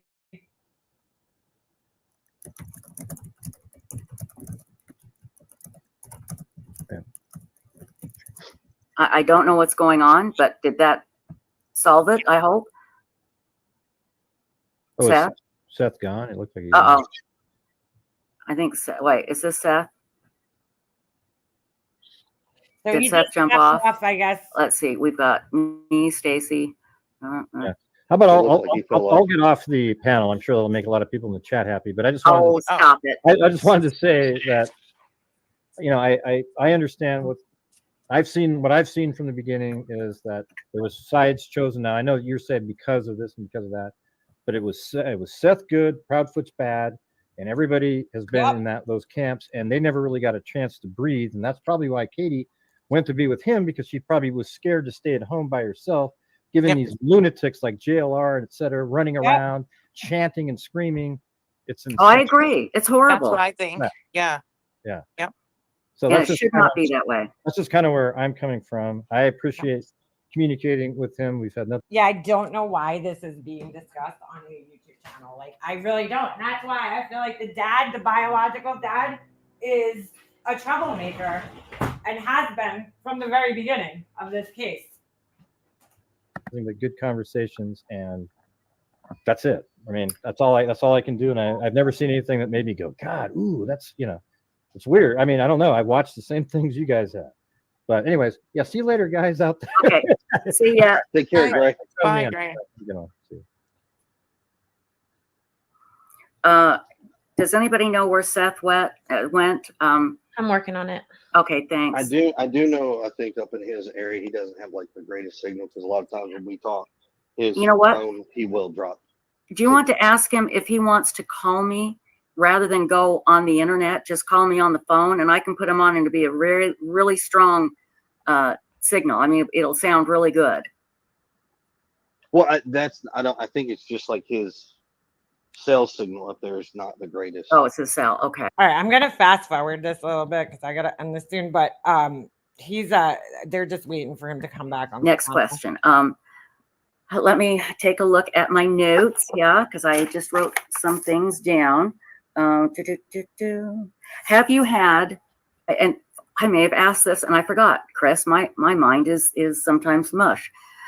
Have you had search dogs inside the house? Oh my God, these people are obsessed with the search dogs. I can't. And outside? Yes, my head. Yes, I sure have. And what did the dogs hit outside? So, as you know, if anybody has followed Mr. Gray's, what he was talking about, the dog and the trail and the scent and the overlay on the picture. So there anywhere from 13 to 18 different dogs have been involved in this search. Mm-hmm. Now, on day one, there was 5 dogs. 5. There's an audit. I mean, like, this is just a dumb question. Like, that, oh my God, it kind of goes without saying. And honestly, if the dogs found anything of value, I think we would know about it. You know, it's like, come on. That's like the true crime community of YouTube. Lie detectors and search dogs. You know, they're all fucking experts on these two things, it seems. Dispatch tape that's been released. I don't know who released it. Whatever, I don't have it, but you'd have to dig it and find it. In that audio tape, you actually hear that the deputy sheriff does state that the dog hints toward a scent and takes over off to the retention pond and the construction site next door. Okay. Now, other dogs did the exact same thing. Now, am I going to say every single dog? No, but I do know of at least 3 dogs that went on the same scent trail, same path. The rest of the dogs, I'm not going to tell you that they are 100% honest and perfect and accurate, because honestly, dogs are only probably 25% reliable when it comes to a scent. Okay. Now, 8 days, I've had dogs in my house the first 8 days. In my house, outside my house, around. I read a few things about these scent dogs. Like, they're not always like accurate, and really it's more about the handler than it is about the dog itself. But it's interesting nonetheless, because I even wonder how accurate they actually are as far as following scents, you know. Yeah, decomposition's definitely different when it comes to a living person. It's a little, that's right, it's a little shaky. Around the neighborhood. So yeah. So they've been there, and yeah, so they did, you're saying they did hit and they all went to that pond. No, I didn't say all that. I just told you I've had 13 to 18 dogs in my house and around my house. I told you 3 different dogs hit on the same path that go to that retention pond. Right. That's how I feel too. The lie detectors, I don't know why these people put so much stock on them, because they're not even like admissible in court. They're really used as an investigative tool to get somebody to confess, just like they did in the Chris Watts case, where they kind of used it to scare him. He failed the test, he panicked, and then he started talking. It's really what they use them for. I'm going to say that every other dog. Not every dog, but some dogs hit. Okay. Right. So, but I want this to be crystal clear. Okay. So when people say every dog, that is not the case. 3 dogs went on the same path. Okay. That is all that we have on that. The rest of these dogs go in different directions, but it's all unreliable. Understood. We do have a question from Michelle. Chris, was Ellie able to go in and search the cave they said had collapsed about 10 feet in? I haven't heard this. Okay, so Ken Widener is the EMA director for Sumner County. They called in all kinds of stuff, got layouts of where these caves were. I don't believe, and I'm not telling you by the gospel, I don't believe they were able to get into certain caves because they were not safe to enter. The one that she is referring to that collapsed, honestly, we know that the one collapsed, but we don't believe they had anything to it. Got it. Okay. Let's see here. Let me get my notes. I was taking notes while we were talking. Because you're an investigator in all. Let's see here. Hold on. I'm going to fast forward a little. Because it's real simple. We, all 3 parents, initially were told in the beginning not to go out and search, that we needed to be available to talk to law enforcement. Right. Yeah. Seth has been out there searching and doing his thing. He's had a bunch of people following him, whether or not he chose that or these people decided to do it on their own accord. That's not for me to say. But we, Katie and I, are not going to have some big, massive search party following us around with a bunch of people that are already threatened death threats, by the way, to us. Yep. You know, I'm not doing that. If you were in my shoes, you'd do the same thing. You listen to law enforcement. You do what they tell you to do. Yes, we're out there putting up signs. Yes, we're out there putting up flyers. Yes, we are searching. Chris, I'm sorry. Did you just say you guys are getting What? Why is Jackson being so mean to beefers? What the heck's going on here? death threats? Yes, we've been getting death threats. What in the hell? And they have been reported to the TBI. Everything gets forwarded, screenshot, and sent straight to them. Crazy. Wow. Okay. Okay, everyone. I have Seth on my phone, on my JBL speaker. Seth, I want to give you a chance to talk uninterrupted. So please go ahead. So he's allowed to talk uninterrupted, but Chris isn't, because this fucking PI lady hasn't fucking let him get a word out. Oh, I can't with these people. All right. Mainly, Chris, the communication needs to be a little bit more prompt. Why is this not happening on a phone? See, if the dad truly, this is why I feel the dad is a troublemaker, because if you felt this way, why are you waiting for a live stream to do this, to have this conversation? Call the guy on the phone. I just feel like the real father is doing everything he can to paint the mom and the stepdad out to be the bad guys. I'm sorry, I do. He's a troublemaker. If I send you an email on Monday and Tuesday, I'm not willing to wait a week to get a response back. I mean, that's unacceptable when we're trying to find Sebastian, buddy. I understand what you're saying. I respect that. But when it comes to you asking people to come into my house on my property, who I don't know Adam from Eve, and I really don't care what certification, who can vouch for these people, I don't care. I'm going to do exactly what I have always been doing. You send that to me, okay, we're going to review it, and then we're going to send it to law enforcement. Let law enforcement go that route, and then when law enforcement comes for us, hold on. to be on your property. Hold on, Chris. Chris, hold on 1 second. Hold on. Once again, Seth, what did you say? Let him talk. I said the person to be our spokesman, to speak for all three of us, doesn't need to be on your property. Okay, but you're yeah, correct. You are very correct. To him. I have spoken to him. When? And I'm going to make this public. I am back working, and I have work hours. I also have to sleep.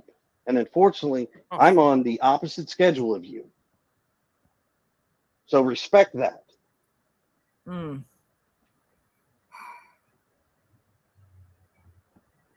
I will do what I can as I can when I can. I'm sorry, Seth, go ahead. When did you speak with him, Chris? What does that got to do with finding Sebastian? If he's going to be our spokesperson, I was just asking when you spoke with him. I haven't come up with an answer yet. We've spoke with him. We told him we'll get back with him after we've done consideration and talk. I think that's completely reasonable. With law enforcement, we'll get back to him and we'll let him know our decision. So, I know you're on board with that. I do. I mean, I know you're 1,000% on board with Mr. Mathis. I got that. I'm not taking that away from you. Judge Mathis? So no, the dad is not in law enforcement. I think he's like, they talked about it earlier. I forget exactly what was said. He wanted to be in law enforcement. And then I believe he did some type of training for, I believe security, I believe. Chris, I understand like every marriage is different and husband-wife aspect. You seem very protective of Katie and her having conversations with or without you. But like I said before you came, I don't think that's what he said. I do believe that Katie is the one who, and I'm not saying it's because she knows what happened to Sebastian, but she was the last person that was with him. And so she does hold the most information, at least up until the point that he went. And she gave that information to the police. So you don't get that information. You're not privy to that information, and neither are we. Missing. What information do you think she holds? Well, I'm going to get to that. Well, then do me a favor. Let's just get to it. Yeah, he should be protective of his wife. Absolutely. Okay. Don't pour gravy on the mashed potatoes. Just serve the stuff up. Chris, I'm really trying to be respectful, and this is a very I am too. So please just get to it. Okay. No, so you're we would really love to hear from Katie about his body language that day. We've heard from Oh my God. others who are not necessarily This girl good really thinks she's a PI. About his body language at the bowling alley and his body language here and there. And so we're just really trying to pick up on Sebastian's mood, because it could help us understand what led to him walking away off the front porch out the front door. They don't know if that's the case. Well, that is something that if she decides to answer, that's on her. But what I know is, even on video, Sebastian was having a great day. He was in a great mood. He got to go to BJ's. He had a colossal popcorn. He hung out with family. He went and played video games at Strike and Spare. After that, he went and had dinner at Roadhouse, Texas Roadhouse. He ate his whole meal. I mean, everything in the video, even the videos that Seth has seen, he doesn't show any negative signs of he's upset or anything like that. As far as we all know, Sebastian had a great day. No, I mean, it sounds like a really great day. I mean, they did a lot. I was just curious, and like I said, I mean, every relationship is different, and you're protective of Katie and who she communicates without you. I think that has been a little bit difficult. But hold on a second. But for the record, Katie can speak when she so chooses, and she's done interviews without me. No, I'm not talking about interviews. But she spoke without me. Okay. I want to clear up. Look, I'm not saying this guy's like the greatest husband or even the most pleasant man to live with. He might not be, for all I know. But like, there's nothing wrong with a spouse advising the other spouse, especially through a traumatic situation like this, to be careful who you're talking to and when you're talking to them. I know my husband did when, I was going through shit with my family. My husband would be like, maybe you shouldn't talk on the phone, or maybe you shouldn't do this, or not because he was trying to control me, because he was trying to give me good advice so I didn't fuck myself. Something that Chris said about Sebastian going to live with Seth. And Chris, you may ask, what does this have to do with Sebastian missing? It's all part of the narrative. The narrative. I like how she said that. You guys notice that? It's all part of the narrative. Like, what? Mean he ran away. And that is, Chris, did you not say that he was not looking forward to going to live with his father? Yes, I did state that. Seth, did you know this? Nope. Chris, do you want to elaborate? And I'll tell you why. Yes, ma'am. Yes, ma'am. I will be glad to elaborate. Hold on, Chris. Hold on. I'm sorry, Seth. Start over. And then Chris, we'll go to you.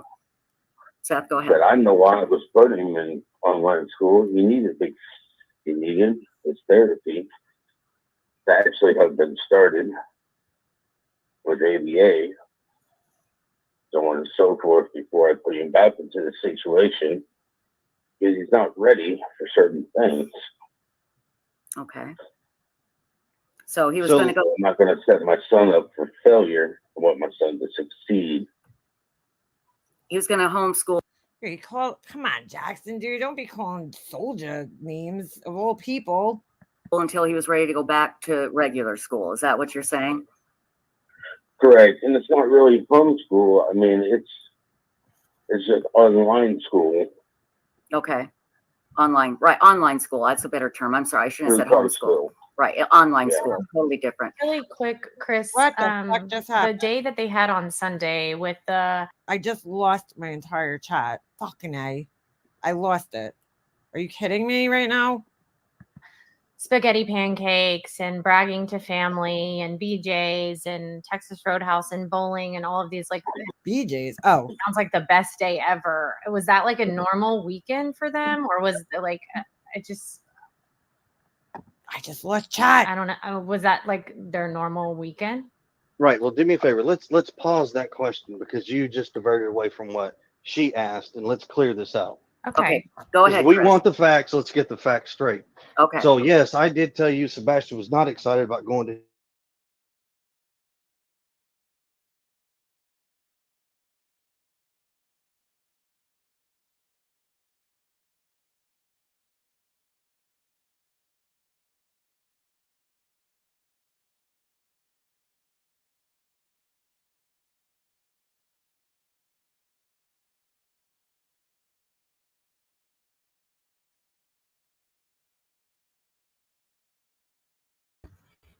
Sorry, my internet cut me out again.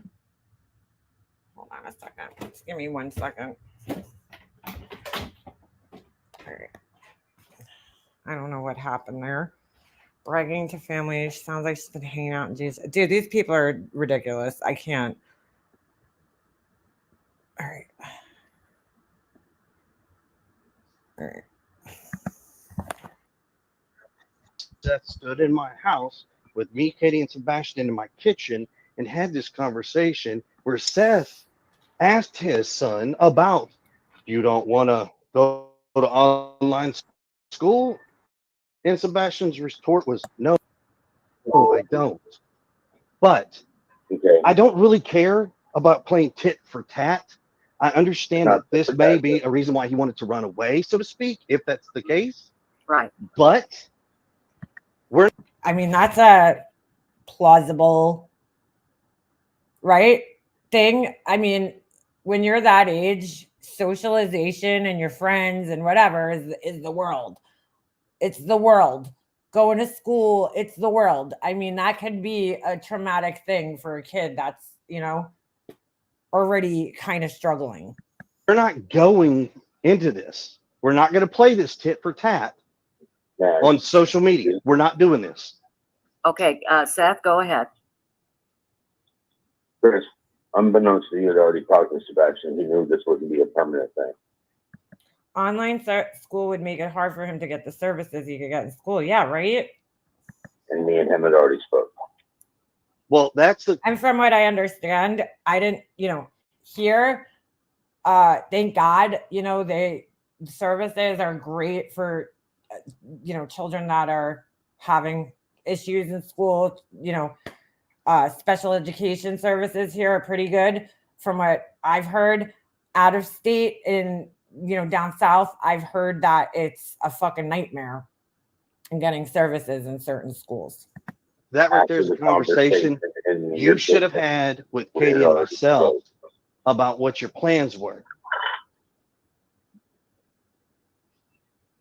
I'm sorry, do you want? Say that one more time. I'm sorry. What Seth was saying is that if I had known the conversation that him and Sebastian had, then I would know the whole thing. But the downside is that's where Seth should have had that same conversation with me and Katie. Yep. And that didn't happen. But this goes right back to here's the thing. If you're saying that because he didn't want to go live with his dad, he potentially ran away, is that a possibility? Sure. We'll put that out there. Okay. But quite honestly, what goes on between Seth, me, his mom, and our households is none of the public's business. If it had something to do with his disappearance, I would understand that, but it doesn't. Well, we don't know that. Well, I understand that. That's why we're making this clear. And that's why I asked about his day, because Let's I didn't go back know. to the day. Okay, go ahead, Megan. Okay, so Chris, you don't know me very well. I have, and you don't know him very well. 2 decades of experience working with autistic children. So that makes her a private different investigator. She's certified private investigator because she worked with autistic children. Like, what? How does that fit in? capacities. So I do understand they are all different. I do understand that that day may have been very overstimulating for him. So that's why I was asking if that doesn't sound like an overstimulating day. They went shopping, they went to a restaurant, and they went to bowling or something? Was a normal day for him. And if it wasn't, that just gives me more information that maybe he was very overstimulated that day. So he got overstimulated and decided to run away. That doesn't even make any type of sense. What? Day.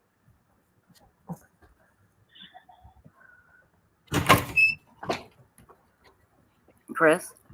All right, so one more time. I'm so sorry. I was just saying, in my experience with autistic children. Is this the Chloe lady or is this another lady? Because she's really annoying, this one.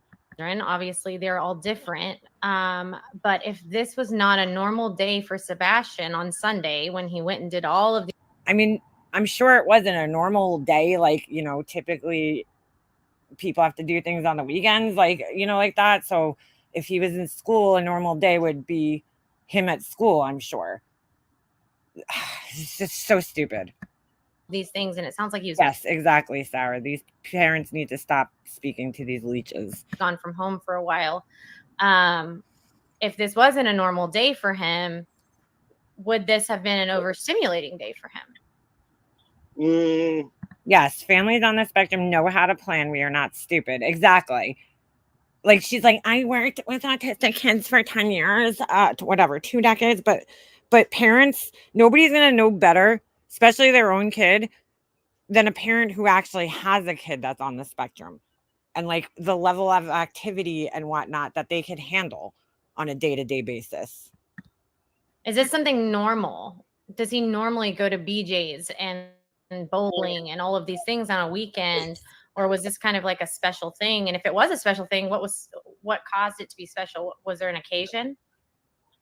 If it was a special thing, a mother and a son bonding and just having a good time. I'm not being ugly at all. I'm not. I'm making the statement. Is this a normal day for them on a weekend? For them to do all our days fluctuate. Monday through Friday, we're a working family, just like everybody else out there. And when the weekend comes, that's when you get a lot of stuff done. I know, this is the dumbest question. A lot of places, you do a lot of things. And a lot of times, that's where, you go and spend time with your kids and do extra things. Sebastian's not in sports like most kids. So there's nothing abnormal about what they did that day. Like, we don't spend ball time at the ballpark. When Seth has Sebastian on the weekends, he goes and does fishing and things like that with Sebastian just as well. I mean, Seth works long hours. I work long hours. And I'm not saying any of that is suspicious at all, Chris. I'm just asking if that was normal. Because if it wasn't normal and he was overstimulated, that could be a reason for him to have ran out of the house. What? I don't know. I don't know about that. That just sounds so stupid. So you're telling me the day might have overstimulated him, which it very well could have, but I mean, any kid could get overstimulated. My son gets overstimulated himself. Like, they could all, that happens to everybody. You're telling me that he got home when he was in his quiet, home environment and the stimulation's over at that point in time. And you're telling me that, he was like, oh, fuck this, I'm running away. My day was overstimulated. Like, that doesn't even fucking make sense. What is this lady talking about? She's an idiot. No. Okay. He was not overstimulated. Okay, so that wasn't one of the possible reasons for him to leave. So far, these idiots ask these questions. Did he have nightmares that could have caused him to run away? Like, what? It's so stupid. And now was he overstimulated? Like, everything's focused on the autism, right? Here's This girl sounds understimulated. Yep. what I'll say. Everything is on the table. Nothing has been taken off the table. Period. That's the same statement law enforcement has made. That's the same statement I'm going to tell you So every single day in and day out. Katie gave my son to your mother and father. I'm sorry, I shouldn't say that. Say it one more time. So here's the dad again causing nothing but fucking trouble. Do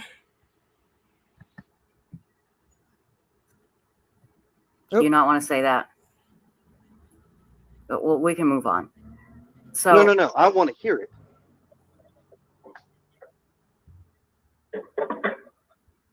There's a rumor out there, Chris, that your mom and your dad have Sebastian. It's been brought up to me. Seth, you know darn good and well you got a question about my I'm just asking. You pick up the Are they phone. taking somewhere? I'm sorry, the dad's trouble. I'm just asking. Or put like a boot camp or anything like that, and Katie just thought I wouldn't accept it. I don't think Hold Seth on. is being accusatory. I think he's just trying to clear up a bunch of BS that's been online. Right, and I'm trying, and I'm telling. And again, if he really had a suspicion about this, why are you doing it on here and not contacting him privately about this? You. If he's had this suspicion, he's got my mother's phone number. He can pick up the phone. Yeah, that's a good question, Beaver. And call her. Sorry, but the dad. She is not afraid to answer any Chris, I'm questions. asking you. I don't want to talk to your mom. I want to talk to you, and I want to talk to Katie. Well, it's real simple, Seth. To put it to the rest. You have seen the video footage of Seth on Sunday. Don't tell me you hadn't. I know you have. You sat in the room with all the agents. No, they didn't show me the video footage, buddy. So you didn't see, you weren't sitting in a room with law enforcement, the district attorney, when they showed you a video, when you wanted proof of life, saying that you hadn't seen proof since Friday. When you've been at my house the first 3 damn days. Sunday, buddy. Chris, let Seth speak. Go ahead, Seth. Chris, they showed me video proof of him coming out of Texas Roadhouse on Sunday. On a Sunday night. You damn right. Just Chris. Seth, I got a problem with you sitting here making these accusations. Because if you've got a problem with them, guess what? Let's squash it. Yeah, I'd be mad too. I think we're just trying to talk things. He should be doing this privately or through law enforcement if they have a communication issue between them, right? Which is very common between ex-spouses and current spouses, right? It shouldn't be handled on a fucking public live stream. And that's all this dad, from what I understand, has been doing. Things out. And I don't even know if this should be public, honestly. Same. Okay, here's all the public knowledge you need on this deal. Law enforcement has talked to my parents, my whole family. Once again, the statement is true, what law enforcement says. Just because you hear a rumor doesn't make it true. Chris, I don't think he said it was true. I think he's just trying to He's being very passive aggressive and manipulative in a sense, right? clarify. He said That's not clarifying. No, stop sitting here trying to defend his actions. Stop. Okay. The fact is, Chris, is I'm trying to squash the rumor. We're both here. Squashing the rumor. Why are you squashing it in public though?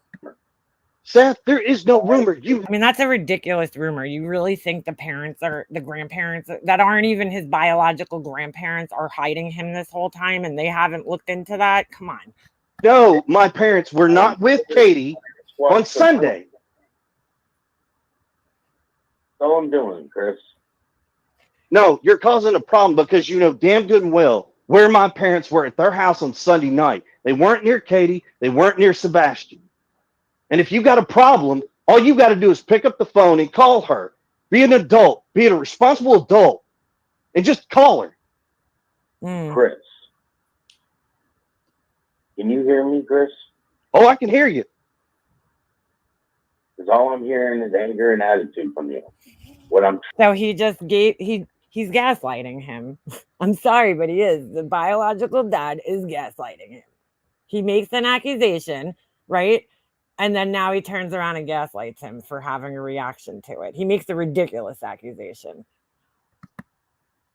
And you should, Seth. You should. Because what you're doing is bullshit and you know it.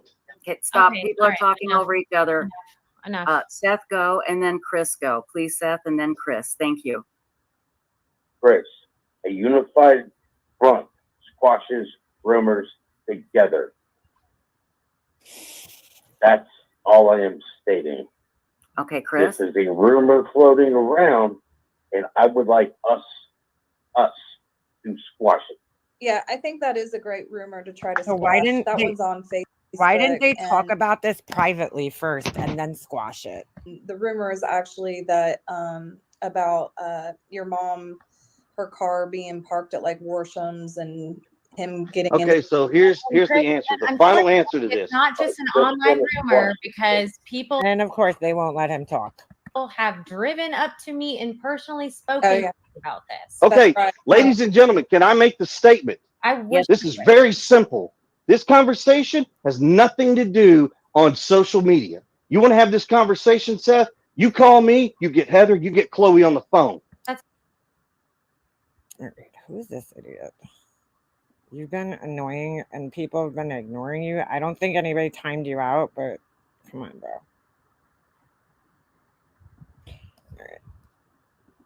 Hell, I'll do you one better, and I will get Bobby and Carter on the phone, and we'll all sit down and have this little fucking powwow.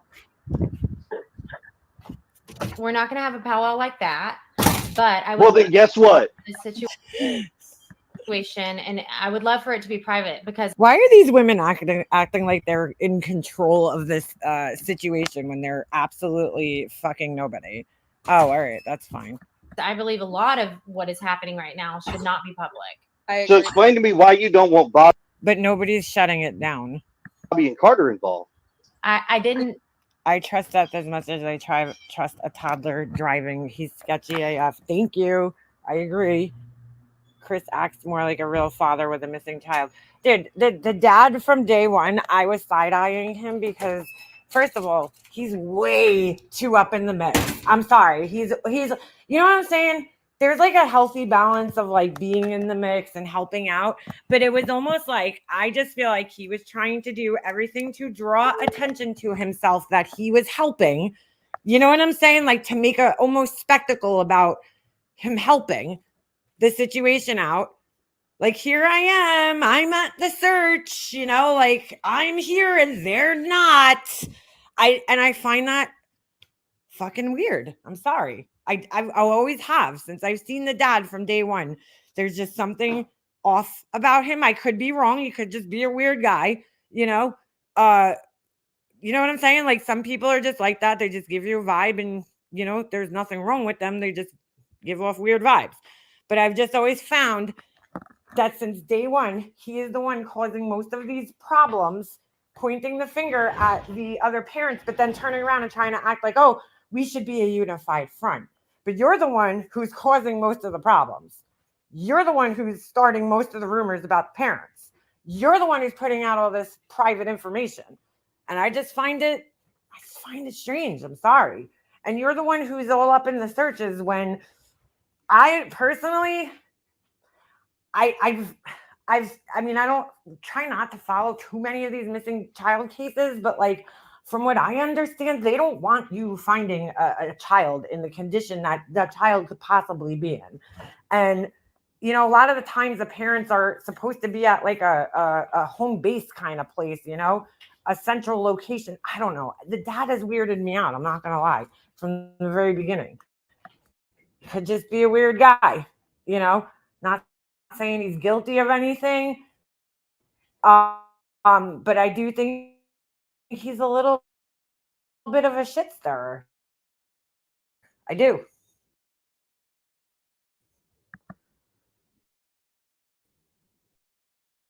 Yeah, he's loving the attention. The man, the legend. Yeah, he's he's been all up on social media, all up on the panels, all up everywhere. Uh-oh, hold on, I must plug in. Say.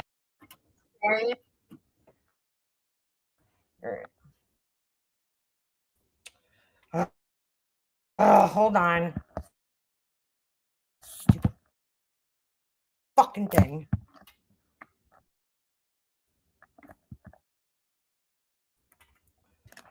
Oh, come on. Hold on. My stupid thing won't charge. I hate this fucking. That helps. Nope. All right. I know, because dispelling these I think all these females treating him like a victim. Whoa. And Chris, I mean, I do understand your anger, but I know these ladies. I don't know Seth. I just know what I've seen. But these ladies are not full of shit. I didn't say they're full of shit. I was referring to Seth being full of shit with his comments. Well, that doesn't help matters. No, it doesn't. So when you brought him on the show and he wants to start this shit, that isn't going to answer questions. It's going to spiral into the shit that's in. So we can set this shit aside and answer the questions that you got. Okay. I would like to move on very quickly, but I will say the public opinion is not going to improve unless we can take a deep breath. That's exactly right. And I know you are frustrated. You have no idea what I am. I'm not saying I know how frustrated you are, but I know you are frustrated. And I am not saying that's not valid, but this is not helping. Forgot Whispers. I don't know if you were in here earlier, but do you know the requirements to become a private investigator? Like literally you need a pulse down there. You don't have to have any law enforcement training or anything. Like pretty much anybody could go and be a private investigator. If it's not helping, then you shouldn't be talking about it on social media. But as a PI, you should have said, you know what, we're not going to answer that question. We're going to do that privately. That's where that should have went. I did say that actually several times. You did. Listen to that recording later. So let's move on to the next question. Yeah. Because he cares about you and what you said. Listen to the recording later. I want to smack this lady. I just got to say one thing. You want the public's help. You want them to be behind both of you. He's not saying he doesn't want it. And we need them to find Sebastian. Exactly. And it's a very good chance that somebody in the public will find him. My biggest frustration is that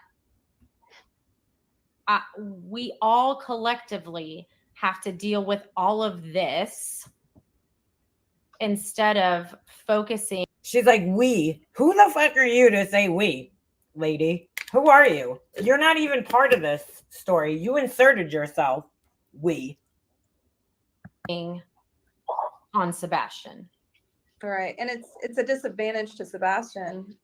Really, it's sad because we're not any closer to finding him as long as we're all arguing like this. Yeah. And mods in chat, you're removing these comments, I hope, because I've been. You're removing the comments, but I'll leave them up on the permanent comment section. I'll let them tear them to shreds on the permanent comment section. That's cool. Removing some too. And we've got extra people, extra mods in chat. Anything rude that said they're banned, they're gone. But you left it in your comment section, so you're full of shit. Okay. So we'll get them out there as quickly as possible.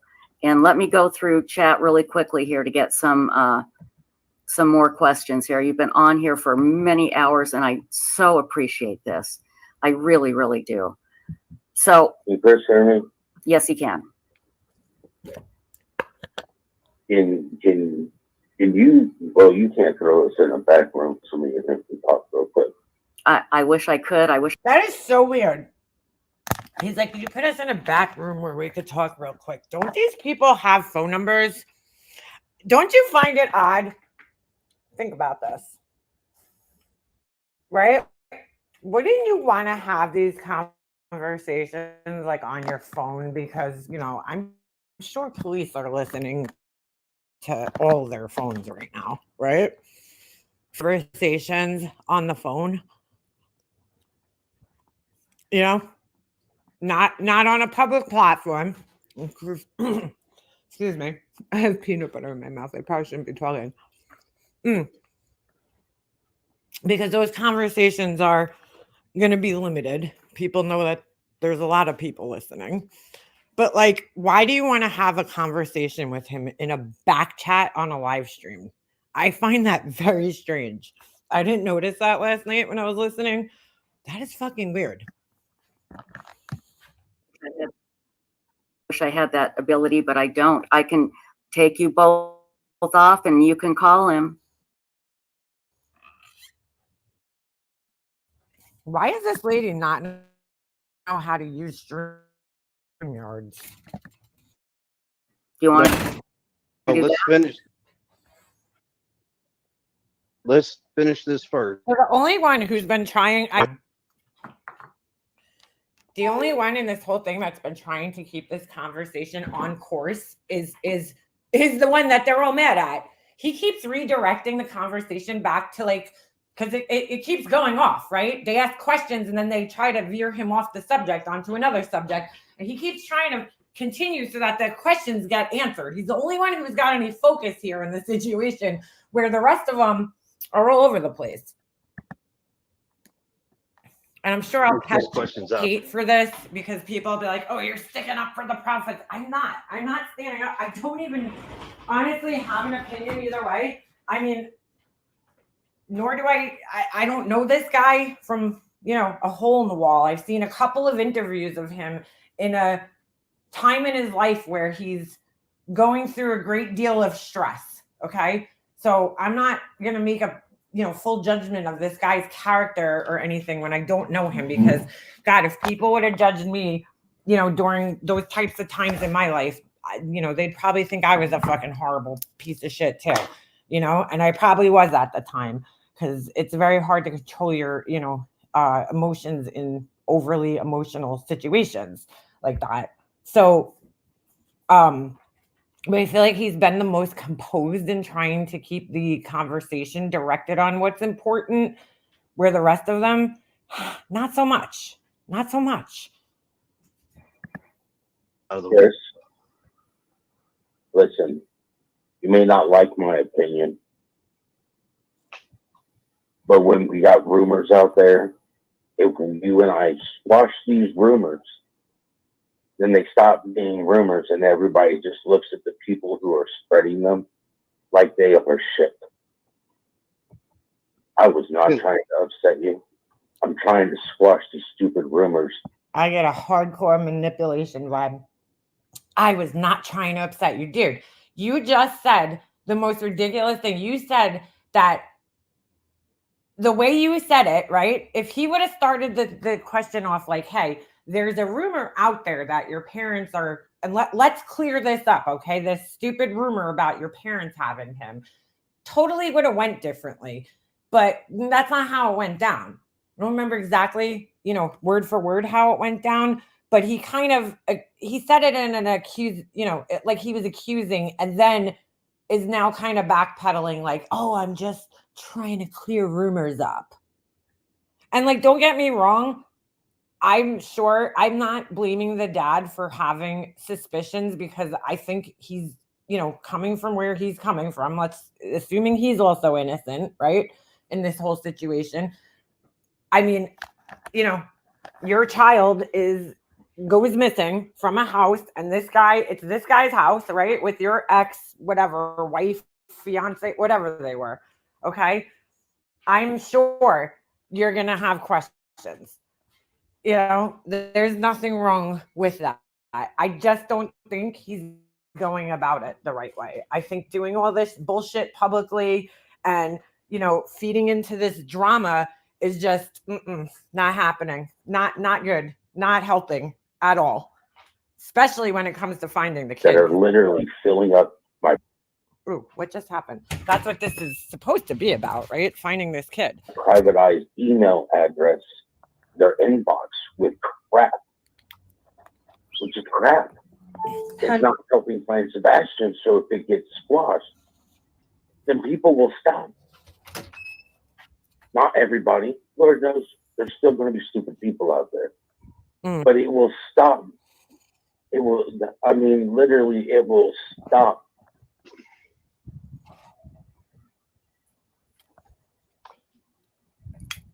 My retort is real simple, Seth. If you find Sebastian, Chris, and there are rumors out there that we have to put an end to.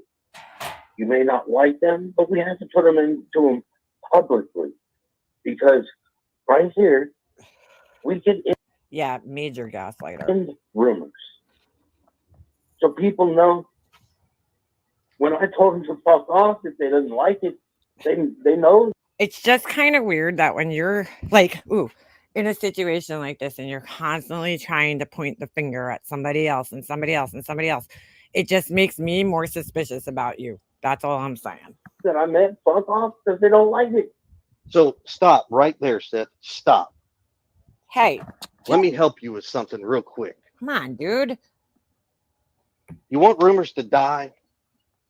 You want to stop with all the stuff that's coming up and flooding these PI's inbox? Oh, shit. I didn't mean to do that. How many terabytes do you want of videos where you have gone out there and you've said some very harsh things that should never have come out? Could somebody, I didn't mean to ban him. I banned him by accident. Out.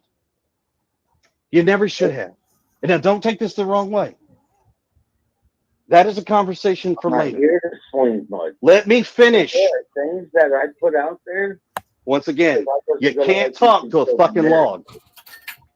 Okay, what? Okay, Chris, let me finish. Chris, that's not productive. It's not. So let. Oh my God. Chris, that's not productive. Dude, the guy can't even get out a fucking word edgewise, and this girl's always jumping down his throat. Now tell me you're going to be a private investigator. Timed out. Let me finish. All right.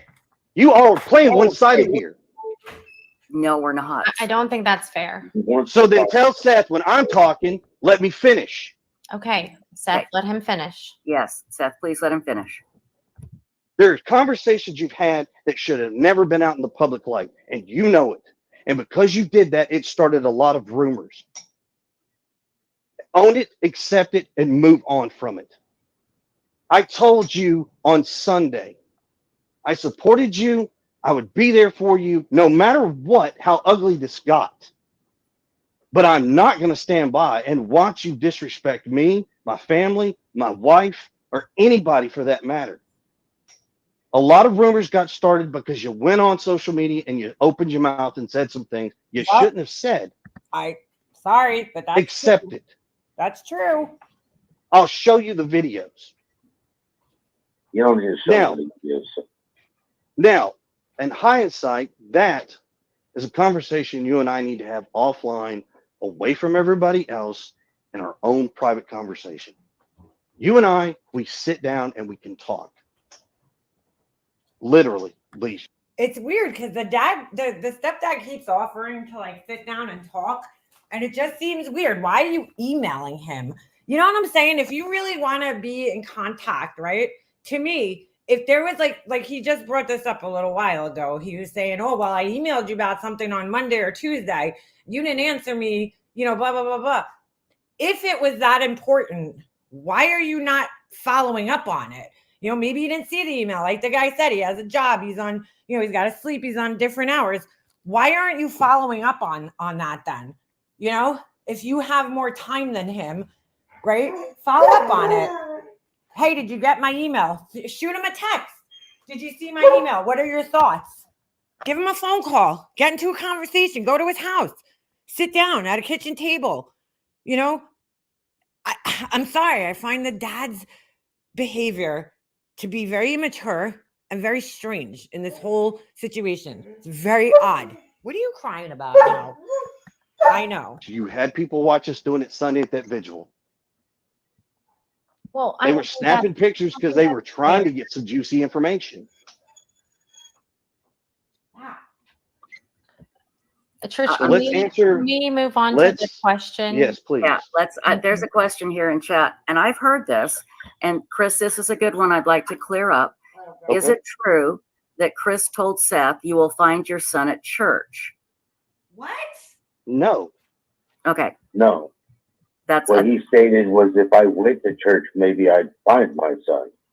So in other words, if you went to church and talked to the Lord, is that what you were saying, Yes, Chris? that is what the whole conversation in reference was. Oh my I have God. a question for You go to a church and you'll find it. Who's Hold coming on, up with that Seth. crap?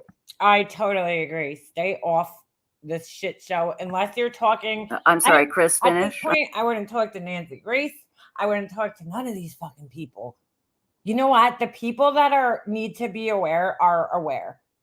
And I really think at this point, reaching out to a victim's advocate and maybe parents who have been through similar situations would be more resourceful and helpful in this situation and helping to find your son. Contacting search groups, hiring a real private investigator that has some, real experience investigating missing persons cases, because I don't think this girl or this other girl has that, probably help them a little bit more. I mean, this is like ridiculous. I'm sorry. I'm talking because why? I understand. I see where people got that. Right. But that is a conversation that Seth and I had privately. And how did it get public? Sorry, but we're not going to sit here and drag certain things into this. It has nothing to do with it. I told Seth, basically we should all go to church. We should pray. That's exactly what it was in reference to. Understood. Seth, go ahead. It's your turn now. There's a better way to have said it, Chris. Okay, and that's semantics. For you to think that I don't go to church. Seth, I didn't say anything about you not going to church or going to church. Can we go to the next question? Sebastian? He's like, that's semantics, and then he just further gets into semantics. No, it's not. Can we move to the next question? All right, thank you. Okay. How about this? Because you guys have been on here for almost 3 hours. You guys had time. Come on, Jackson. Come on, dude. And I really appreciate it. And I do think Chris and Seth need to talk off air. Let's talk about what we do know. We do know, and this is how we started out the live stream. We do know that Sebastian was last seen publicly at Texas Roadhouse on Sunday. We know he was seen on camera taking out the garbage at some point. We know that there is a possibility that the cameras did not pick up Seth leaving the house because it was so dark. Sebastian. Actually, Sebastian. I'm sorry. What did I say? I'm sorry. You I'm so said tired. Seth. Seth, I'm sorry. You're not missing Seth. You're right here. Sebastian. I'd like to be missing. Yeah, I understand. I hear you. That was so weird. I remember hearing him say that last night, and he goes, I'd like to be missing. And I'm like, what? Like, do you not think that was weird? I don't know. I just thought that was like a kind of weird statement. I'd like to be missing. Like, what father of a missing child would say, I'd like to be missing? Sebastian was not seen, a possibility that Sebastian was not seen leaving the house because it was too dark. Okay. There were certain scent dogs that hit on Sebastian. There were 3 of them that went down to the retaining pond. According to Chloe, retention pond. That retaining pond has been searched. It was actually been drained and it has been walked and searched. It's really funny too, because now that the dad's on here, I don't hear him giving many facts, right? I don't hear him correcting information or giving facts. Okay, so that's good. I think that's what we know about that night and the hours before he went missing. I think that's all we know for certain. Now, I want to ask all of you, what is the next step? Chloe and Heather, I'll go to you 2 first, and then I'll go to the two gentlemen. All right. I'd love to continue this. There's about, 20 minutes left, but speaking of sons, mine is going to be home any minute, and he's going to be Tasmanian devil style crazy because he's probably going to be hungry. So I'm going to go see what he wants to eat. He'll be off the bus in a few minutes. But anyway, sorry, I hate to cut this short, but I just looked and realized what time it is. And anyway, I'm gonna go get him his McDonald's. No, I'm joking. Because that's what everybody says. Good point, MM. So what's the point if there what's his point? And there's wait, what? Oh, and there's. And I think I know part of that answer. I don't know, girl. I don't know. There's something something a little strange about the dad is all I'm saying. I don't know, but I can't say for sure. Could be just a weird guy. Could just be one of those people that likes attention and shit. I don't know. I'm not saying he did anything. I'm not going to accuse him because I don't know, enough about him. But some of the behavior, sometimes when people are trying to make it look normal, they end up making it look more abnormal, if you know what I'm saying. Anyway, I'll be back, I'm sure, this week. So I will talk to you guys soon. And yeah, it was 100% good having you in chat, Jules. Good to see a lot of you guys. Jackson, you better behave next time. You hear me? All right. Anyway, one last thing I do want to say is while I was kind of on a little hiatus here, I heard about Tracy's brother passing away, and I did reach out to her and wish her, bullshit aside, I sent my condolences, and I just want to say, publicly again that I'm very sorry for, the passing of her brother. Like, that's just terrible. So, all bullshit aside, I do feel sorry for her family and what they're going through right now. It's a horrible, horrible thing to watch, somebody you love go through that. And, being the case that I've been through it myself with my own family members, I get it. Like, so, just sending my condolences to her and her family. And, I think that's it. All right, guys, I will see you soon. All right, I'm out.